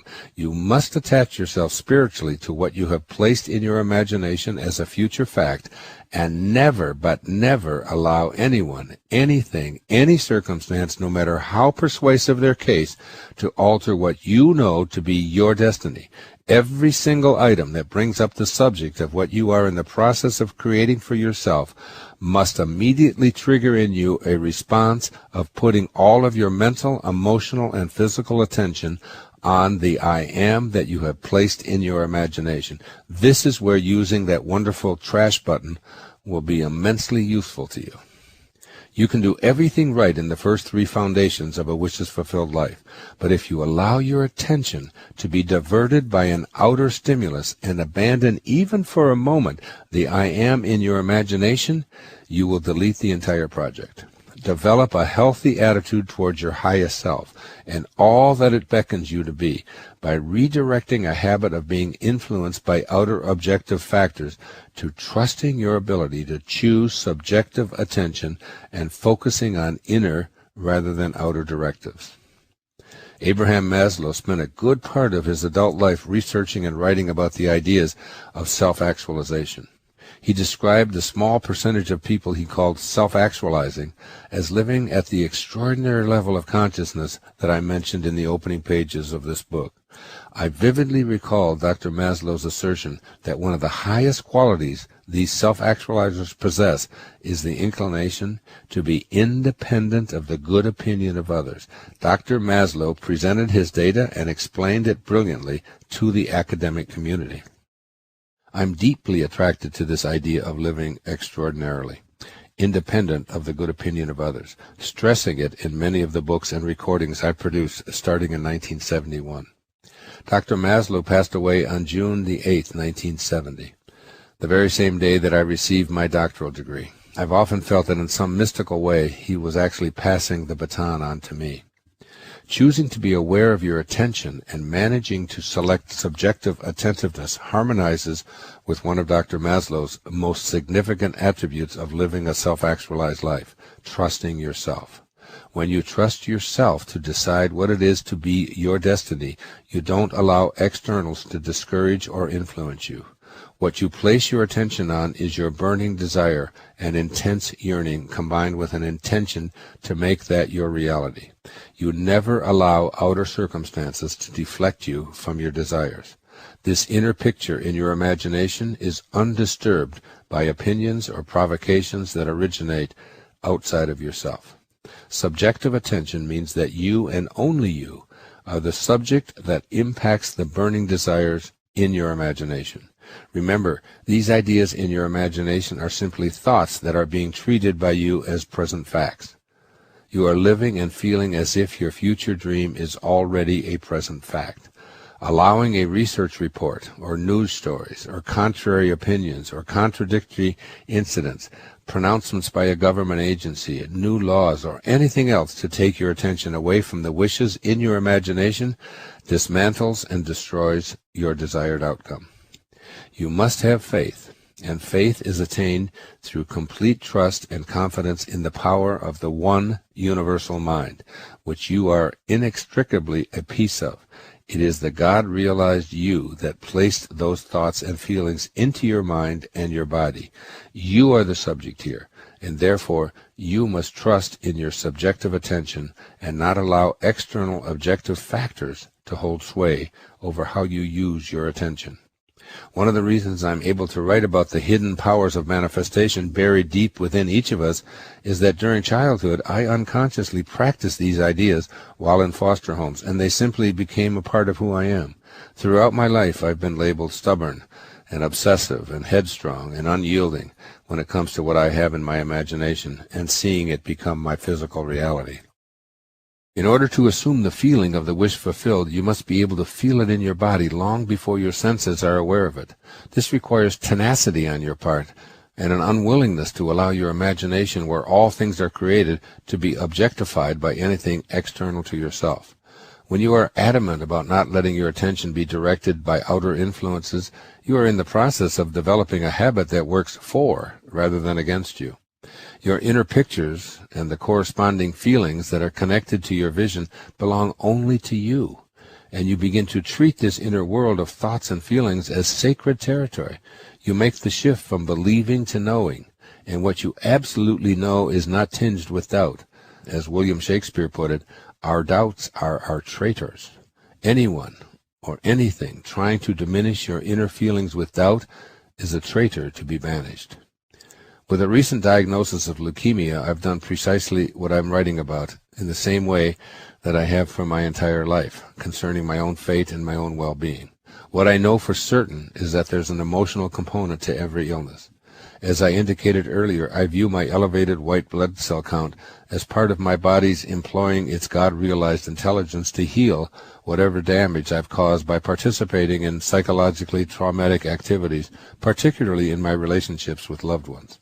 So rather than cursing my body's innate wisdom, I'm in a profound state of gratitude for all that has come my way, including these elevated blood cell counts. The more I assume the feeling of my I am well, I am strong assertion in my imagination, the more the universe seems to send me the right information and the right people to assist me in living a wishes-fulfilled life.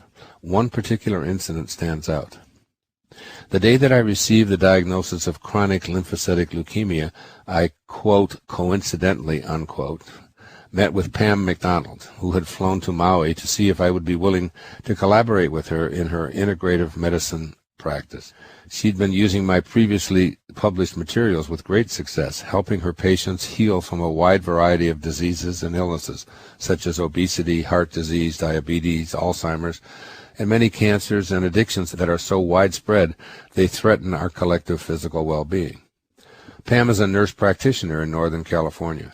When I told her of the diagnosis I'd received that very morning, she responded, quote, now I know why I was sent here, not to enlist your aid in my practice, but to serve you, unquote. On the very day I received my diagnosis, Pam appeared in my life, committed to being a primary health care provider for me. Pam explained that correcting unhealthy nutritional habits can realign us with the specific genetic blueprint that we are born with. Amazing healing takes place with corrective genetic alignment, which treats diseases that are associated with inflammatory diets and the way our body processes fats and cholesterol. When we begin to eat consciously, in harmony with our desire to feel good and be well, the markers for these supposedly incurable diseases begin to return to normal. Subsequently, she, all at her own expense, by the way, tested my blood for my APOE gene and even flew to Southern California while I was at the Chopra Center for Well-Being visiting Deepak. Step by step, she explained an easy-to-adopt nutritional plan that I've followed to a point where 2 of the 8 markers for chronic lymphocytic leukemia have headed back to normal. Pam McDonald was an angel sent to me in my time of need. She has toured with me and spoken to thousands of people at my public lectures. Pam has become a personal health care practitioner and has now helped me and many thousands of others to improve their health. She's written a powerful book titled The Perfect Gene Diet, explaining all this in professional detail. I'm proud, very proud, to have written the foreword, testifying to the beneficial results that are waiting for you if you become conscious of your eating habits and your food intake so that it aligns with the genetic profile you've inherited. Make a commitment to your own highest state of physical well-being by becoming aware that everything you eat impacts your ability to facilitate the healing that your body craves. I decided from day one to assume the feeling of my wish fulfilled for a healthy body. The truth is, I feel good, I am well, I am strong, and I categorically refuse to entertain any other input that conflicts with my I ams. I know that when I stay in this place aligned with my highest self and the universal one mind responsible for all of creation almost magically in what Carl Jung called synchronicity, things begin to happen that can't happen when one is thinking and feeling from a non-well-being state. Pam showing up that day coincidentally, I have that underlined, impact my health, my outlook, and my well-being, and yes, my healing. Her presence in my life is now affecting huge numbers of people all over the world and absolutely could usher in a new era of well-being for the entire planet. It isn't a stretch for me to say that by assuming the feeling of a wish fulfilled and using your subjective attention to deflect any and all naysayers, you and many more like you can literally end some of the epidemics that threaten the entire population of the world. It's that big. The movement of your attention and your I ams. You have many ideas concerning the person you'd like to be, as well as what you'd like to manifest in your life. You've placed those ideas into your imagination, and you're willing to live from rather than toward those ends. You recognize your opportunities to assume the feeling in your body of those wishes already fulfilled, though they're currently in your mind and not yet in your everyday material world. You now need to know what to do when the subject matter of your wishes comes up in any way, be it from other people, external events, or even you tossing the matter over and over in your mind. What you do or do not do will make all the difference in the manifestation of your ideals. What you do is not necessarily what action you take, but rather where you choose to place your mental attention. What you do with what is in your mind is what I mean by your attention. So do not let your attention be affected by anything or anyone, regardless of the tone or feedback being positive or negative around where you are in the process of manifesting. Your I ams planted firmly in your inner mental sanctum will provide you with the strength and the power to keep your attention subjectively focused. What follows are ways to consider the significance of making the shift from objective to subjective in the application of your personal attention. Your attention is to experience the healing of your body. When referring to her near-death experience, her NDE, Anita Moorjani, who I introduced earlier in this book, said, "I was shown how illness starts on an energetic level before they become physical. If I chose to go into life, the cancer would be gone from my energy and my physical body would catch up very quickly. I then understood that when people have medical treatments for illnesses, it rids the illnesses only from their body, but not from their energy, so the illness often returns. I realized if I went back, it would be with a very healthy energy. Then the physical body would catch up to the energetic conditions very quickly and permanently." Unquote. Can you be open to the idea that Anita learned while in her near-death state that all illness starts at an energetic level? You don't have to know what the state of your energetic predisposition for some illnesses might be. All you need to do is align your subconscious mind with the conscious suggestion that you have an energy body. And if you can heal the energy that presupposes your illness, then you can quickly and permanently heal your physical body. You might say that this is grandiosity, and it just offers false hope to those who are incurably ill. I always love the words of Michelangelo regarding this subject. Quote, "The greater danger is not that our hopes are too high and we fail to reach them, it's that they are too low and we do. Hopes are thoughts in your imagination that you can change into present-day facts. You do so by assuming the feeling of the wish fulfilled and choosing to use your new I ams as facts that you feel and give subjective attention to. When you experience any kind of maladjustment in your body, you are offered a great deal of objective information to consider. A friend of mine died from what you have, you might hear. Here's some of published research describing what you have as incurable, you might hear. Trust modern medicine rather than these airy-fairy ideas, you'll likely hear. 1/3 of the population successfully deals with the same conditions with medication while your malady gets worse because you refuse medication, and so on. These and thousands like them are objective offerings. You need to remain alert to your subjective attention by going to the I am that you have placed in your imagination and assume the feeling in your body of that wish already fulfilled. Here's an offering from the I Am Discourses by Saint Germain. Quote, "A remarkable statement that would be enormously helpful to the student would be to say, quote, I am the miracle-working presence in everything I require to have done, unquote. This is subjective attention at work in you. You are the I am presence. If you trust in your highest self, and your highest self fearlessly proclaims, I am God. Begin to trust in the I am presence. It is your very essence as a spiritual being having a temporary human experience. Persistently place your fulfilled wishes in your subconscious mind with sentences such as, I am the almighty governing presence of my life and my world, and I am the health, well-being, and harmony self-sustained which carries me through everything that confronts me. Trust in your inner guidance and your divine connection to the Creator of worlds, rather than giving so much credence to whatever objectified information appears in your daily life that is an assault on your spiritual nature. Your intention is to attract prosperity and abundance into your life. To attract appropriate and healthy prosperity or abundance into your life, you need to place all of your attention on what that feels like. You need to be able to feel what that is like even before it materializes to your satisfaction. By feeling those pleasant sensations in your body, you reprogram your segment of subconscious mind to harmonize with the infinitely prosperous universal subconscious mind where all manifestation originates. Your ability to wholeheartedly align with this energetic field means that you simply never again produce thoughts like, I hope someday to become prosperous. Spend some time seriously considering the implications in this passage from Neville's The Power of Awareness. Quote, he says, I will be is a confession that I am not. The Father's will is always I am. Until you realize that you are the Father, there is only one I am, and your infinite self is that I am, your will is always I will be. Unquote.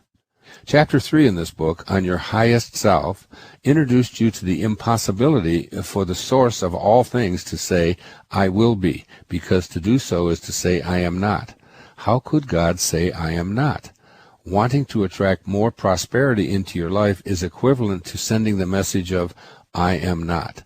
As long as this is your conscious thought, you are unwittingly programming your subconscious mind to offer you experiences that match your feeling. I am not projects a state of lack. There will be an avalanche of objective thoughts and ideas thrown at you regarding the intention you have of experiencing a life of prosperity. I know this personally because I've heard it all my life. As a student of human nature, I long ago came to the conclusion that most people simply do not know how to make money or attract abundance into their life. It's a rare person indeed who is the exception to this observation, although I am certain that you listening to this, are in the process of leaving that mindset behind. Many people feel that their life isn't fulfilled because they don't trust their own highest self. Quite likely this is so because they didn't discover earlier in life that they even have a higher or a highest self. When a person knows that he or she is God and has awareness of his or her own divinity, it's impossible to say, I will be. Why? Because I will be means I am not. Your subjective attention is how you choose to think and especially feel about what you've placed in your imagination. The words that Srimati Kashi Moni, the Sacred Mother, who spoke to Paramahansa Yogananda in his book Autobiography of Yoga, have stayed with me my entire adult life. She said to him, seek divine wealth, not the paltry tinsel of earth. After acquiring inward treasure, you will find that outward supply is always forthcoming. Unquote. Your inward treasure is your feeling of living in a world of unlimited abundance. Refuse to allow any external data to deflect you from what you have placed in your imagination. Always live from your subjective feeling of, I am prosperous, I am wealthy, I am content. With your imagination, you will then program your subconscious mind to align with experiences that match what you feel in your body. As a young boy living in a foster home, I always knew that I could attract spending money into my world, even though most of the children around me seemed only to know scarcity, and that's what they always seemed to attract. As a young man, I knew inwardly that money would chase me if I acted on my feelings. As Paramahansa Yogananda's Sacred Mother's advice relates, I seemed to seek the divine wealth of inner feelings and knew that the outward supply would find me. I was told by objectified attention that being a school teacher ensured that I'd never have wealth because it's a low-paying profession. But I expunged such silliness from my inner world. The same was true for my writing, my lecturing, and all of my other professional activities. I feel prosperous, and I know that I will continue to act on my inner experiences of abundance, and that universal mind will also offer me the right people and the events and the circumstances guiding me on this spiritual path of extraordinary higher awareness. My story concerning the manifestation of abundance throughout my life is never allowing anyone, no matter how persuasive, to infiltrate my imagination, which feels prosperous and able to attract unlimited abundance. By holding this inner view as sacrosanct and never allowing anything to besmirch this inner knowing, I acted in ways that produced prosperity. But the universe always seems to send me the assistance I require to make my future dreams a present fact. Here is Saint Germain in the I Am Discourses on the power you possess as a result of your very beingness. The moment you say I am, you set in motion this power that has inherent within it all these faculties. It has all substance and must take on whatever form the attention of the mind is fixed upon. The I am is the fathomless mind of God, unquote. Use this fathomless mind of yours to place your attention always on what is aligned with your source of being, the unlimited abundance that is the highest good for all concerned. Your intention is to live a life of happiness. Happiness isn't something in the material world that can be acquired and stored and used when needed or wanted. If it were, I'd give you a lifetime supply that would guarantee a happy life. No, happiness is an attitude that comes from within you. It's accessible when you place in your imagination an I am statement that reflects your attunement with the simple truth that happiness is indeed an inside job. Happiness is an inner belief that you bring to everyone and everything you undertake, rather than expecting your happiness to come to you from others or from your accomplishments or your acquisitions. There is no way to happiness. Happiness is the way. State your intention to live a happy, contented life, place it squarely in the most prominent place within your imagination, and live from that place as if it were your reality. When circumstances and or your five senses try to influence you that you're wrong, gently and with loving confidence, let the fearful or naysaying thoughts drift by like passing clouds as you focus on your nourishing imagination, which cannot be altered without your agreement.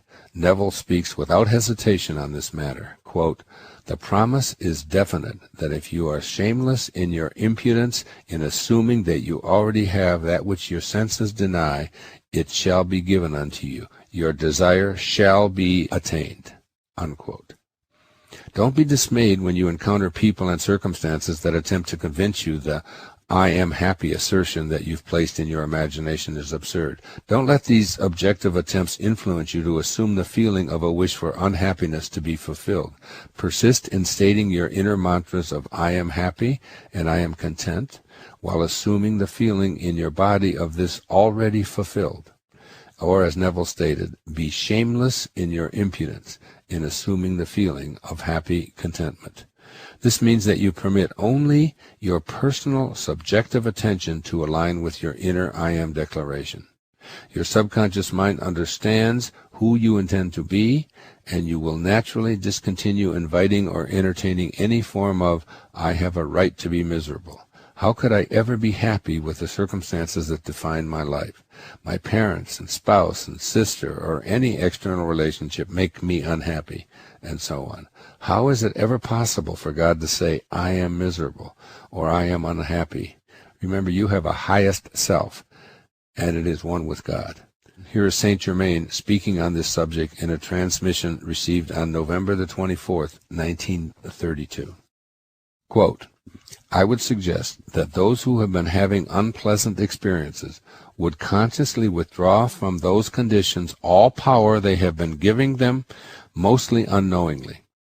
When it is necessary to discuss some condition to understand it, immediately follow by withdrawing any power that has been given it, and then know, I am the harmonious presence, ever pervading whatever the condition may be.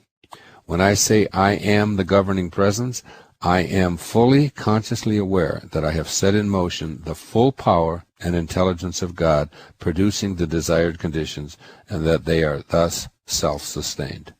Unquote. I urge you to read and sustain this message regarding your own happiness. Be dedicated to your own subjective attention, always reminding it and yourself that I am the harmonious and governing presence. You will activate the power of God because you are at one with your all-creating source. Whether it's your health, wealth, happiness, or any other element of your entire life experience, it is essential to keep in mind the importance of the movement of your attention. You must be obstinate and persistent in not allowing the viewpoints or information of others to alter your inner world. You know what you wish to become and what you would like to manifest for yourself. Now keep your imagination so aligned and feel it in your body. Using your subjective attention will produce the desired conditions. And here are 3 suggestions for implementing the ideas in this chapter. First, become conscious of objective efforts designed to persuade you to abandon the ideas and ideals you have tucked away in your imagination. As your awareness intensifies, practice a subjective alternative to those objective efforts. Whenever your attention is drawn to negating what you are in the process of manifesting, close your eyes, sit quietly for a moment, and repeat your I am to yourself over and over until you feel it reverberating within your body. Be on guard, ready and willing to dismiss any objectified information that conflicts with your inner vision. The more you practice this, the less your old mind viruses will impact you. Soon there will be a new embedded trust in your ability to manifest the life you desire. And second, use what I call the superglue method for placing intentions into your imagination. Imagine you have a substance that's so strong it can't weaken or break. This is the stuff you dab on your I am as it is placed in your private inner domain. It's equivalent to saying, nothing external to myself has the power to remove what I place on my inner screen. When you say I am healthy, I am prosperous, I am happy, or any other I am, you are using the name of God, which is inviolable as far as you're concerned. This is a spiritual decision on your part to become the ideal that you know deep within you is your calling. The superglue metaphor will remind you to use only your subjective attention when your wishes-fulfilled intentions are visible to others. And third, inner intentions are a private matter between you and your source of being. Inviting others to support or consider your intentions is an invitation to their objective attention. Responses are often designed to convince you that your intention is an impossible dream. You'll be in the position of defending or at the very least explaining yourself. This is an invitation to ego, who will leap at this opportunity to shift your inner intentions and dispute the external, supposedly logical or scientific facts that are coming your way. Manifestation is a spiritual exercise. Thus, it defies logic, facts, past experience, scientific evidence, and all sorts of objective opinions. Keep it a private matter in the spirit of Neville. Quote, therefore, when you know what you want, you must deliberately focus your attention on the feeling of your wish fulfilled until that feeling fills the mind and crowds all other ideas out of consciousness. Unquote. Keep your intentions private, avoiding the necessity of deflecting well-meaning opinions from external sources. I end this chapter with the words of St. Paul in his letters to the Philippians. This is one of my very favorite verses in the entire New Testament. Quote, I am not saying this because I am in need, for I have learned to be content, whatever the circumstances. Philippians 4:11. This is the ultimate use of subjective attention. Chapter 8. The Fifth Wishes Fulfilled Foundation.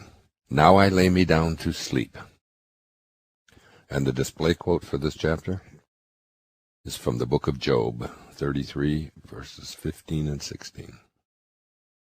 In a dream, in a vision of the night, when deep sleep falls upon men, while slumbering on their beds, then he opens the ears of men and seals their instruction.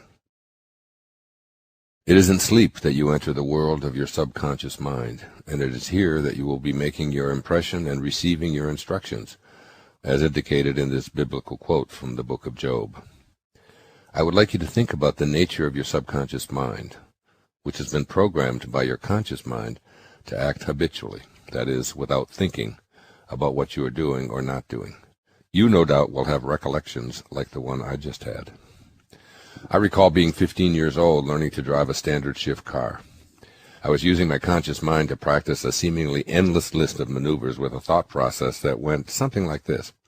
I have a car here with 3 foot pedals, and I only have 2 feet to work with. I must push my left foot down on the clutch pedal, and with my right foot on the accelerator pedal, slowly, and I mean very slowly, let the clutch pedal out while simultaneously pushing down on the accelerator pedal with the same amount of pressure with my right foot as the pressure I'm releasing with my left foot on the clutch pedal. Too much gas or not enough clutch, and the car will stall. And then there's that third pedal for braking, which I have no idea how to use as the car keeps lurching forward. Which foot? How much pressure? On and on went my conscious mind, trying to master this seemingly impossible task of learning to drive without jerking the car and stalling the engine. Then came the time when I was on a steep incline of a hill, waiting for a red light to turn green. While I sat there with 1 foot on the clutch and 1 foot on the brake to keep the car from rolling backwards down the hill into the car behind me, and no feet left over for the all-important gas pedal to move forward. My point is that my conscious mind was sending impressions and instructions to my subconscious mind until ultimately I no longer needed my conscious mind to drive a standard shift car. It all became automatic, and my habitual subconscious mind took over and did it all for me. This subconscious mind of mine didn't care how I was feeling, how much time had passed since I'd previously driven, what I believed, what others said about the difficulty of driving a standard shift car. All it did was react to the programming I offered it. And then it took over the act of driving smoothly and effortlessly without my ever having to think about it again. 30 years passed, and I took my family to Italy for a 2-week tour. When we rented a car in Milan, the only one available was a Fiat with a clutch, brake, and accelerator pedal. I hadn't driven a standard shift car in 3 decades or so, yet my subconscious mind knew precisely what to do and took over the driving for our entire time in Italy. Much like the ice skating story I wrote about earlier, that habitual mind of mine had been sufficiently trained and needed no further reminders in order to take on the present-day task. The subconscious mind is forever imprinted once it has been sufficiently programmed and received its instructions. It simply takes over, and the conscious mind is seldom needed. Your subconscious mind handles about 96% of all that you undertake in your life. It's as if you are placed on automatic pilot for almost everything that you do each and every day of your life. The examples of learning to drive a standard shift car and ice skating bring it home clearly in the dimension of your physical body. You train it to act automatically once the conscious mind is no longer needed. This same kind of programming functions successfully in every area of your life, including your ability to manifest a wishes-fulfilled life. Preparing for sleep and your subconscious mind. Sleep is the time when your conscious mind leaves the world of your 5 senses and joins in with your subconscious mind. Your subconscious habitual mind is uninterested in changing your conscious beliefs or feelings. It simply responds to what has been programmed into it. Neville reminds us that, quote, the unconsciousness of sleep is the normal state of the subconscious, unquote. You spend 1/3 or more of your entire time here in this incarnation in this normal state of the subconscious mind. This is where you receive instructions for how the other 2/3 of your life can unfold. Here is where you receive instructions for running your life smoothly, effortlessly, and miraculously. It's similar to the model of consciously learning to drive a stick shift, master the computer, knit a sweater, swim, dance, hit a golf ball, and all of the other multitude of activities you perform in your waking moments, usually without having to think about how to do them, including what you are doing right here, right now, in this moment, that is, listening to me, reading a book. The most significant thing that I want you to capture and apply from this chapter is not so much what you do while you are dreaming and sleeping, but how you prepare yourself for entering into your unconscious state of sleep. Sleep is the natural state for your subconscious mind, which rules about 96% of your waking life. The last 5 minutes of your day before you enter into your sleep state are the most important 5 minutes of your day if you're going to begin living a wishes-fulfilled life. In this brief portion of your day, you're going to tell your subconscious mind how you feel and what wishes God, the universal one subconscious mind, is to fulfill upon awakening from your deep slumber. This 5-minute segment of time in your bed, about to enter into your subconscious and marinate for the next 8 hours or so, is the most crucial segment of your entire 24-hour day. You can use this time in one of 2 ways. Let me explain them both to you, and then you can decide which one you choose to adopt for yourself, keeping in mind that what you impress upon your subconscious mind is what the universal one subconscious mind will offer you in your waking hours. Your subconscious mind is indifferent to what you want or what is best for you. It cannot make a distinction between what you are feeling as a result of all that happens to you throughout your waking hours, or what you feel as a result of what you are imagining for yourself as having already transpired while you are in bed preparing to doze off to sleep. Number 1, choosing to review the day's frustrations and disappointments. As you lie in bed, you can use this time prior to entering your subconscious mind to review everything that transpired throughout the day that caused you to feel unhappy, dejected, frustrated, angry, and so on.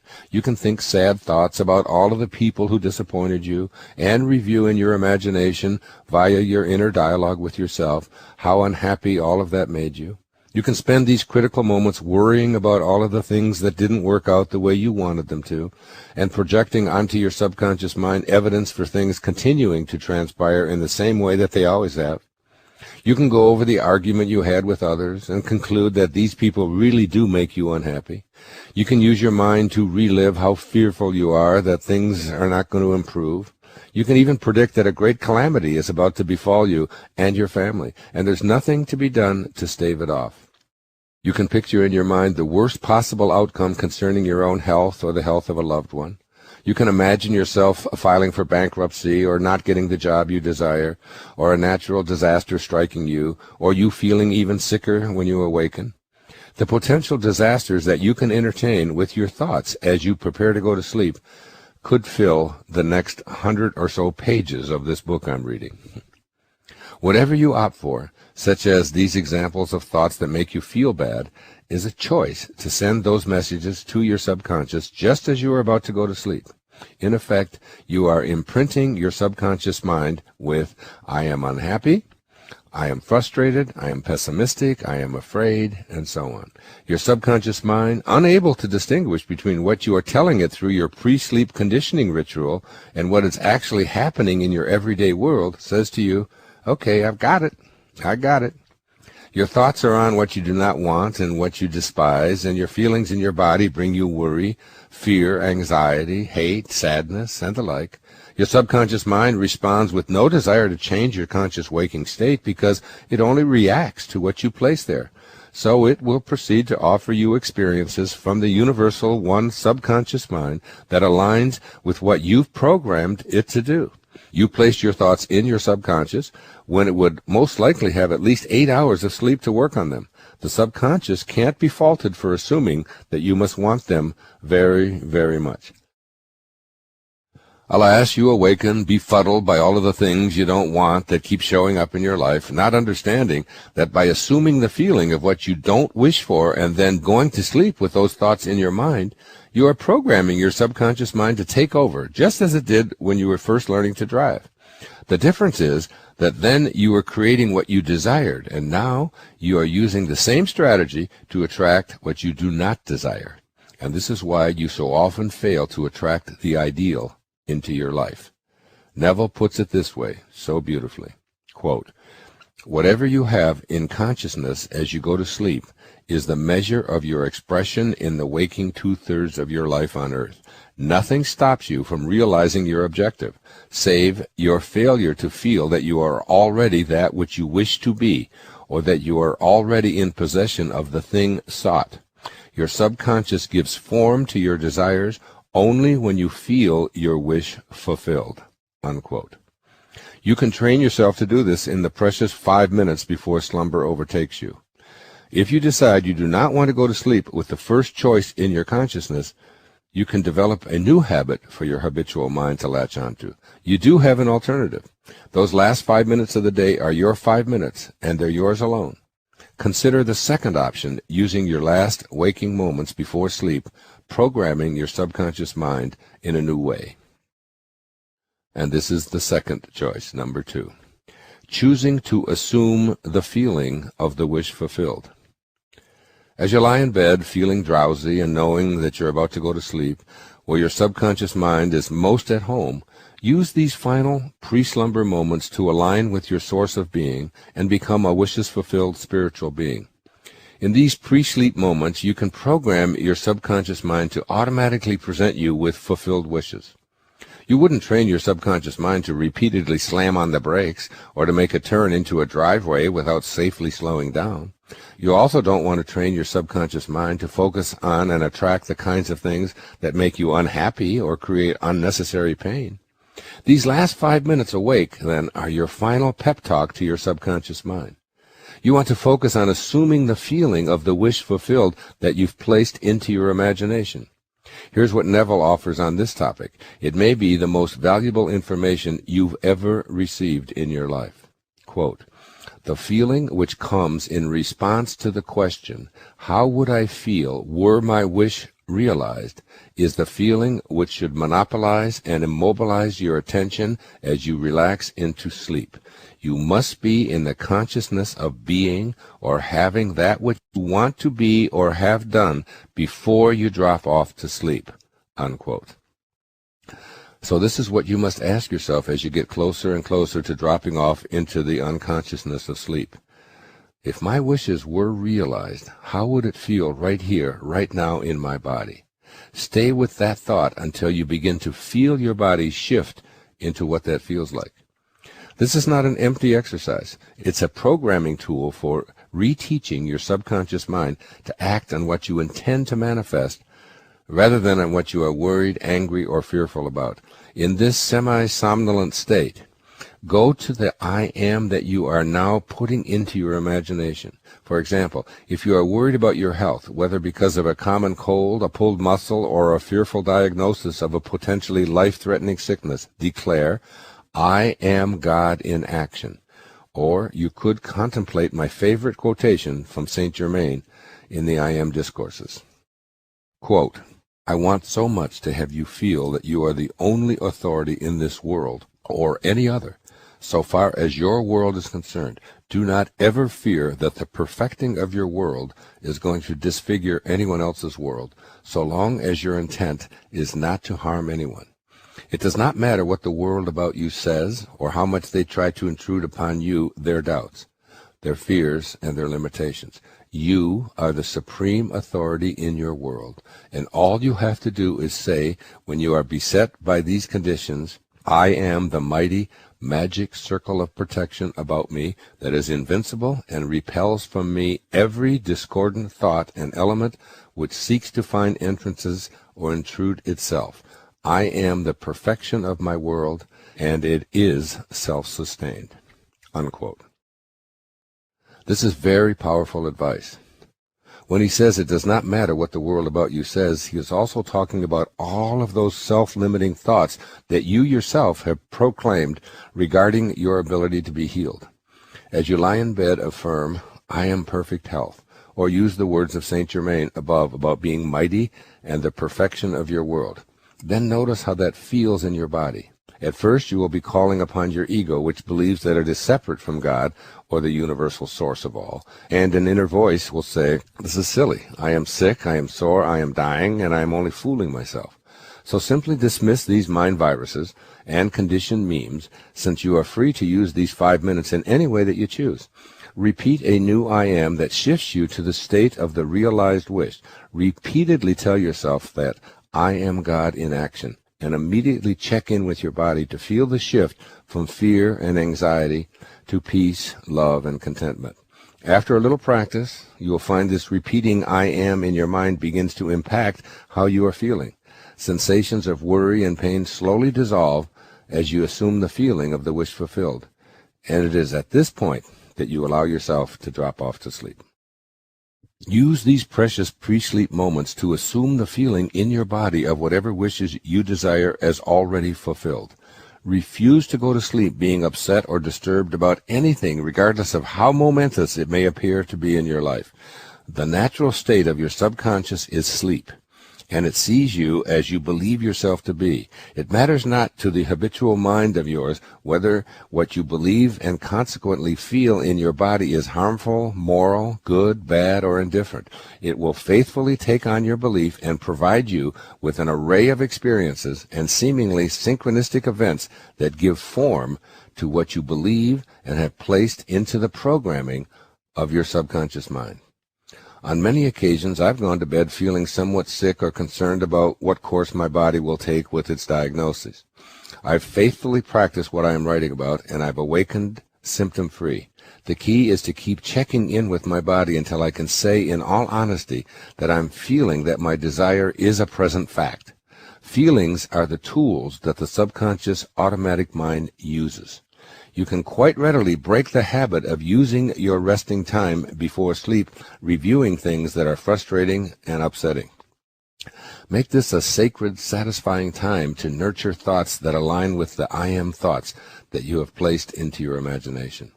When you see a tendency toward negativity, simply pause and gently remind yourself in your sleepy state that you do not wish to enter your unconscious world with these feelings. Then assume that feeling in your body of your wish fulfilled. You want to enter your sleep with reminders to your subconscious to automatically fulfill your life-enhancing wishes. Your subconscious mind never sleeps. The validity of a universal subconscious mind that is the only one mind is a concept that ego struggles to understand. It is of the highest order of importance if you want to master the art of manifestation. Quote, "This infinite intelligence, then, is the only mind there is. We are all using it. We can't help using it, for it is one and everywhere and is the stuff from which all things are made." Unquote. This quote is from one of my favorite books, 3 Magic Words, written by U.S. Anderson, which I've referred to earlier in this book. This one universal mind is infinite in time, space, and substance, and, as the author concludes, one mind only, which is everywhere and everything. This is the subconscious mind. And finally, here's a description of what takes place in the subconscious mind while you sleep. Quote, "In other words, this subconscious mind attempts to create in form and circumstances that which the conscious mind suggests to it." Unquote. Contemplate these insights throughout your day, and particularly before going to sleep.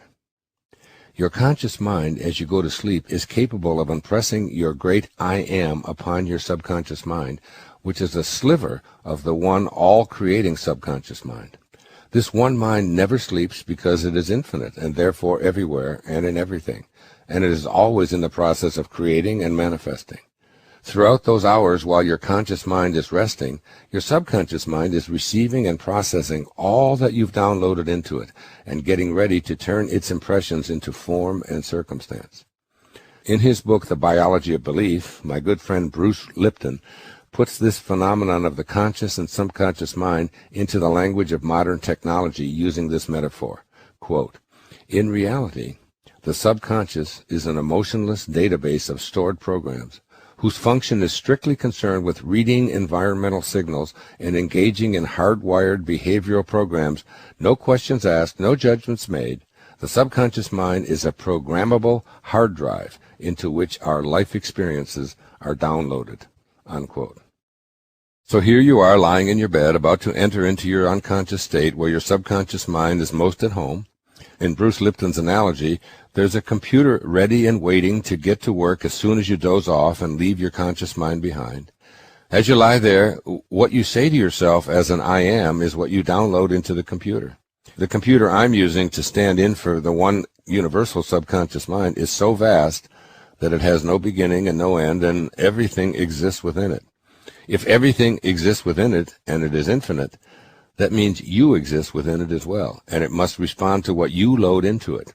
It cannot sleep. It's too busy turning conscious impressions into form and circumstance. All you have to do is understand this power is within you and be in a state of gratitude for your highest self, which is God. Remember those 3 magic words.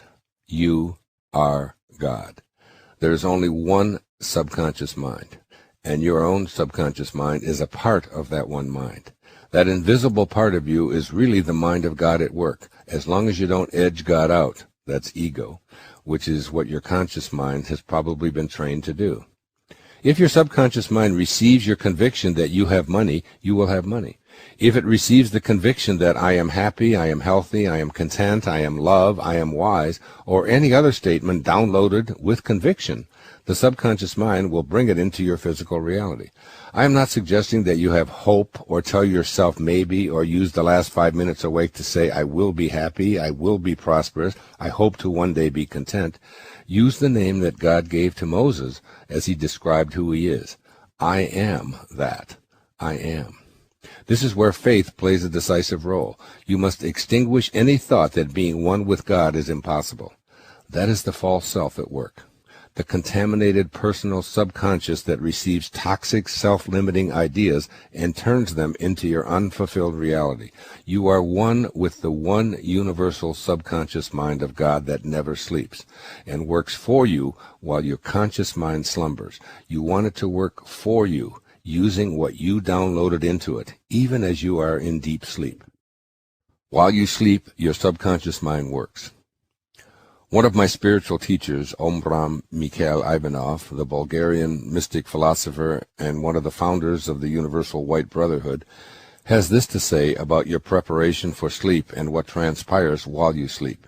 Quote, "It is the experiences of the last minutes before you go to sleep that are more important, more significant than anything that happened during the day." Unquote. He speaks eloquently on the importance of entering the subconscious mind with a purity of spirit, because each night we die, and if we don't know how to prepare for our nightly death, we will be prepared for our true departure to the other world. Quote, "Take care, therefore," he urges us, "never to go to sleep with negative thoughts in your mind, for they will destroy all the good you may have gained during the day." Unquote. Your time while asleep, when you leave this house and yet are still attached to it, is to be thought of as a sacred journey that you take daily to connect to the one universal subconscious mind and experience the bewildering wonder of what transpires there. Once again, Ivanov tells us, quote, "Before going to sleep, you must get ready as though for a sacred pilgrimage. Never go to bed with a negative thought in your head, for it will wreak havoc in your subconscious." Unquote. In those 8 or so hours that you are embedded in your subconscious mind, you receive instruction. The feelings you brought to your sleep time will be expressed tomorrow and in all of your tomorrows. This is a time when you leave behind the constrictions of your physical world and the limitations of your physical body. You allow the one subconscious mind to create your wishes without active participation from your solid material self. I cannot describe to you precisely how your subconscious mind works while you sleep, nor can anyone give you this kind of detail. As Neville puts it so succinctly, quote, "The subconscious receives impressions only through the feelings of man, and in a way known only to itself, gives these impressions form and expression." Unquote. Who can describe the intricacies of a caterpillar weaving its own chrysalis and then emerging as a beautiful butterfly? It is a mystery known only to the one mind, as is how a subconscious impression turns into a hardened fact. But you can be cognizant of the many mysterious things you do while asleep, all the while believing them to be true and experiencing them in your body, even though you are unconscious. I only ask you to enjoy the mysterious and know that it is full of potential. Wallow in it, and when you do, you open yourself up to infinite possibilities. While asleep, you dream, entering a totally unique dimension that feels absolutely real for all the time you're dreaming. During dream time, your subconscious mind takes over, presenting you with a magical world where everything occurs without your active participation. You don't have to get up and do anything. You don't need to move, and you don't need the assistance of anyone. You don't need money, luck, tools, transportation of any kind, your family, your church, an education, a book, nothing. It all takes place while your physical self is in bed, unconscious, out of your body, yet still attached to it. How does all of this stupendous manifestation take place in a way known only to itself? There are some things taking place while you slumber that might give you pause. 1/3 of your life is lived in a reality that offers you clues as to what is possible for you when you're in your dreams awake. You can get a glimmer of how the one universal subconscious mind works if you can look back from a waking state and examine what is taking place during the sleeping third of your life. In your dream state, you're able to create anything that you desire simply by using your powers of thought to make it happen. You don't have to get out of bed, get dressed, set a goal, and then an intention, go to a car dealership to test drive the car you love, write a check, and drive away with your new purchase. All you need to do is place the idea into your sleepy imagination, feel it in your body, your heart rate goes up, your breathing increases, you are feeling the joy in your smile, and voila, there it is. You are driving in your new car. It's all very real, and all you had to do was have the thought, live from the end, and feel it. Your subconscious mind, now fully connected to the one subconscious mind, has allowed you to participate in the true art of manifestation.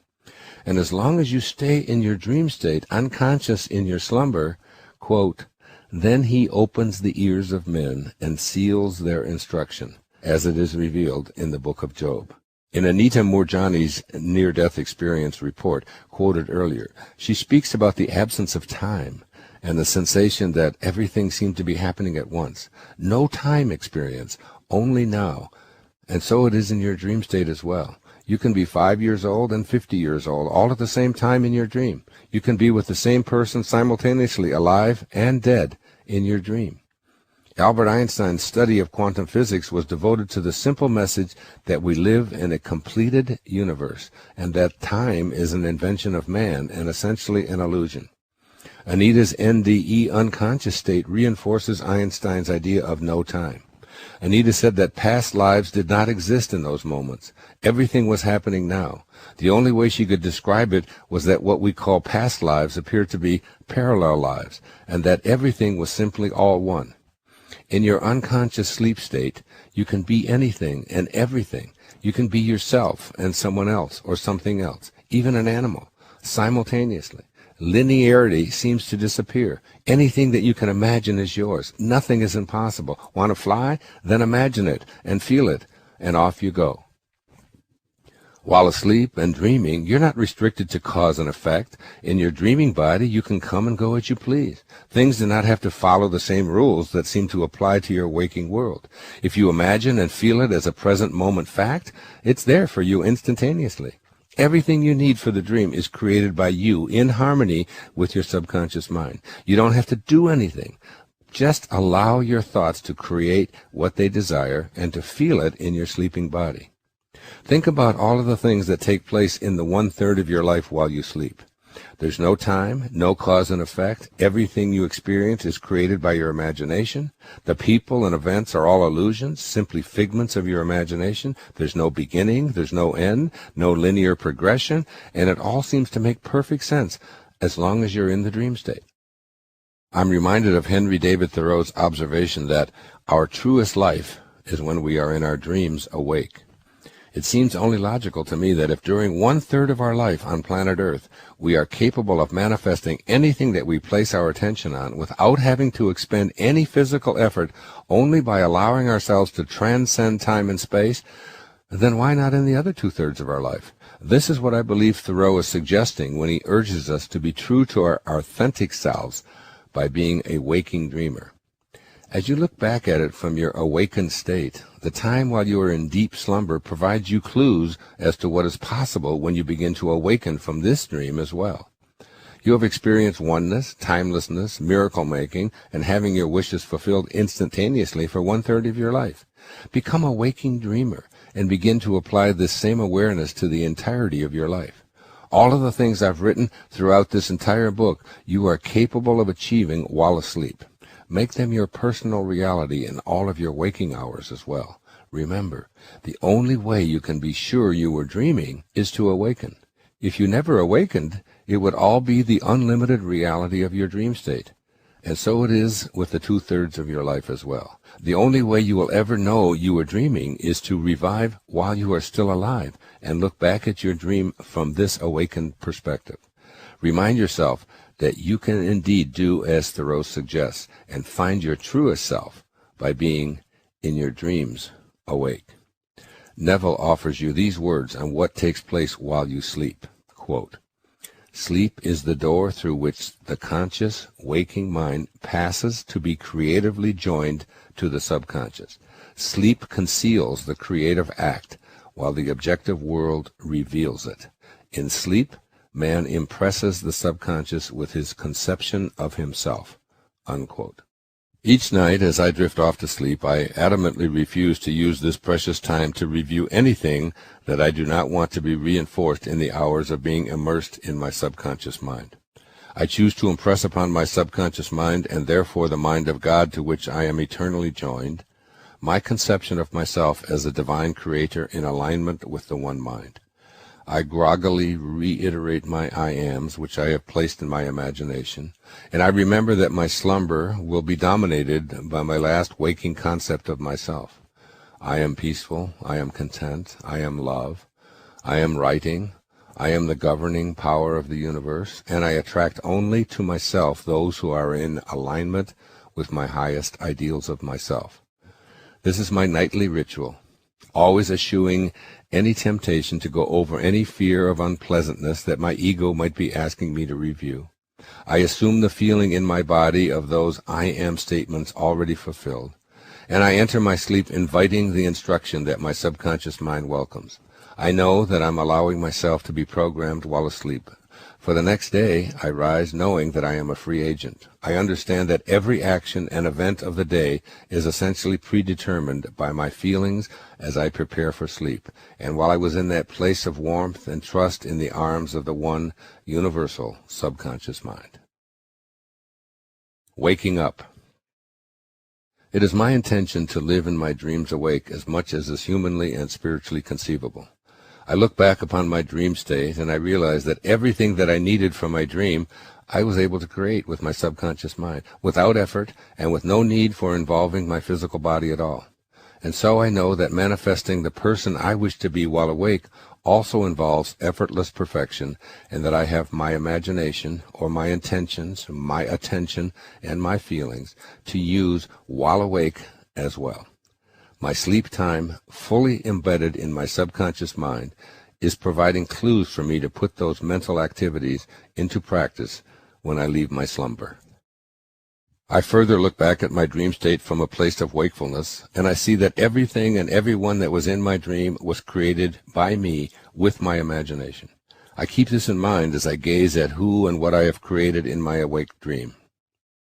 I look back from my wakeful perspective and realize that I lived in a world where time is an illusion, where nothing is unavailable to me, where cause and effect are total illusions, where all obstacles are turned into either opportunities or revealed as illusions, where there is no beginning and no end, and where my body experiences feelings even though the thoughts that resulted in those feelings are all illusions and were totally devoid of judgments by my dreaming self.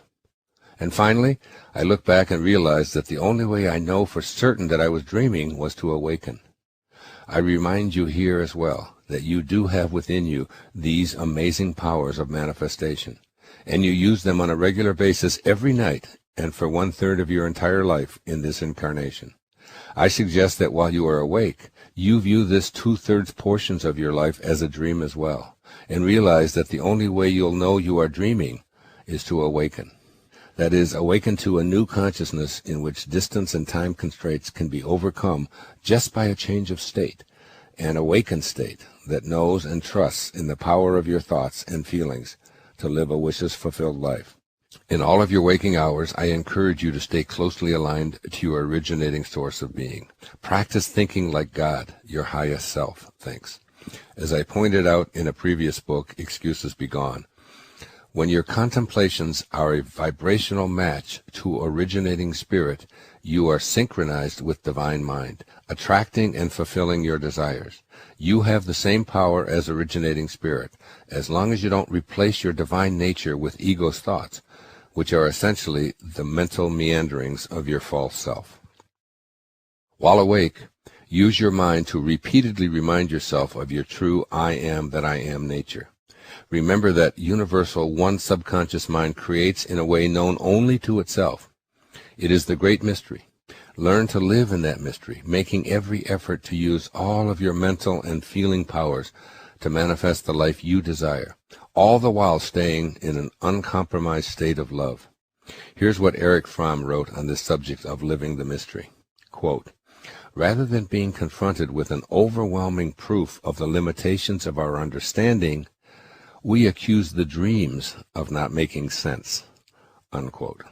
You needn't be concerned with how it will all work out. All you need know is that you are always connected to your source of being, and that you and God are truly one. Just as no scientist can tell you how a caterpillar knows how to turn itself into a butterfly and then migrate thousands of miles without the benefit of a brain, you must simply accept the great mystery of life and death and stay as closely aligned with this miraculous thing that we call creative source of all being as you possibly can. You don't have to understand it all. All you need to do is remain in a state of love while reprogramming your subconscious mind to develop the habits of a God-realized being rather than an ego-dominated person. As the great Lebanese poet Khalil Gibran observed in his classic book, The Prophet, quote, "Trust the dreams, for in them is hidden the gate to eternity," unquote. I urge you to follow the poet's advice and open up that gate and come to know a new external you in your dreams awake, and never forget your own divine magnificence. Here are 3 suggestions for applying the messages of this chapter. Number 1. As you lie in bed preparing for your nightly slumber, remember that the last thought you have in your mind can last up to 4 hours in your subconscious mind. That's 4 hours of programming from just one moment of contemplation prior to going into your unconscious state. Create a reminder like a prayer or a mantra to place by your bed. Write these words and read them as you get comfortable. Quote, "I am going to use these moments to review what I intend to manifest into my life." Unquote. Keep that sign there to remind you how to spend your pre-sleep moments nightly. And secondly, reproduce this quotation from Saint Germain in the I Am Discourses, and repeat it at least 3 times as you prepare to go to sleep as a daily and nightly reminder that you are sending forth the greatest decree possible. I am the governing presence, governing in perfect divine order, commanding harmony, happiness, and the presence of God's opulence in my mind, my home, and my world. Unquote. Make a serious effort to feel the sustaining power of this in your body. And thirdly, if before dropping off to sleep you are assailed by worry, distress, or fear, do not stay in bed. Get up, turn on the light, take a few deep breaths, read from a spiritual text, meditate for a few moments in front of a white candle, say a prayer, do anything other than staying there lying down. You cannot defend yourself against these onslaughts while remaining snug in your bed. If distressing feelings come back when you return to bed, get up, turn on the lights, and try something else. When you finally do feel peaceful back in bed, repeat the previous 2 suggestions and drift off to sleep, ready to have your ears opened and your instructions sealed. Chapter 9, Making It All Come Together. And here's the display quote from my teacher, Omram Mikhail Ivanov of Bulgaria. Quote, "Turn back to the higher planes and plunge into the cosmic ocean once again. People think that it is in the details that they will find the light, the precision they are looking for, but this is an illusion. You will find far more light in what is vague and indistinct. The human soul needs immensity. Only in immensity can it be happy and feel free to breathe." Unquote. This final chapter will assist you in achieving that immensity that your soul is seeking. It is comprised of 7 questions for you to contemplate and explore as you begin your wishes-fulfilled life. The questions are based on the 5 wishes-fulfilled foundations and the 3 opening chapters. These questions, along with my ideas and suggestions, are in no particular order of importance. They are offered in the hope that as you finish listening to this book, you have a strong aura of all things are possible swirling around in your consciousness. Once you decide to live from this divine awareness, your life takes on an air of appreciation for the mysterious and a belief in the miraculous. All of your God-realized wishes will indeed be fulfilled. So question number 1, does it feel natural? There will be times when you doubt your ability to attract into life the successful fulfillment of your wishes, including the ideal person you would like to be. I realize these words may appear to contradict what I've said earlier in this book. However, I'm addressing this question from the position of the overly conditioned ego that's been trained to believe it's preposterous to think you can become what you would like to be by simply assuming the feeling in your body of your wishes being fulfilled. Neville alerts you to this disruptive influence with these words, quote, "The time it takes your assumption to become fact, your desire to be fulfilled, is directly proportionate to the naturalness of your feeling of already being what you want to be, of already having what you desire. The fact that it does not feel natural to you to be what you imagine yourself to be is the secret of your failure. Regardless of your desire, regardless of how faithfully and intelligently you follow the law, if you do not feel natural about what you want to be, you will not be it." Unquote. Think about what you plan to manifest.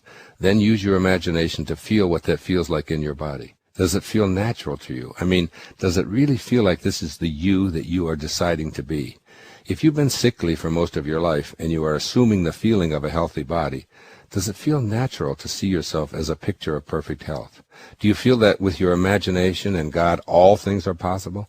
If you've been overweight or addicted or poor or victimized or unlucky or weak or anything at all that is incongruous with your perfect well-being, can you feel natural when you assume the feeling of your new ideal?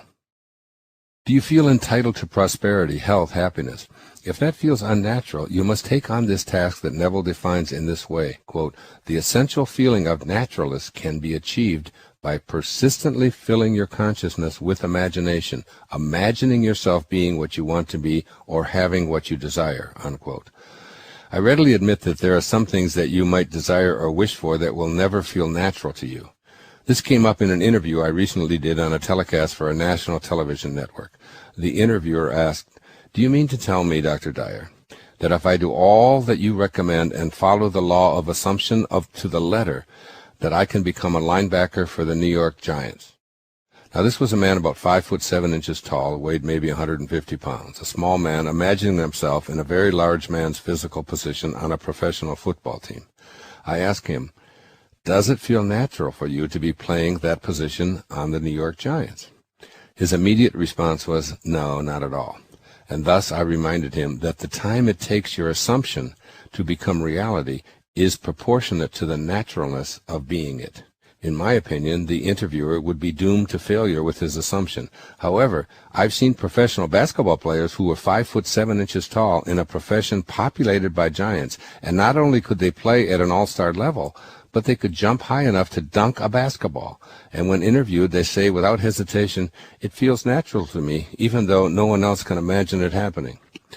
This is relevant to you because it's actually rare to desire what simply feels unnatural. If being healthy, prosperous, happy, successful, strong, intelligent, and so on feel unnatural, then naturalness may be achieved by persistently using your imagination and your subjective attention to make this feeling stick. Throughout my life, it's felt natural to achieve prosperity, to heal my body, to teach self-reliance, and simply be happy. When I was a school teacher, most people said, and I still hear it to this day, you can't make any money as a school teacher. After all, it's a low-paying profession. Yet being prosperous and making money has always seemed just natural to me. When I was a school teacher, I taught extra courses at night school. I worked every summer, started a driver education business, gave public lectures for a fee on Monday nights, became a consultant on how to attract government grants, started a tutoring business, wrote books, took additional college credits to maximize my salary, and so on. Eventually, because it all felt so natural to me, I made teaching a very lucrative profession. At one time, I was restricted to a classroom as a teacher. Today, I'm still a teacher, only my classroom has now become the entire globe. Whatever it is that you want to manifest for yourself, do not be afraid to place into your imagination, assume the feeling of that wish fulfilled, and by all means make it feel as natural as apple pie. Today we have a man who elevated his life to become the President of the United States. Given his position in life as the child of a mixed-race marriage, raised partially in a Muslim country with the name of Barack Hussein Obama, virtually everyone would have said that this young boy's aspirations were unnatural, plain and simple.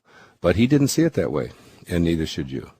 Move your highest dreams to a rightful, natural place in your imagination, and then do, as Ralph Waldo Emerson, the man whose portrait I stare at as I write, advised, "Build, therefore, your own world, as fast as you conform your life to the pure idea in your mind that will unfold its great proportions." Unquote. It is my long-held strong belief and knowing that you are never given the power to dream without the equivalent power to manifest that dream and make it your physical reality. And this is also from Emerson to chew on. Quote, "Every spirit builds itself a house, and beyond its house a world, and beyond its world a heaven. Know then that the world exists for you. For you is the phenomenon perfect. What are we that only can we see?" Unquote. Question number 2. Am I willing to command my I am presence? It is totally unnecessary for you to be subtle or obsequious with your highest self. You are God, not the ego-oriented model of a deity superior to everyone and everything, but the God who is spoken of in the New Testament. He who does not love does not know God, for God is love. 1 John 4:8. And we are of God. 1 John 4:6. Therefore, as long as you stay in a state of love, you must be God. Quote, "And everyone who loves is born of God and knows God." 1 John 4:7. This is not the concept of God that you were probably raised with, even though this couldn't be more clearly delineated in the scriptures of virtually all faiths. View your I am presence as an invisible energy residing within you and around you at all times, which is yours to use as you see fit. It's not an external power residing out there somewhere that you can't see or touch, or that you must beg to serve you. It is your very highest self. I encourage you to make use of this God power by insisting upon it serving you in the manifestation of your highest aspirations for yourself and all of humanity. In the I Am Discourses, Saint Germain says it this way, quote, "Therefore, when you say, 'I am the conquering presence,' I command this I am presence to govern perfectly my mind, my home, affairs, and world. You have sent forth the greatest decree possible to be given." Unquote. Notice the word command. This is in sharp distinction to the teachings that counsel us to treat God gingerly in our prayers and discussions, to be careful not to insult God, and to be fearful of Him. I'm not suggesting you adopt an attitude of arrogance in your relationship with the source of all being. That would contradict the quote from the book of John that God is love. The second question is about you having absolute faith in your own I am presence and a willingness to be insistent on the cooperation of the God force to which you are eternally connected because you are of God. When you place an intention in your imagination, do not allow a question mark at the end of your pronouncement. See your statement ending in a grammatical exclamation point. I bring this into my reality! Exclamation point. It's easy to say if you're already living from that declaration in your imagination and have assumed the feeling in your body of that wish being fulfilled. As Saint Germain advises, quote, "Put all your power back with God, and then when you command, no matter what it is you want, you have all power instantly on hand to bring forth the fulfillment of your decree." Unquote. And another favorite observation from the I Am Discourses is this, quote, "Say to your divine self, 'See here, God, come forth and take care of this.' God wants you to set Him to work. This releases a flood of the God energy, intelligence, and substance which flows forth to do the command." Unquote. Here's one final offering from the I Am Discourses regarding your insistence on having your physical body live from a place of divine perfection and well-being. Quote, "You must take the unconditional stand with your body that the I Am presence governs this physical body completely and compels it into obedience. The more attention you give your body, the more it is the master, and the more it will demand and keep demanding from you." Unquote. And then to bring this point home to you, Saint Germain offers you these encouraging words regarding your own ability to have the I Am commanding presence work for your perfect health. Quote, "You can positively produce whatever you want in your body if you will fix your attention upon the perfection of it, but do not let your attention rest on its imperfections." Unquote. If what I'm saying here makes you feel a bit squeamish, ask yourself, why in the world would you feel threatened by commanding your God presence to go to work for you? Do you believe that God is truly love, as it is reported over and over in all of the spiritual texts, particularly the New Testament, the Quran, the Bhagavad Gita, and the Tao Te Ching? Be persistent in the use of your I Am presence. More than that, be insistent and command your highest self to set in motion all of the forces of creation that will result in the hardening into fact that which you have placed into your imagination as an already realized fact. I want to re-emphasize that commanding your I Am presence to manifest your heart's desire is not in any way contemptuous or arrogant. If you are not coming from a place of radical humility, then you've invested your efforts in your ego. And that means, of course, that you have edged God out of the entire process. Insisting upon your highest self serving you in the act of manifestation means that you have an absolute total faith and conviction in your intention. It is much like your everyday act of breathing, eating, beating your heart, and digesting your food. Of course, you're in a profound state of gratitude for all of these and millions more everyday miracles, and at the same time, you demand and insist upon everything that is involved in all of these activities. You are enabled to obey the original fiat of God, as reported in the book of Genesis, to take dominion over the earth. Taking dominion means that you insist on it. And remember at all times that you can ask that love take dominion over you and the entire world. Be in a deep state of gratitude for all that you are currently experiencing and all that you are in the process of manifesting, and remain humble for all that comes your way. At the same time, be 100% insistent upon having your wishes fulfilled with the divine assistance of your spiritual source of being. Simply know beyond all doubt that your desires are in the midst of hardening into objects, circumstances, facts, and events, along with a new, divinely inspired you, as long as those desires are consistent with the third question that you are about to ponder.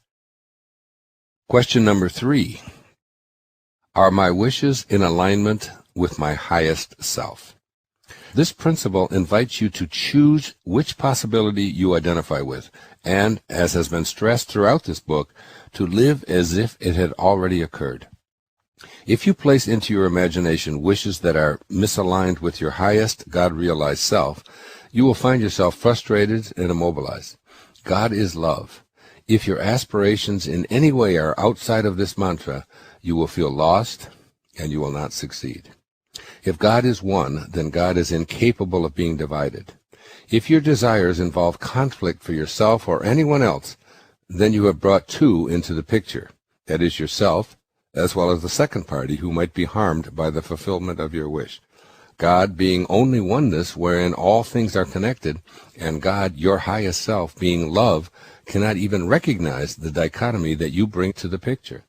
If God acknowledged a desire that would bring harm to anyone, God wouldn't and couldn't be God. How could that which is all one recognize two, which is needed in order to have conflict, and still be God?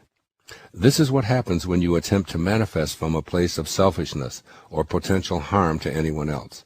You invoke the ego, which is always about winning, overpowering, being better than others, accumulating for the sake of feeling superior, achieving for adulation or recognition, improving your status, and so on.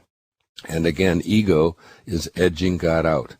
I love the way Neville speaks to this point. Quote, "You never draw out of the deep of yourself that which you want. You always draw that which you are, and you are that which you feel yourself to be, as well as that which you feel is true of others." Unquote.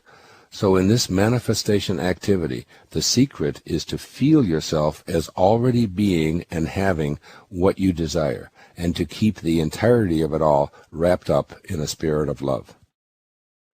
By all means, place into your imagination the idea of living a prosperous life.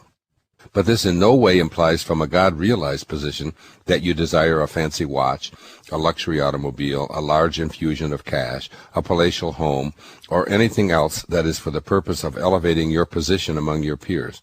This immediately involves conflict, two-ness, you and those who you are attempting to impress with your being in some way superior. Staying aligned with your source of being means no one is in any way better than anyone else, regardless of the monetary value of their stuff.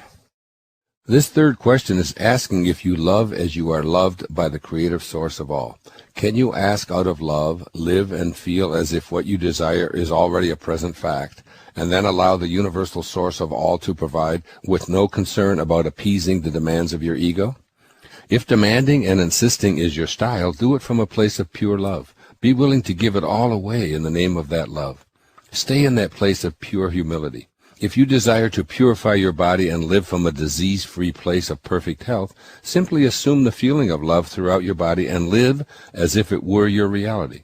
Not to impress others, not to have special privileges bestowed upon you because you are more special and thus more deserving of this healing, but purely out of your humble sense of gratitude for being in a state of well-being.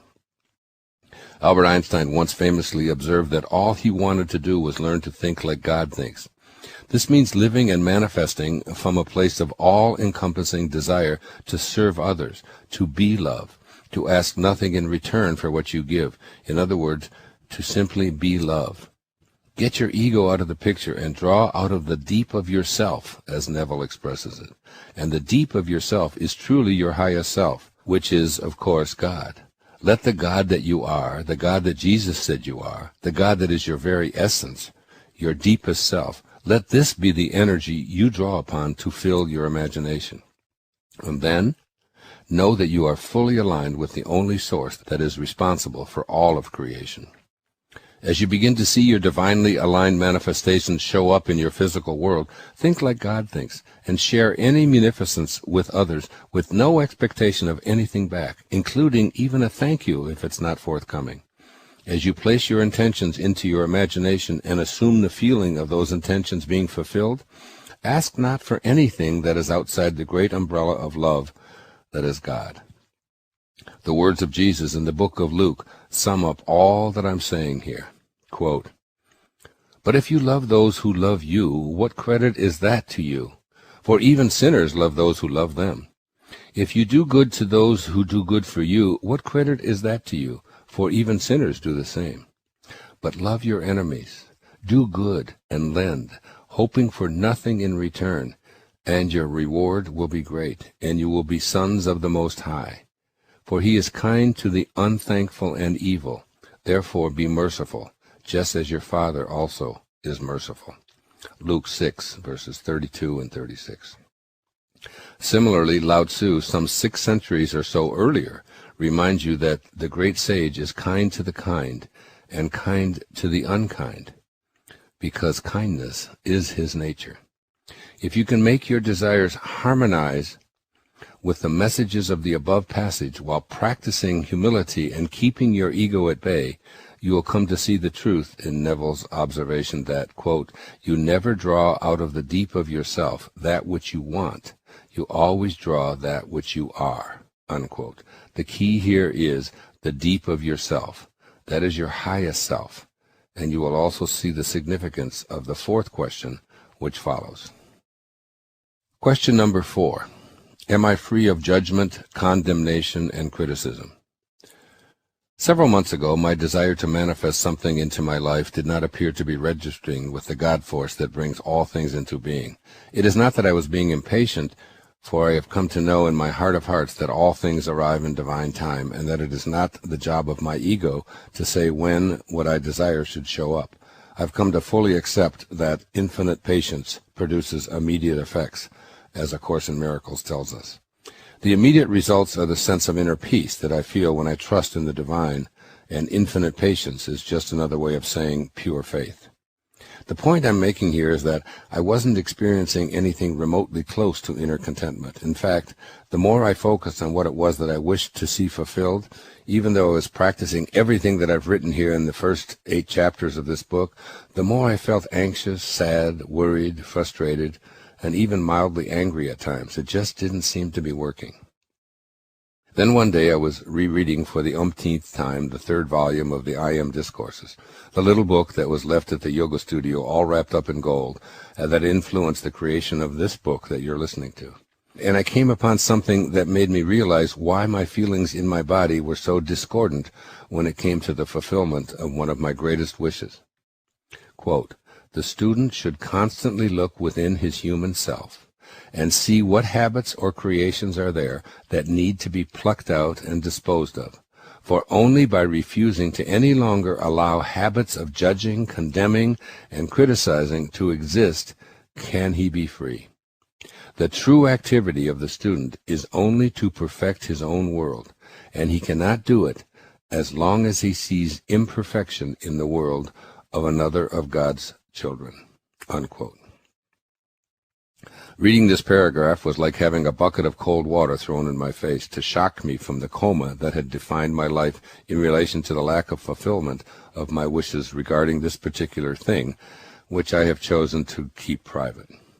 All the while I was using my imagination to have a clear picture of what I wanted, I practiced living from that mental position. I assumed the feeling of the wish fulfilled. I used my subjective attention to keep that vision alive in my inner world, and I always used the last moments of my awake time to go over and over what I wished to manifest before entering my unconscious state of sleep, where my subconscious mind was most at home.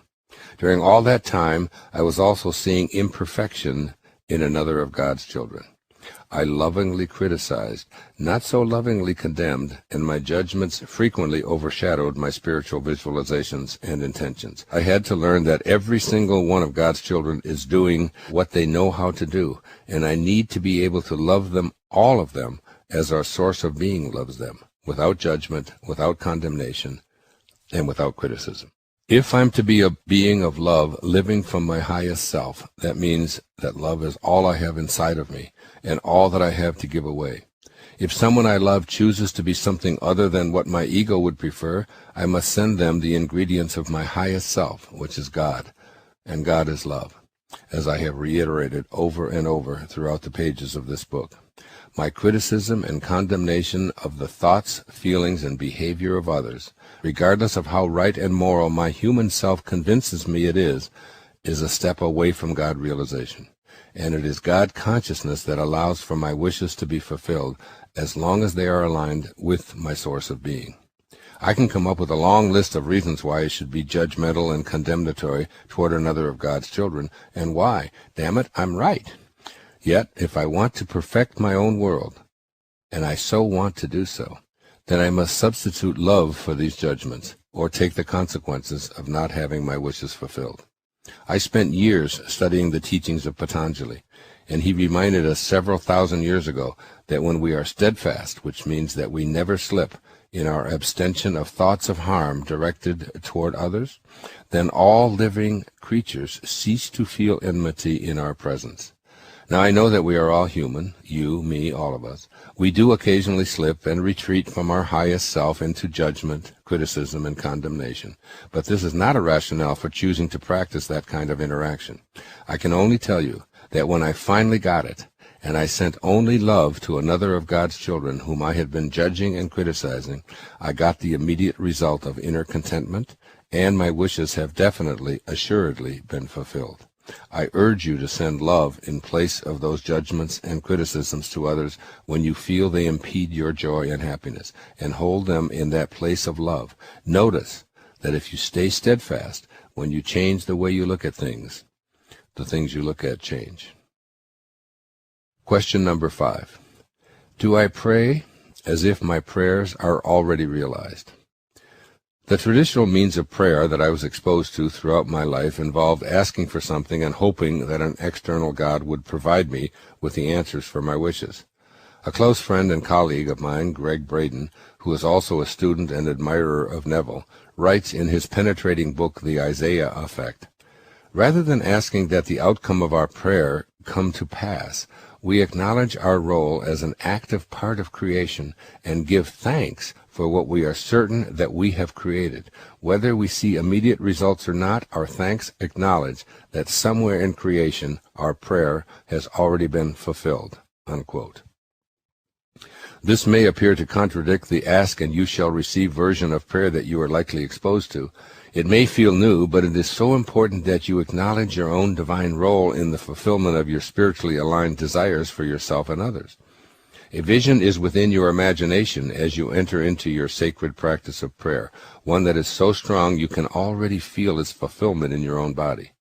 To once again quote Neville, quote, "The moment you accept the wish as an accomplished fact, the subconscious finds means for its realization.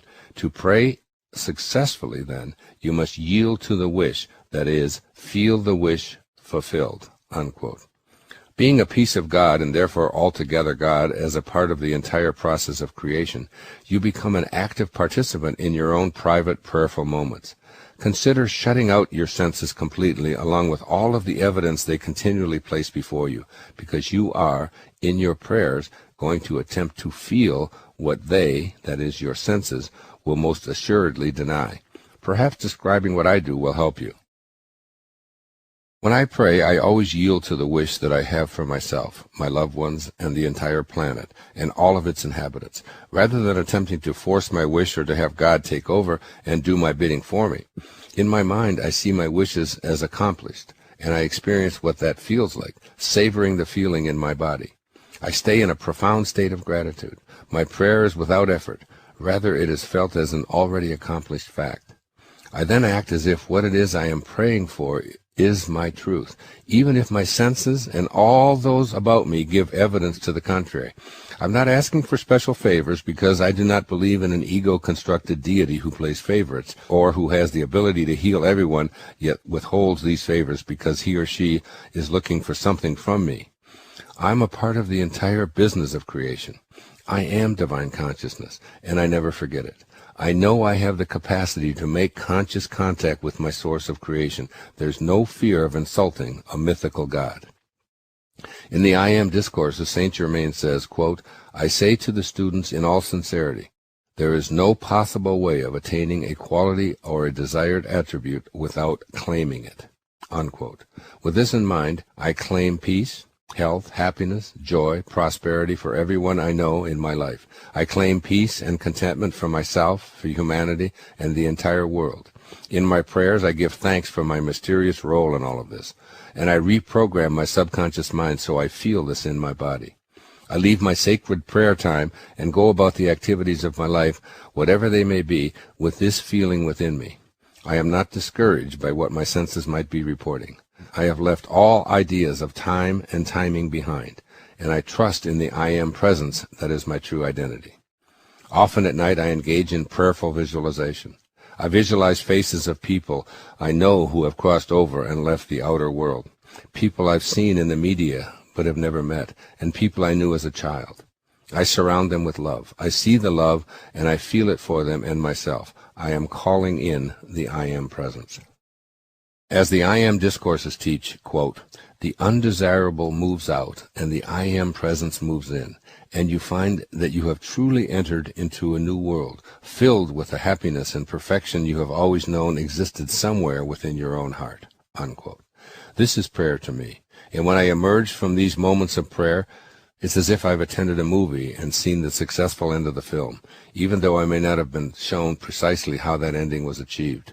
This is not only the great power of prayer, it is also the power of a wishes-fulfilled life. No ego, no force, no special privileges, simply an awareness of the power that exists within us when we assume that what we pray for, always aligned with our highest selves, is a completed fact. We are, each and every one of us, a participant in this dance of creation. Question number 6. Is my mind open to infinite possibilities? You live in an infinite universe that includes all of existence. Because this field is unlimited in dimension, nothing can happen outside of it. Everything that occurs within this field is completely influenced by it, and consequently nothing accidental is possible.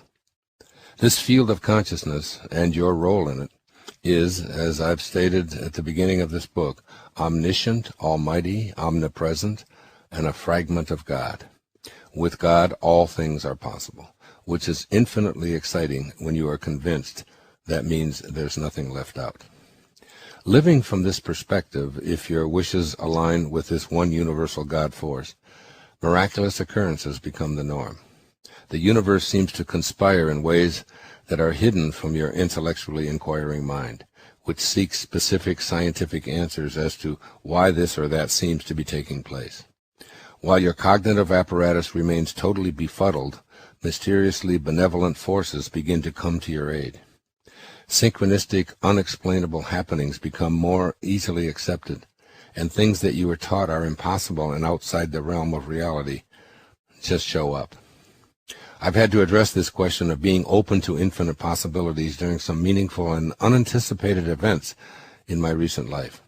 Since I've been practicing what I've written about throughout this book and living from this God perspective, I've experienced many things and events that I probably would have rejected without this awareness. Then again, I very likely wouldn't have been able to permit these new awarenesses to penetrate my ego-dominated shell. I am choosing 3 examples of my personal experience that have recently occurred as I've progressed on this path, as a man, as a teacher, and as a spiritual being. My first personal experience. As I reported earlier in this recording, there have been a significant number of unexplainable orbs showing up in photographs taken of me, particularly when I'm speaking before audiences on the subject matter that comprises the totality of the information in this book. Similarly, these orbs have also been appearing in photographs when I'm surrounded by people at these events, either signing books or simply enjoying the loving, friendly, and compassionate conversation that occurs at these gatherings. I have no idea what these orbs are, why they appear now, and apparently haven't at earlier times, or if they have any hidden meanings.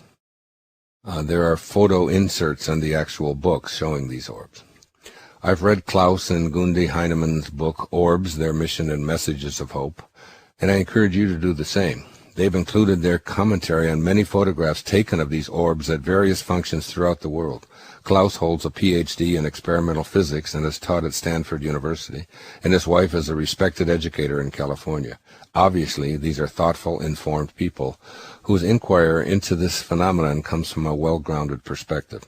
The orbs began appearing in my life recently during speeches and subsequent conversational groups.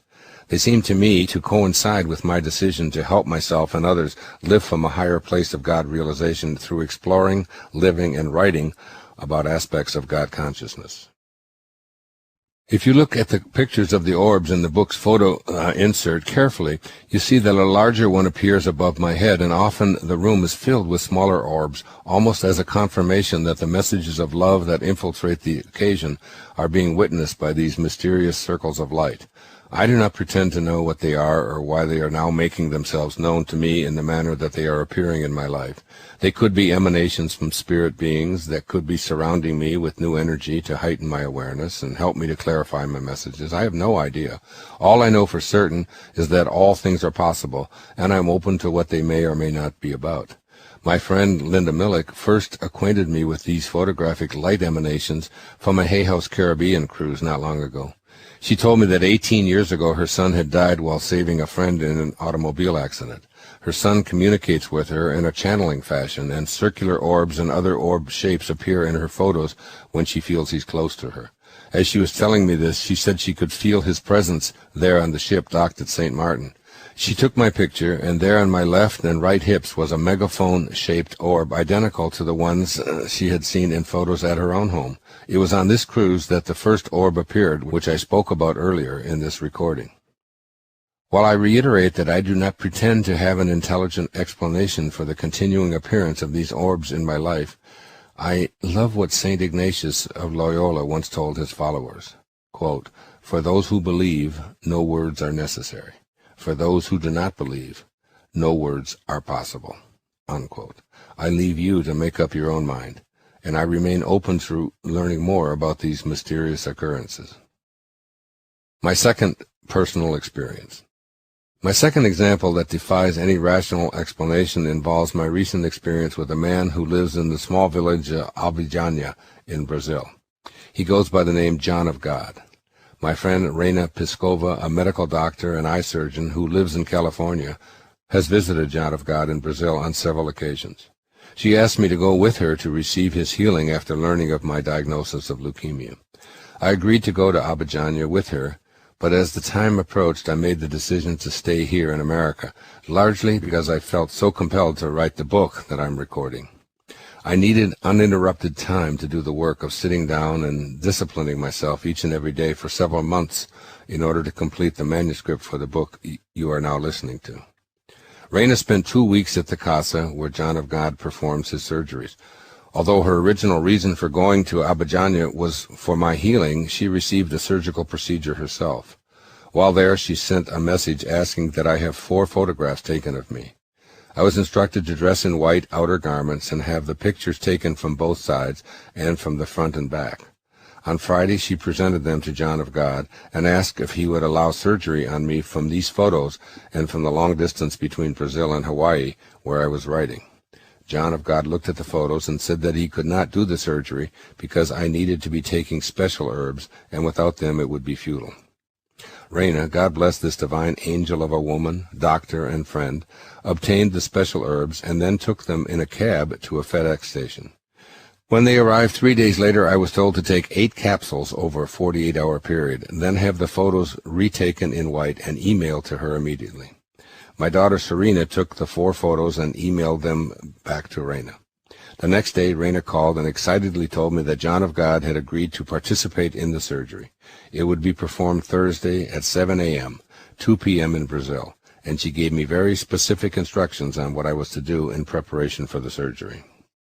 At 7 a.m. that Thursday, I was in bed while this long-distance activity took place using the new photos.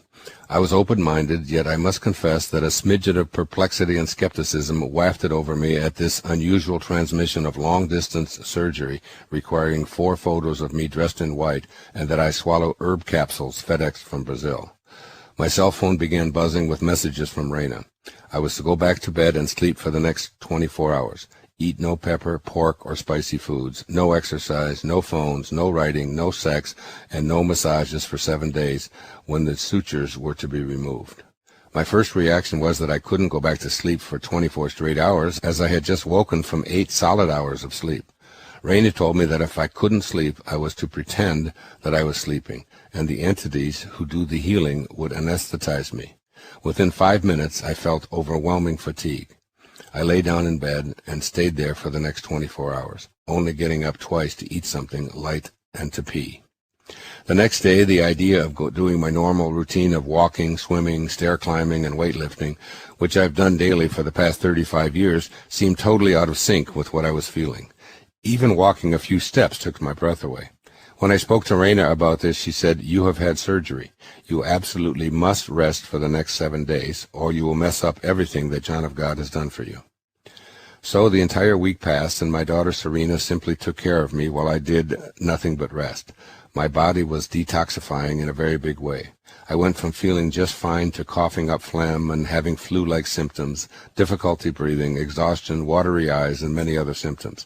Exercising in any way was totally out of the question. I spent 1 week in a total state of rest.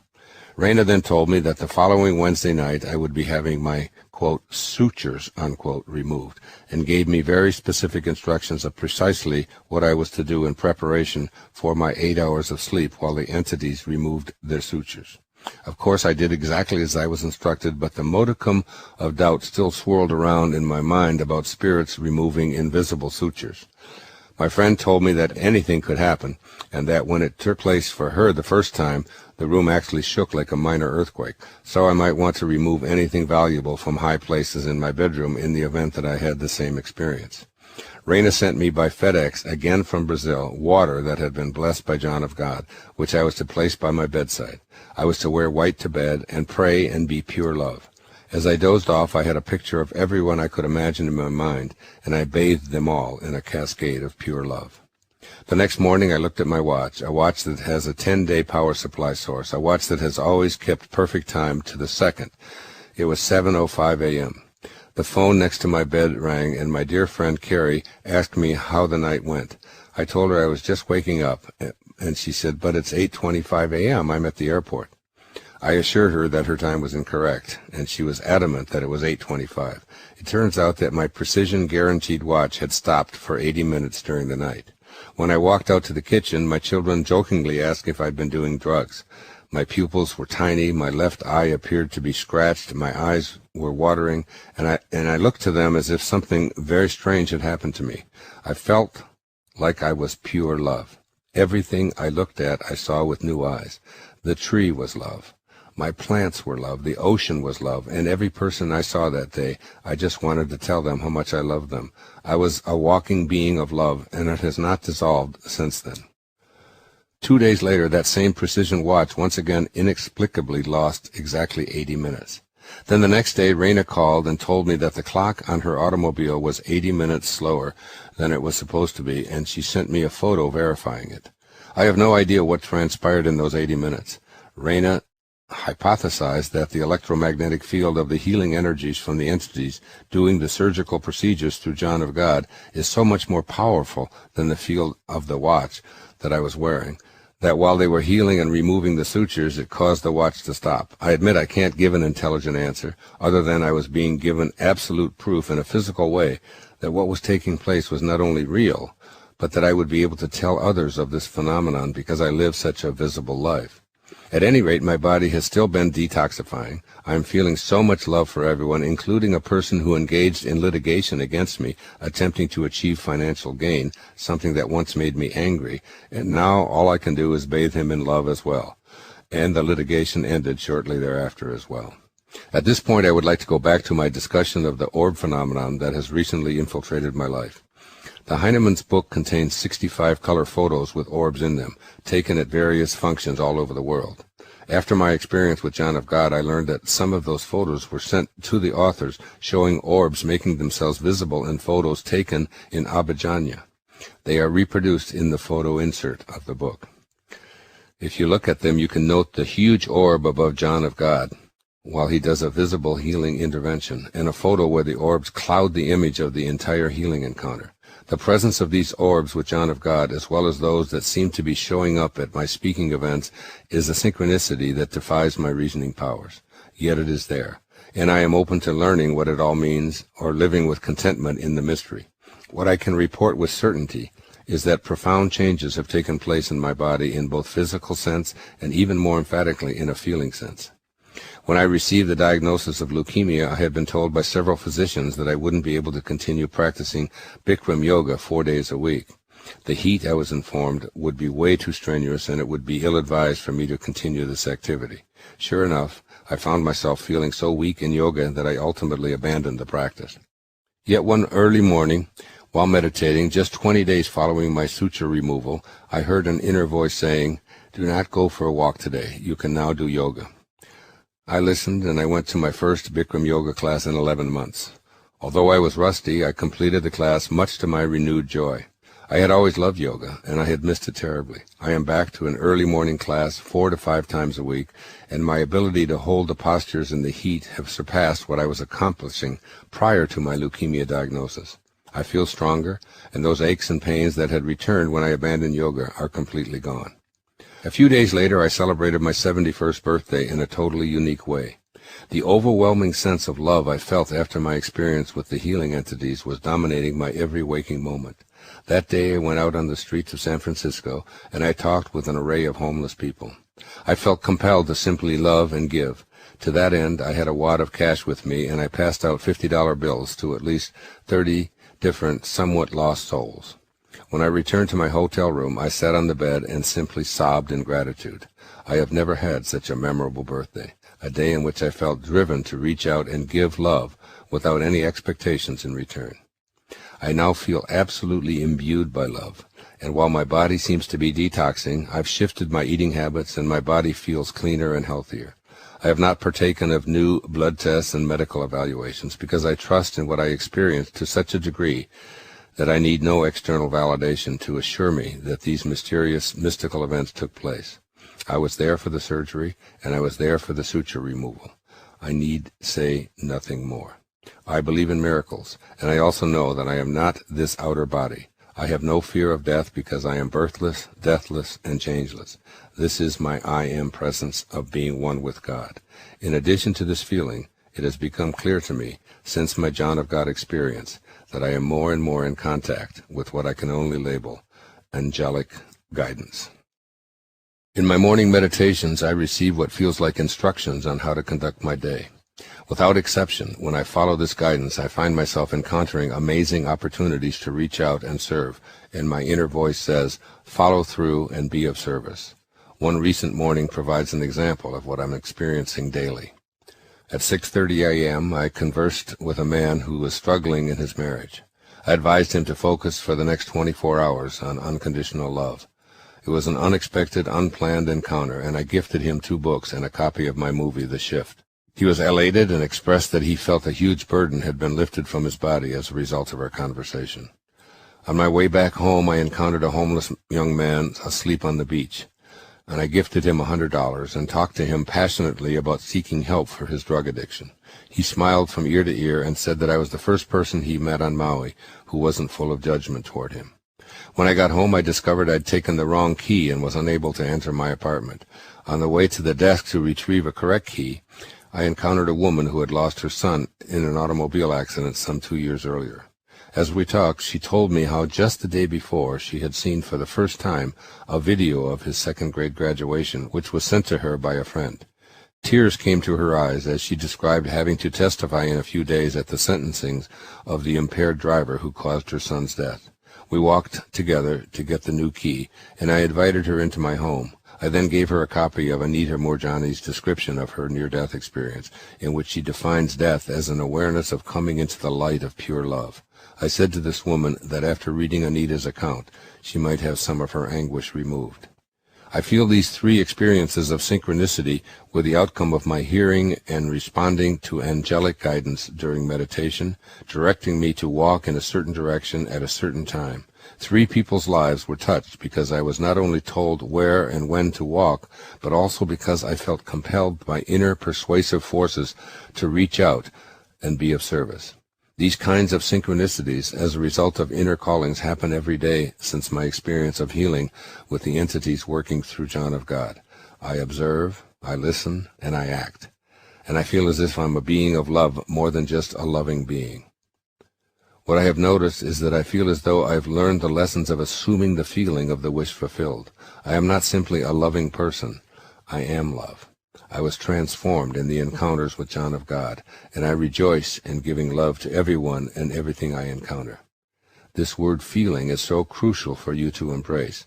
In the I Am discourses, this point is vividly made. Quote, I say to you, beloved Minutemen and friends of America, when you understand there is not one thing in the whole universe that can touch you, limit you, or harm you, but that which acts through your own feeling world, then will you come into the fullness of life.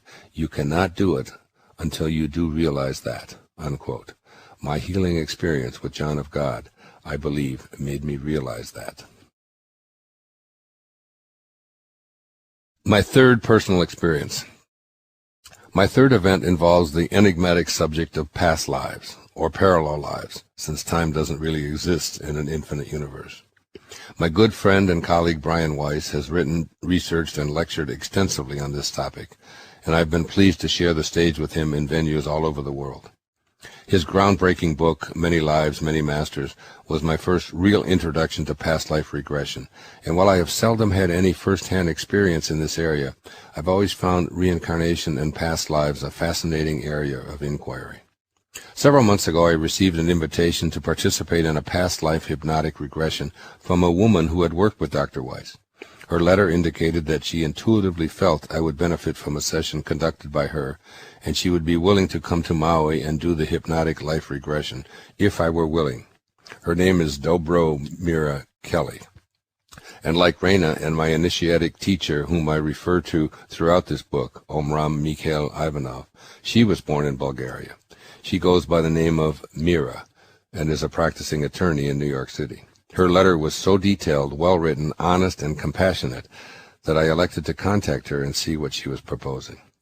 Mira told me that she felt compelled to offer this to me. She'd heard me lecture in New York City, read several of my books, and was aware of the health issues concerning my diagnosis of chronic lymphocytic leukemia.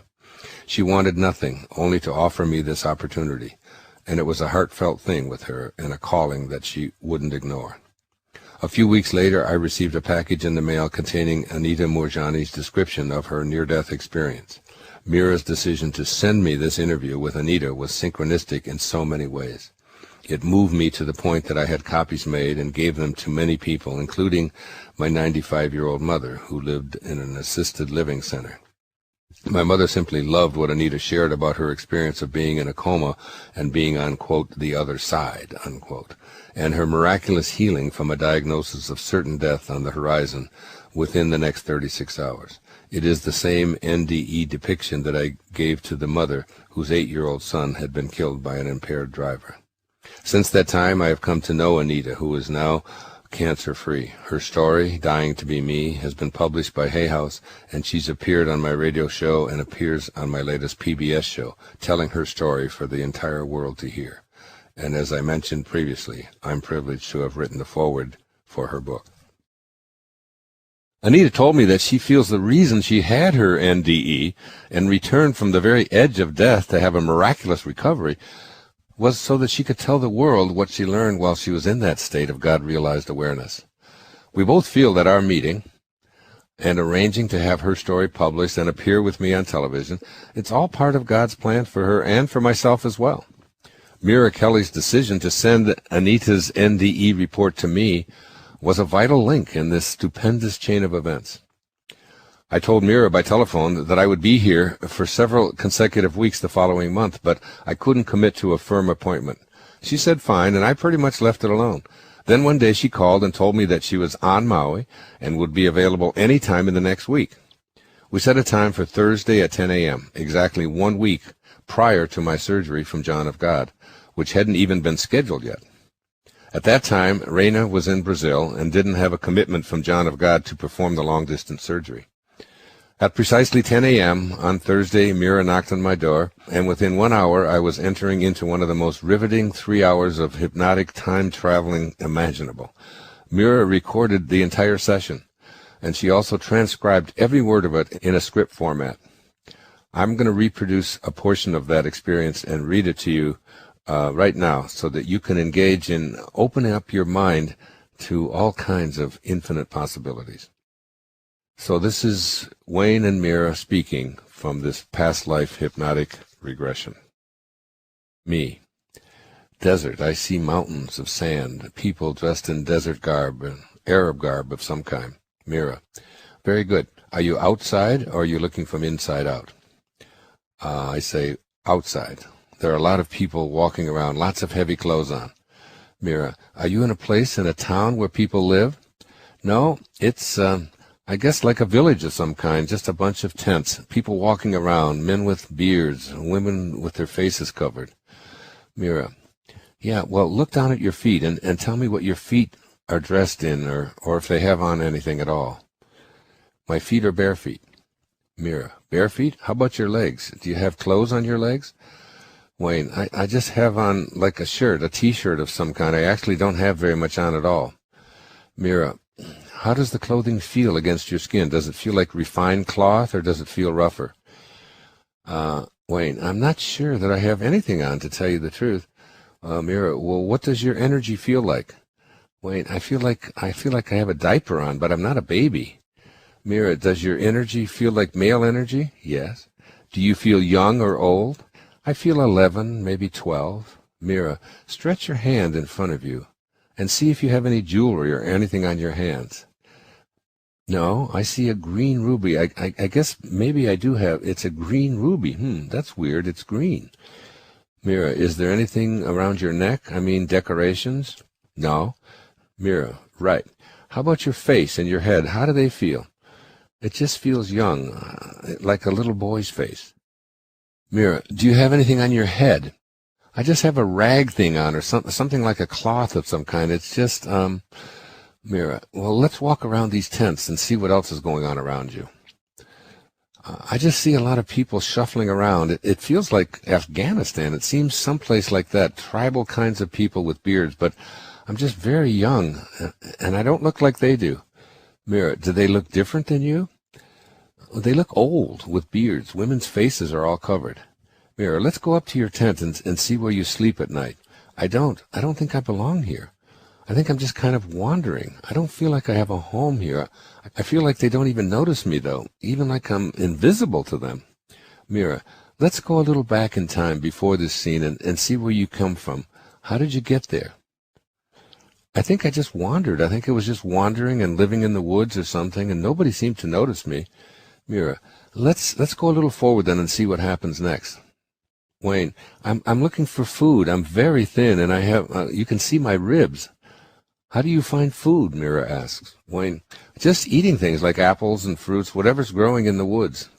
Mira, do you have family, or are you by yourself? Wayne, I'm by myself. It seems like my family has been ambushed or something. Mira, can you see that? Just go back and let the knowledge emerge. Wayne, I don't think I've had family for a long time. I think my family was killed by invaders of some kind. I ran away and I escaped. Mira, let's go a little forward to another moment in the lifetime and see what happens. Wayne, I can't get anyone to notice me. I'm looking for clothes, for something to keep me warm, so I steal them and no one even notices. Mira, do you have the ruby on your finger? Wayne, it's green. Mira, how did you get it? Wayne, I found it. Mira, you found it? That's a good treasure to find. What do you do with it? It's meaningless. It just doesn't mean anything to me. I feel like I'm lost, and I just can't get anyone to realize what has happened. I ran away for a long time. I have sores on me and cuts. Mira, tell me about those sores and these cuts. How did they come to be? Wayne, I think from scratches from the trees or thorns and bushes, wandering through that kind of brush. I haven't eaten in a long while. Mira, what do you do next? Wayne, I'm going up to people and I'm asking. I'm just invisible to them. They don't know I'm here. I could take anything I wanted. I'm like a ghost. I'm pale, just wearing a little loincloth. I'm not afraid at all. I just can't figure out why nobody's paying attention. Mira, let's go a little forward and see what happens next. Wayne, I just gather up fruits and figs and dried fruit. I have no pockets to stuff them in, so I just take this tray of treasures and I go back. That doesn't make any sense. I just go back into the brush. Mira, and that's where you eat them? Wayne, yeah, but I think I had a sister, and I think she's still alive. I want to take this stuff back to her and find her. Mira, is she there when you go back, or are you looking for her now? Wayne, yeah, I'm wandering, looking back. There's a fireplace, and the fire is out. There are bodies around. People have been killed. My father's been killed. He's old. There's women weeping. Mira, has your mom been killed as well? Wayne, I don't have a mom. Mira, how about any other family, your sister? Wayne, she's hiding by an older woman. I guess it's her grandmother. I think her mother has been gone. She's been taken away. She's little. She's younger than me. She's got blonde hair. Mira, how do you feel seeing all of this? Wayne, sick, angry, sad. And I bring her food, the apricots, the dried apricot oranges, and she's only 3 or 4. Mira, what do you call her? Samantha, Sam, Sammy. Mira, and how does she call you when she wants to speak with you? Wayne, she just smiles. She doesn't talk. Mira, let's go a little forward and see what happens to her and to you. Wayne, she's too afraid to move, and I feel we have to get out of there. I try to persuade her that we have to leave, but she doesn't want to leave. The old people are still unharmed, grieving. I can see dead bodies around me in this enclave that is here. Mira, has it been more than your father who has been killed? Wayne, that's my father. He's lying there helpless. He's dead. Blood coming out of his mouth. He makes no sound. It's so weird. His grandmother's dressed like an Arab woman. My father had a pair of brown pants on, a belt, no shoes, and the pants only came to his calves. They're tight. He had no shirt on, and he's been ambushed, and the grandmother is just dressed in all black clothes. Mira, what are the old people saying to each other? What do they think has happened? Wayne, the women are just crying. They have obviously been attacked, and I'm just bewildered by how I'm going to take care of this mess. Mira, well, what do you do next? Wayne, I try to find something to dig with to bury my father because there are flies flying around his body now. Mira, do you find anything? Just some pieces of wood, and I try to find a place to put them in. Mira, is anybody helping you? Wayne, no, there's nobody to help me. I'm alone here except for my little sister with these pigtails. Mira, and now let's go forward in time to another important day and see what happens in this lifetime. Wayne, I actually just leave. I just leave and take care of that. Mira, do you leave your sister behind? Yeah, I think I do. I can't believe it, but I do. And where do you go? Wayne, I go to the sea. I go to a place where there's a lot of boats. It's before modern boats. It's like tall masted boats. Mira, what do you do? Wayne, I'm older now. I get passage to some place, but I don't know where. And I agree to work. I don't know where I'm going. I don't know where the ship is going. I don't know these people. I don't even speak their language. Mira, what kind of work do you do on the ship? Wayne, I'm working in the galley. I think it's going to Greece. Mira, see the ship arriving and you get off and see where you are. Wayne, I'm much older. I'm 22. I'm strong. No shirt, like a knapsack with all my possessions, which is almost nothing, and boots. Same kind of pants my father had on. Mira, where do you go next? What do you do next? Wayne, I'm just looking for a place to stay, and these people befriend me who live in a hut, Greek. Mira, what does that hut look like? Wayne, it looks like an igloo without ice, just sort of round, trying to figure out what this is. Mira, well, who lives in the hut? Wayne, a husband and a wife, and that's it. A man and a wife, older people, and they love me very much. They work the land, agricultural, olives, olive trees, grapes, very poor, a lot of dust. I stay there.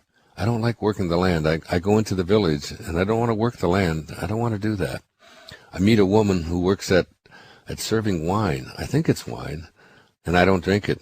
These casks, these containers of liquid, she pours it into the cups. I'm attracted to her. She has the face of, it's clearly her, and we fall in love, this little Greek. She's got long black hair, very narrow face, and a little mouth, and big eyes. And she's young, 16, 17, 18. She just flirts and wants to know why I'm dressed the way I am and why I look the way I do and how I look so different from her, because I'm fair and she's not. She holds my hand, and I fall in love with her almost instantly, and I take a job on a ship, and I leave, and we're married. And the ship is going all the way to the New World. It's explorers. There's talk of islands and people who live on them all across the sea. And that excites me, and I go and I leave her. She's pregnant, but I leave anyway.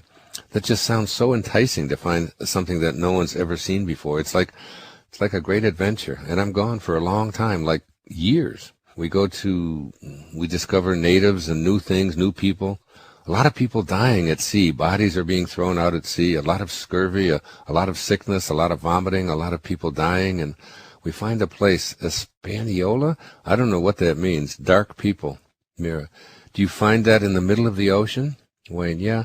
After months, 6, 7, 8 months of sea, just eating few berries and things that are left, we finally hit land. I have a beard, but I'm strong. A lot of people dying, but I'm not dying. I keep surviving. Mira, what does this place look like? Wayne, it looks like an island. Native people, lots of trees, coconut trees, very lush, lots of fresh fruit. Natives that are friendly, but we're not. This captain and these people running this thing are just really vicious and cruel to these people. It's hard for me to imagine that they would do such a thing. I try to persuade them not to, but they kill people with machetes and knives and things. They're just vicious to these people for no reason, just because they're different. Can't comprehend that. And they load up the ship, but I don't participate in any of the killing and the violence. These people look African, so they are native. I can't figure out why we're so cruel to them. Mira, what do you do next? Do you continue exploring, or do you go back? Wayne, no, we load up. Someone makes notes on where this is, and I can't figure this out because I don't know anything about how to figure out all that stuff. I can't figure out how they'd find a place in the middle of the ocean, but a lot of fishing with lines. Then we go back.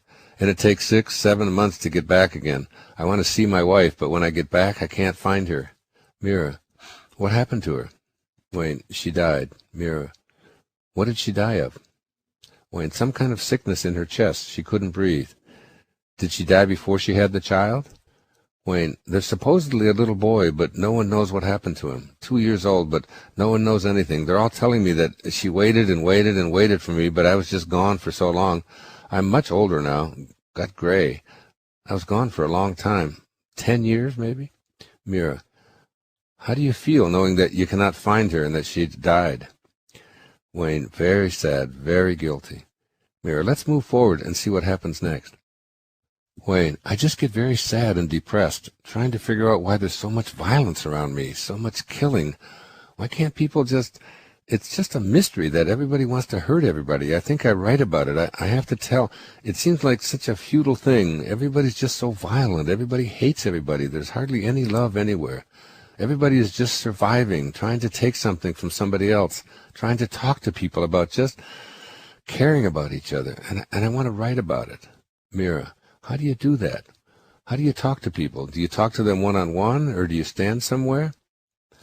Wait, no, I just write down what seems to make sense and figure that some way, somehow, people are going to get the message. It just seems that anytime anybody settles down and everything gets sorted out, somebody just comes in and starts killing people, chopping heads off. I'm always perplexed by that. I just can't figure out what in the world, why would people do this to each other? I'm just mystified, always mystified at the cruelty that people seem to show to everybody, even the people who are in their family. Living close in the same villages, they're still fighting with each other. It just seems like I'm outside of all of that. I don't have any fights. I don't have any case against anybody. I just want to be left alone. Let people be left alone. Let them live the way they will, not trying to impose something on them. No one seems to get that. It just seems like that's a foreign idea to everybody. I'm really thought of as a crazy old man because I talk about I'm writing, and there's a light, a big light, a white light. It's like I'm in a cave, and that's the only place I can get any peace. There's a light that comes into the cave, right through the roof, through the ceiling. I just sit there, and what do I write on? I write on tablets of some kind. They look like stone, and these truths are just coming right through the ceiling into this light, and it just seems so obvious to me. I can't figure out why they're coming to me. It's like I have this special pipeline to whatever this light is. This light is really bright. It's really bright right now. I feel like I'm Socrates. It doesn't seem like the right time. I'm this wise old man. I've got a white beard down to here, and I've got like a whole white robe. It's like something the Pope would wear almost. These things that are coming are so... Mira, how does it feel when they come? Does it feel like ideas? Wayne, no, they come in pictures. Love is the thing. It's just love, and the word love and the feeling of love. Then the hypocrisy of it all. Nobody, like, these are the things that I'm the only one who knows. Nobody else knows this. How do you share it with people? Do you travel around? Wait, no, I'm just sitting in a cave, and this information is coming to me, and it just makes me light. It's like a knowing. I know I'm going to die soon, and I feel compelled to leave this information in some way, and I'm perplexed by how to do that, how to get these truths just coming through the cave. I'm telling you, I'm in a cave. There's a roof above me, but the light just comes right through this cave. It's all dark in there, but there's a light that looks like this, like a spotlight. It looks like this, starts narrow and goes wider and wider and wider. Out of this light comes these truths. All these truths are just about love. They're just about love. That's the only word I can see, L-O-V-E. Get this message out there. Get this message out there. You just have to love each other. If you could just get that, all this pain and this killing, all this violence, this hatred, it's so simple. It just seems so simple to me. I just have this awakening. It's like, wow. All I have to do is just convince people to do this. But then I look inside myself and know that no one is going to believe me. It's all just going to be bullshit to everybody. No one is going to accept this, but yet you know it's this profound truth. You just have to love each other. Just love each other, and you can have your wife back. You can have your sister back. And now she's back. She's back. I can see her whole life unfolding right before me, and my wife is back. And I can see her smiling and how much she loved me. She wished I wouldn't have left. My sister wished I wouldn't have left. My father. And I'm just so heartbroken because I know that nobody is going to get this. Nobody gets this. And I can't persuade people. They're just so hell-bent on survival and fearing that somebody else is going to come up and take what's theirs because that's what everybody does. They create armies and build up all this hatred over all of this stuff, over little meager pieces of fruit, little nothings, over the few things that they have, the few crops that they have. I just can't get it. Why don't you just share those things with each other instead of hoarding? You'll multiply them. That's one of the truths that comes right through the light. If you share, Mira, if you share, there'll be more. Wait, nobody gets it. If you share it, you multiply it. If you hoard it, you lose it. It just seems like such a simple thing, yet it's just so nobody can, it goes against everything. Everybody laughs. What an absurd idea that is. If you share it, you lose it. No, if you share it, you'll have more. Nobody seems to get it. Everyone just wants to take theirs and get it before somebody else does.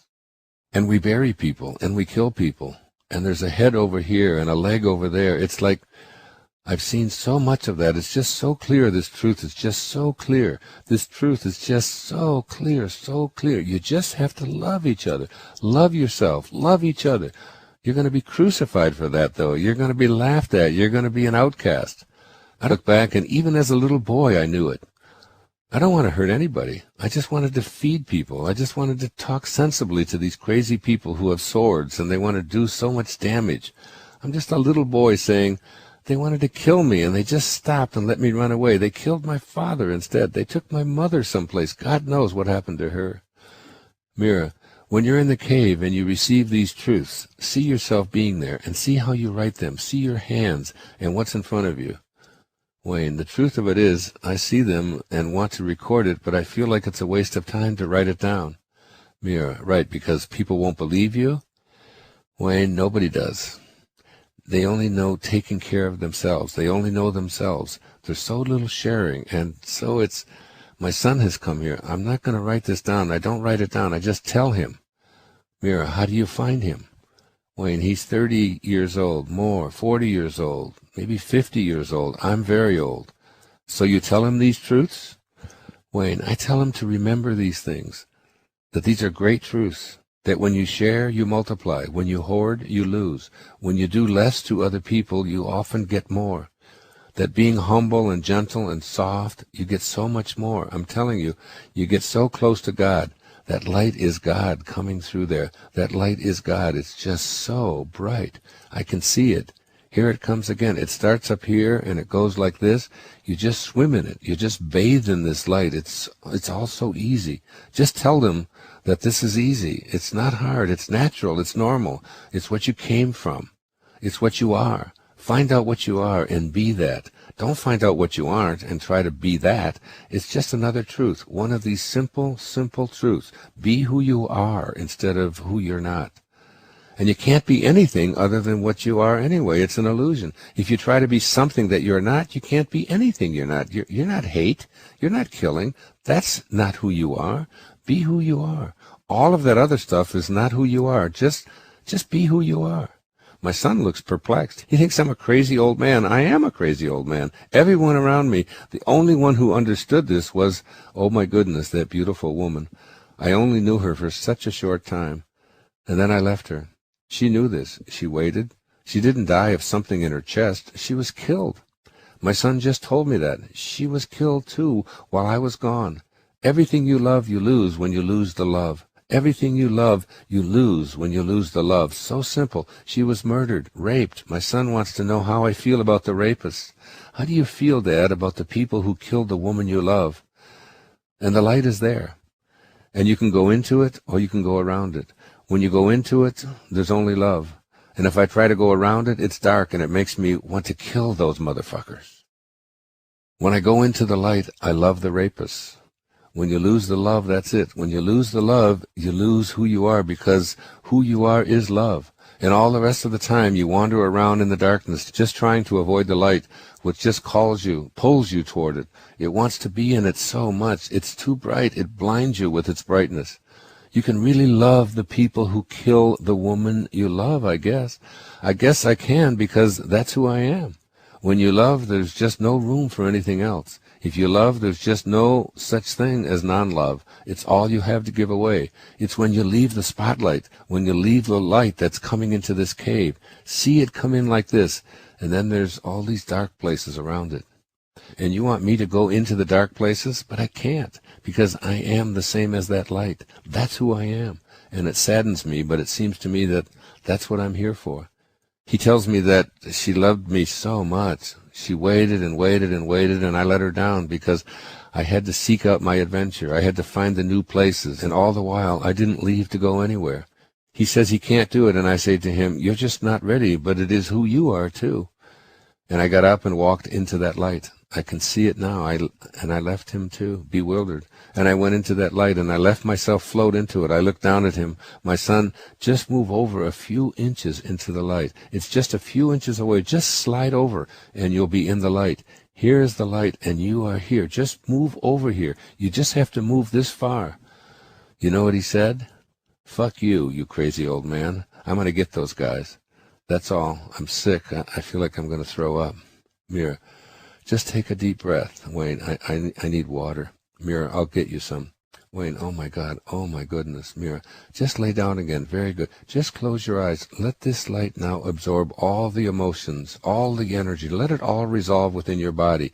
Let it all turn into love. Let it all get healed. Very good. Just be in that cave again with that beautiful light above you. Just stay in the light. Let it wash over you. Now tell me, after your son leaves, what happens next? Wayne, well, I don't exist anymore. I'm just formless. Mira, you can see everything that happened. What do you think is the purpose you had in this lifetime to learn and to share? Wayne, it wasn't about learning and sharing. It was about being. I had to learn to be it instead of trying to become it. I had to learn to be it, and it took me to the end of that life to get that, because now I am God. I'm with God. It all just seems so trivial. While I had almost no memory of precisely what I said during this session, the visual images are still crystal clear. Was it a reflection of a past life, a parallel life? I can only speculate on that, but I am intrigued by what I said and what transpired while I was in that semi-hypnotic state with Mira. As Anita Moorjani said to me in a recent letter, quote, when I am willing to step into the realm of uncertainty and ambiguity, I open myself up to infinite possibilities. I leave you to ponder this mystery. Question number 7. Am I willing to meditate to the I am that I am frequencies? James Twyman, the author of the Moses Code, asked sound healing expert Jonathan Goldman to research and create tuning forks that encode the holy name of God, and then reproduce these frequencies in a meditation program. The basis of these recordings is tuning forks that Jonathan designed.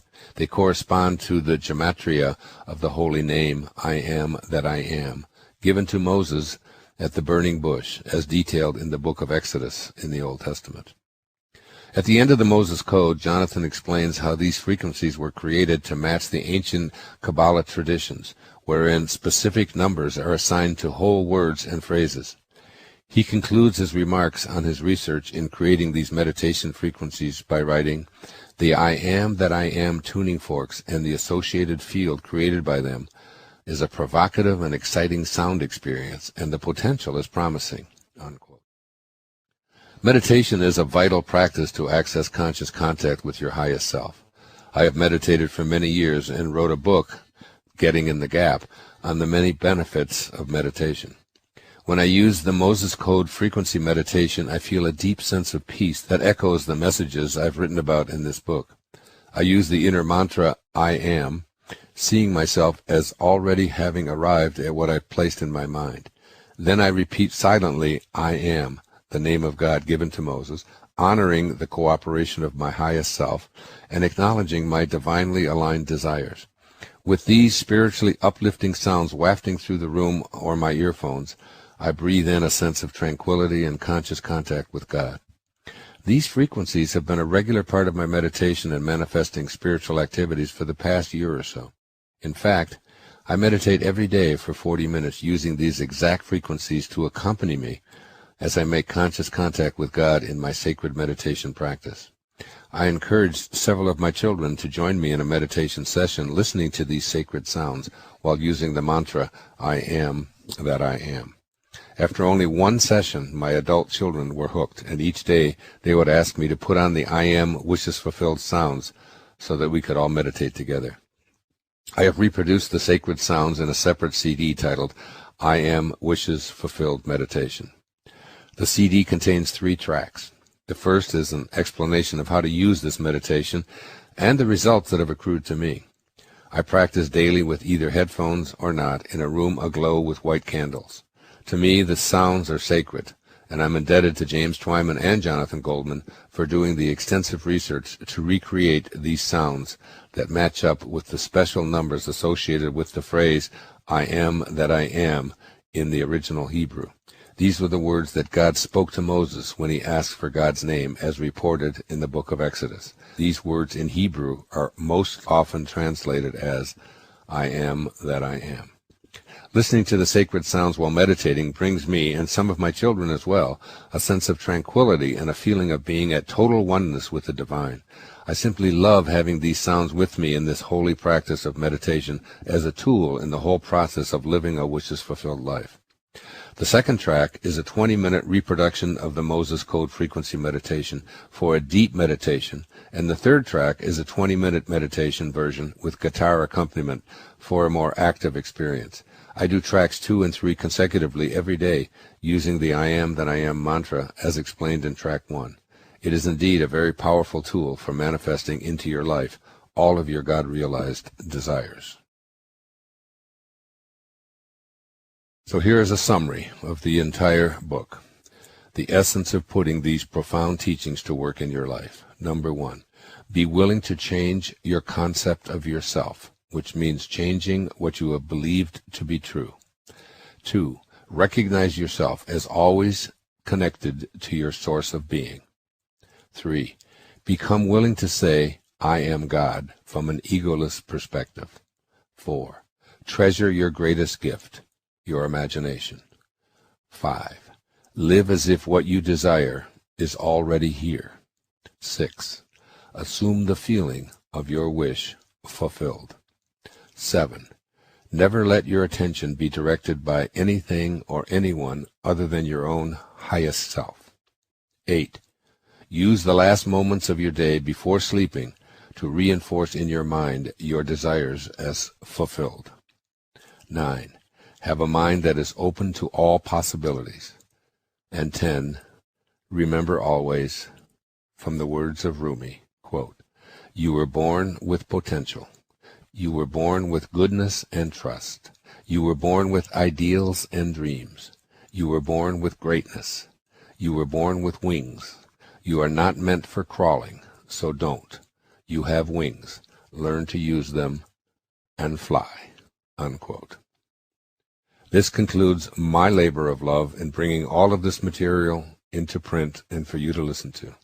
I have been profoundly touched by the many spiritual teachers whom I have quoted throughout this book.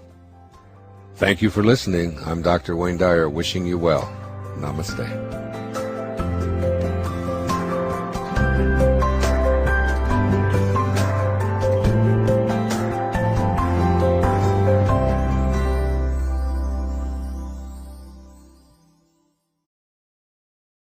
Audible hopes you have enjoyed this program.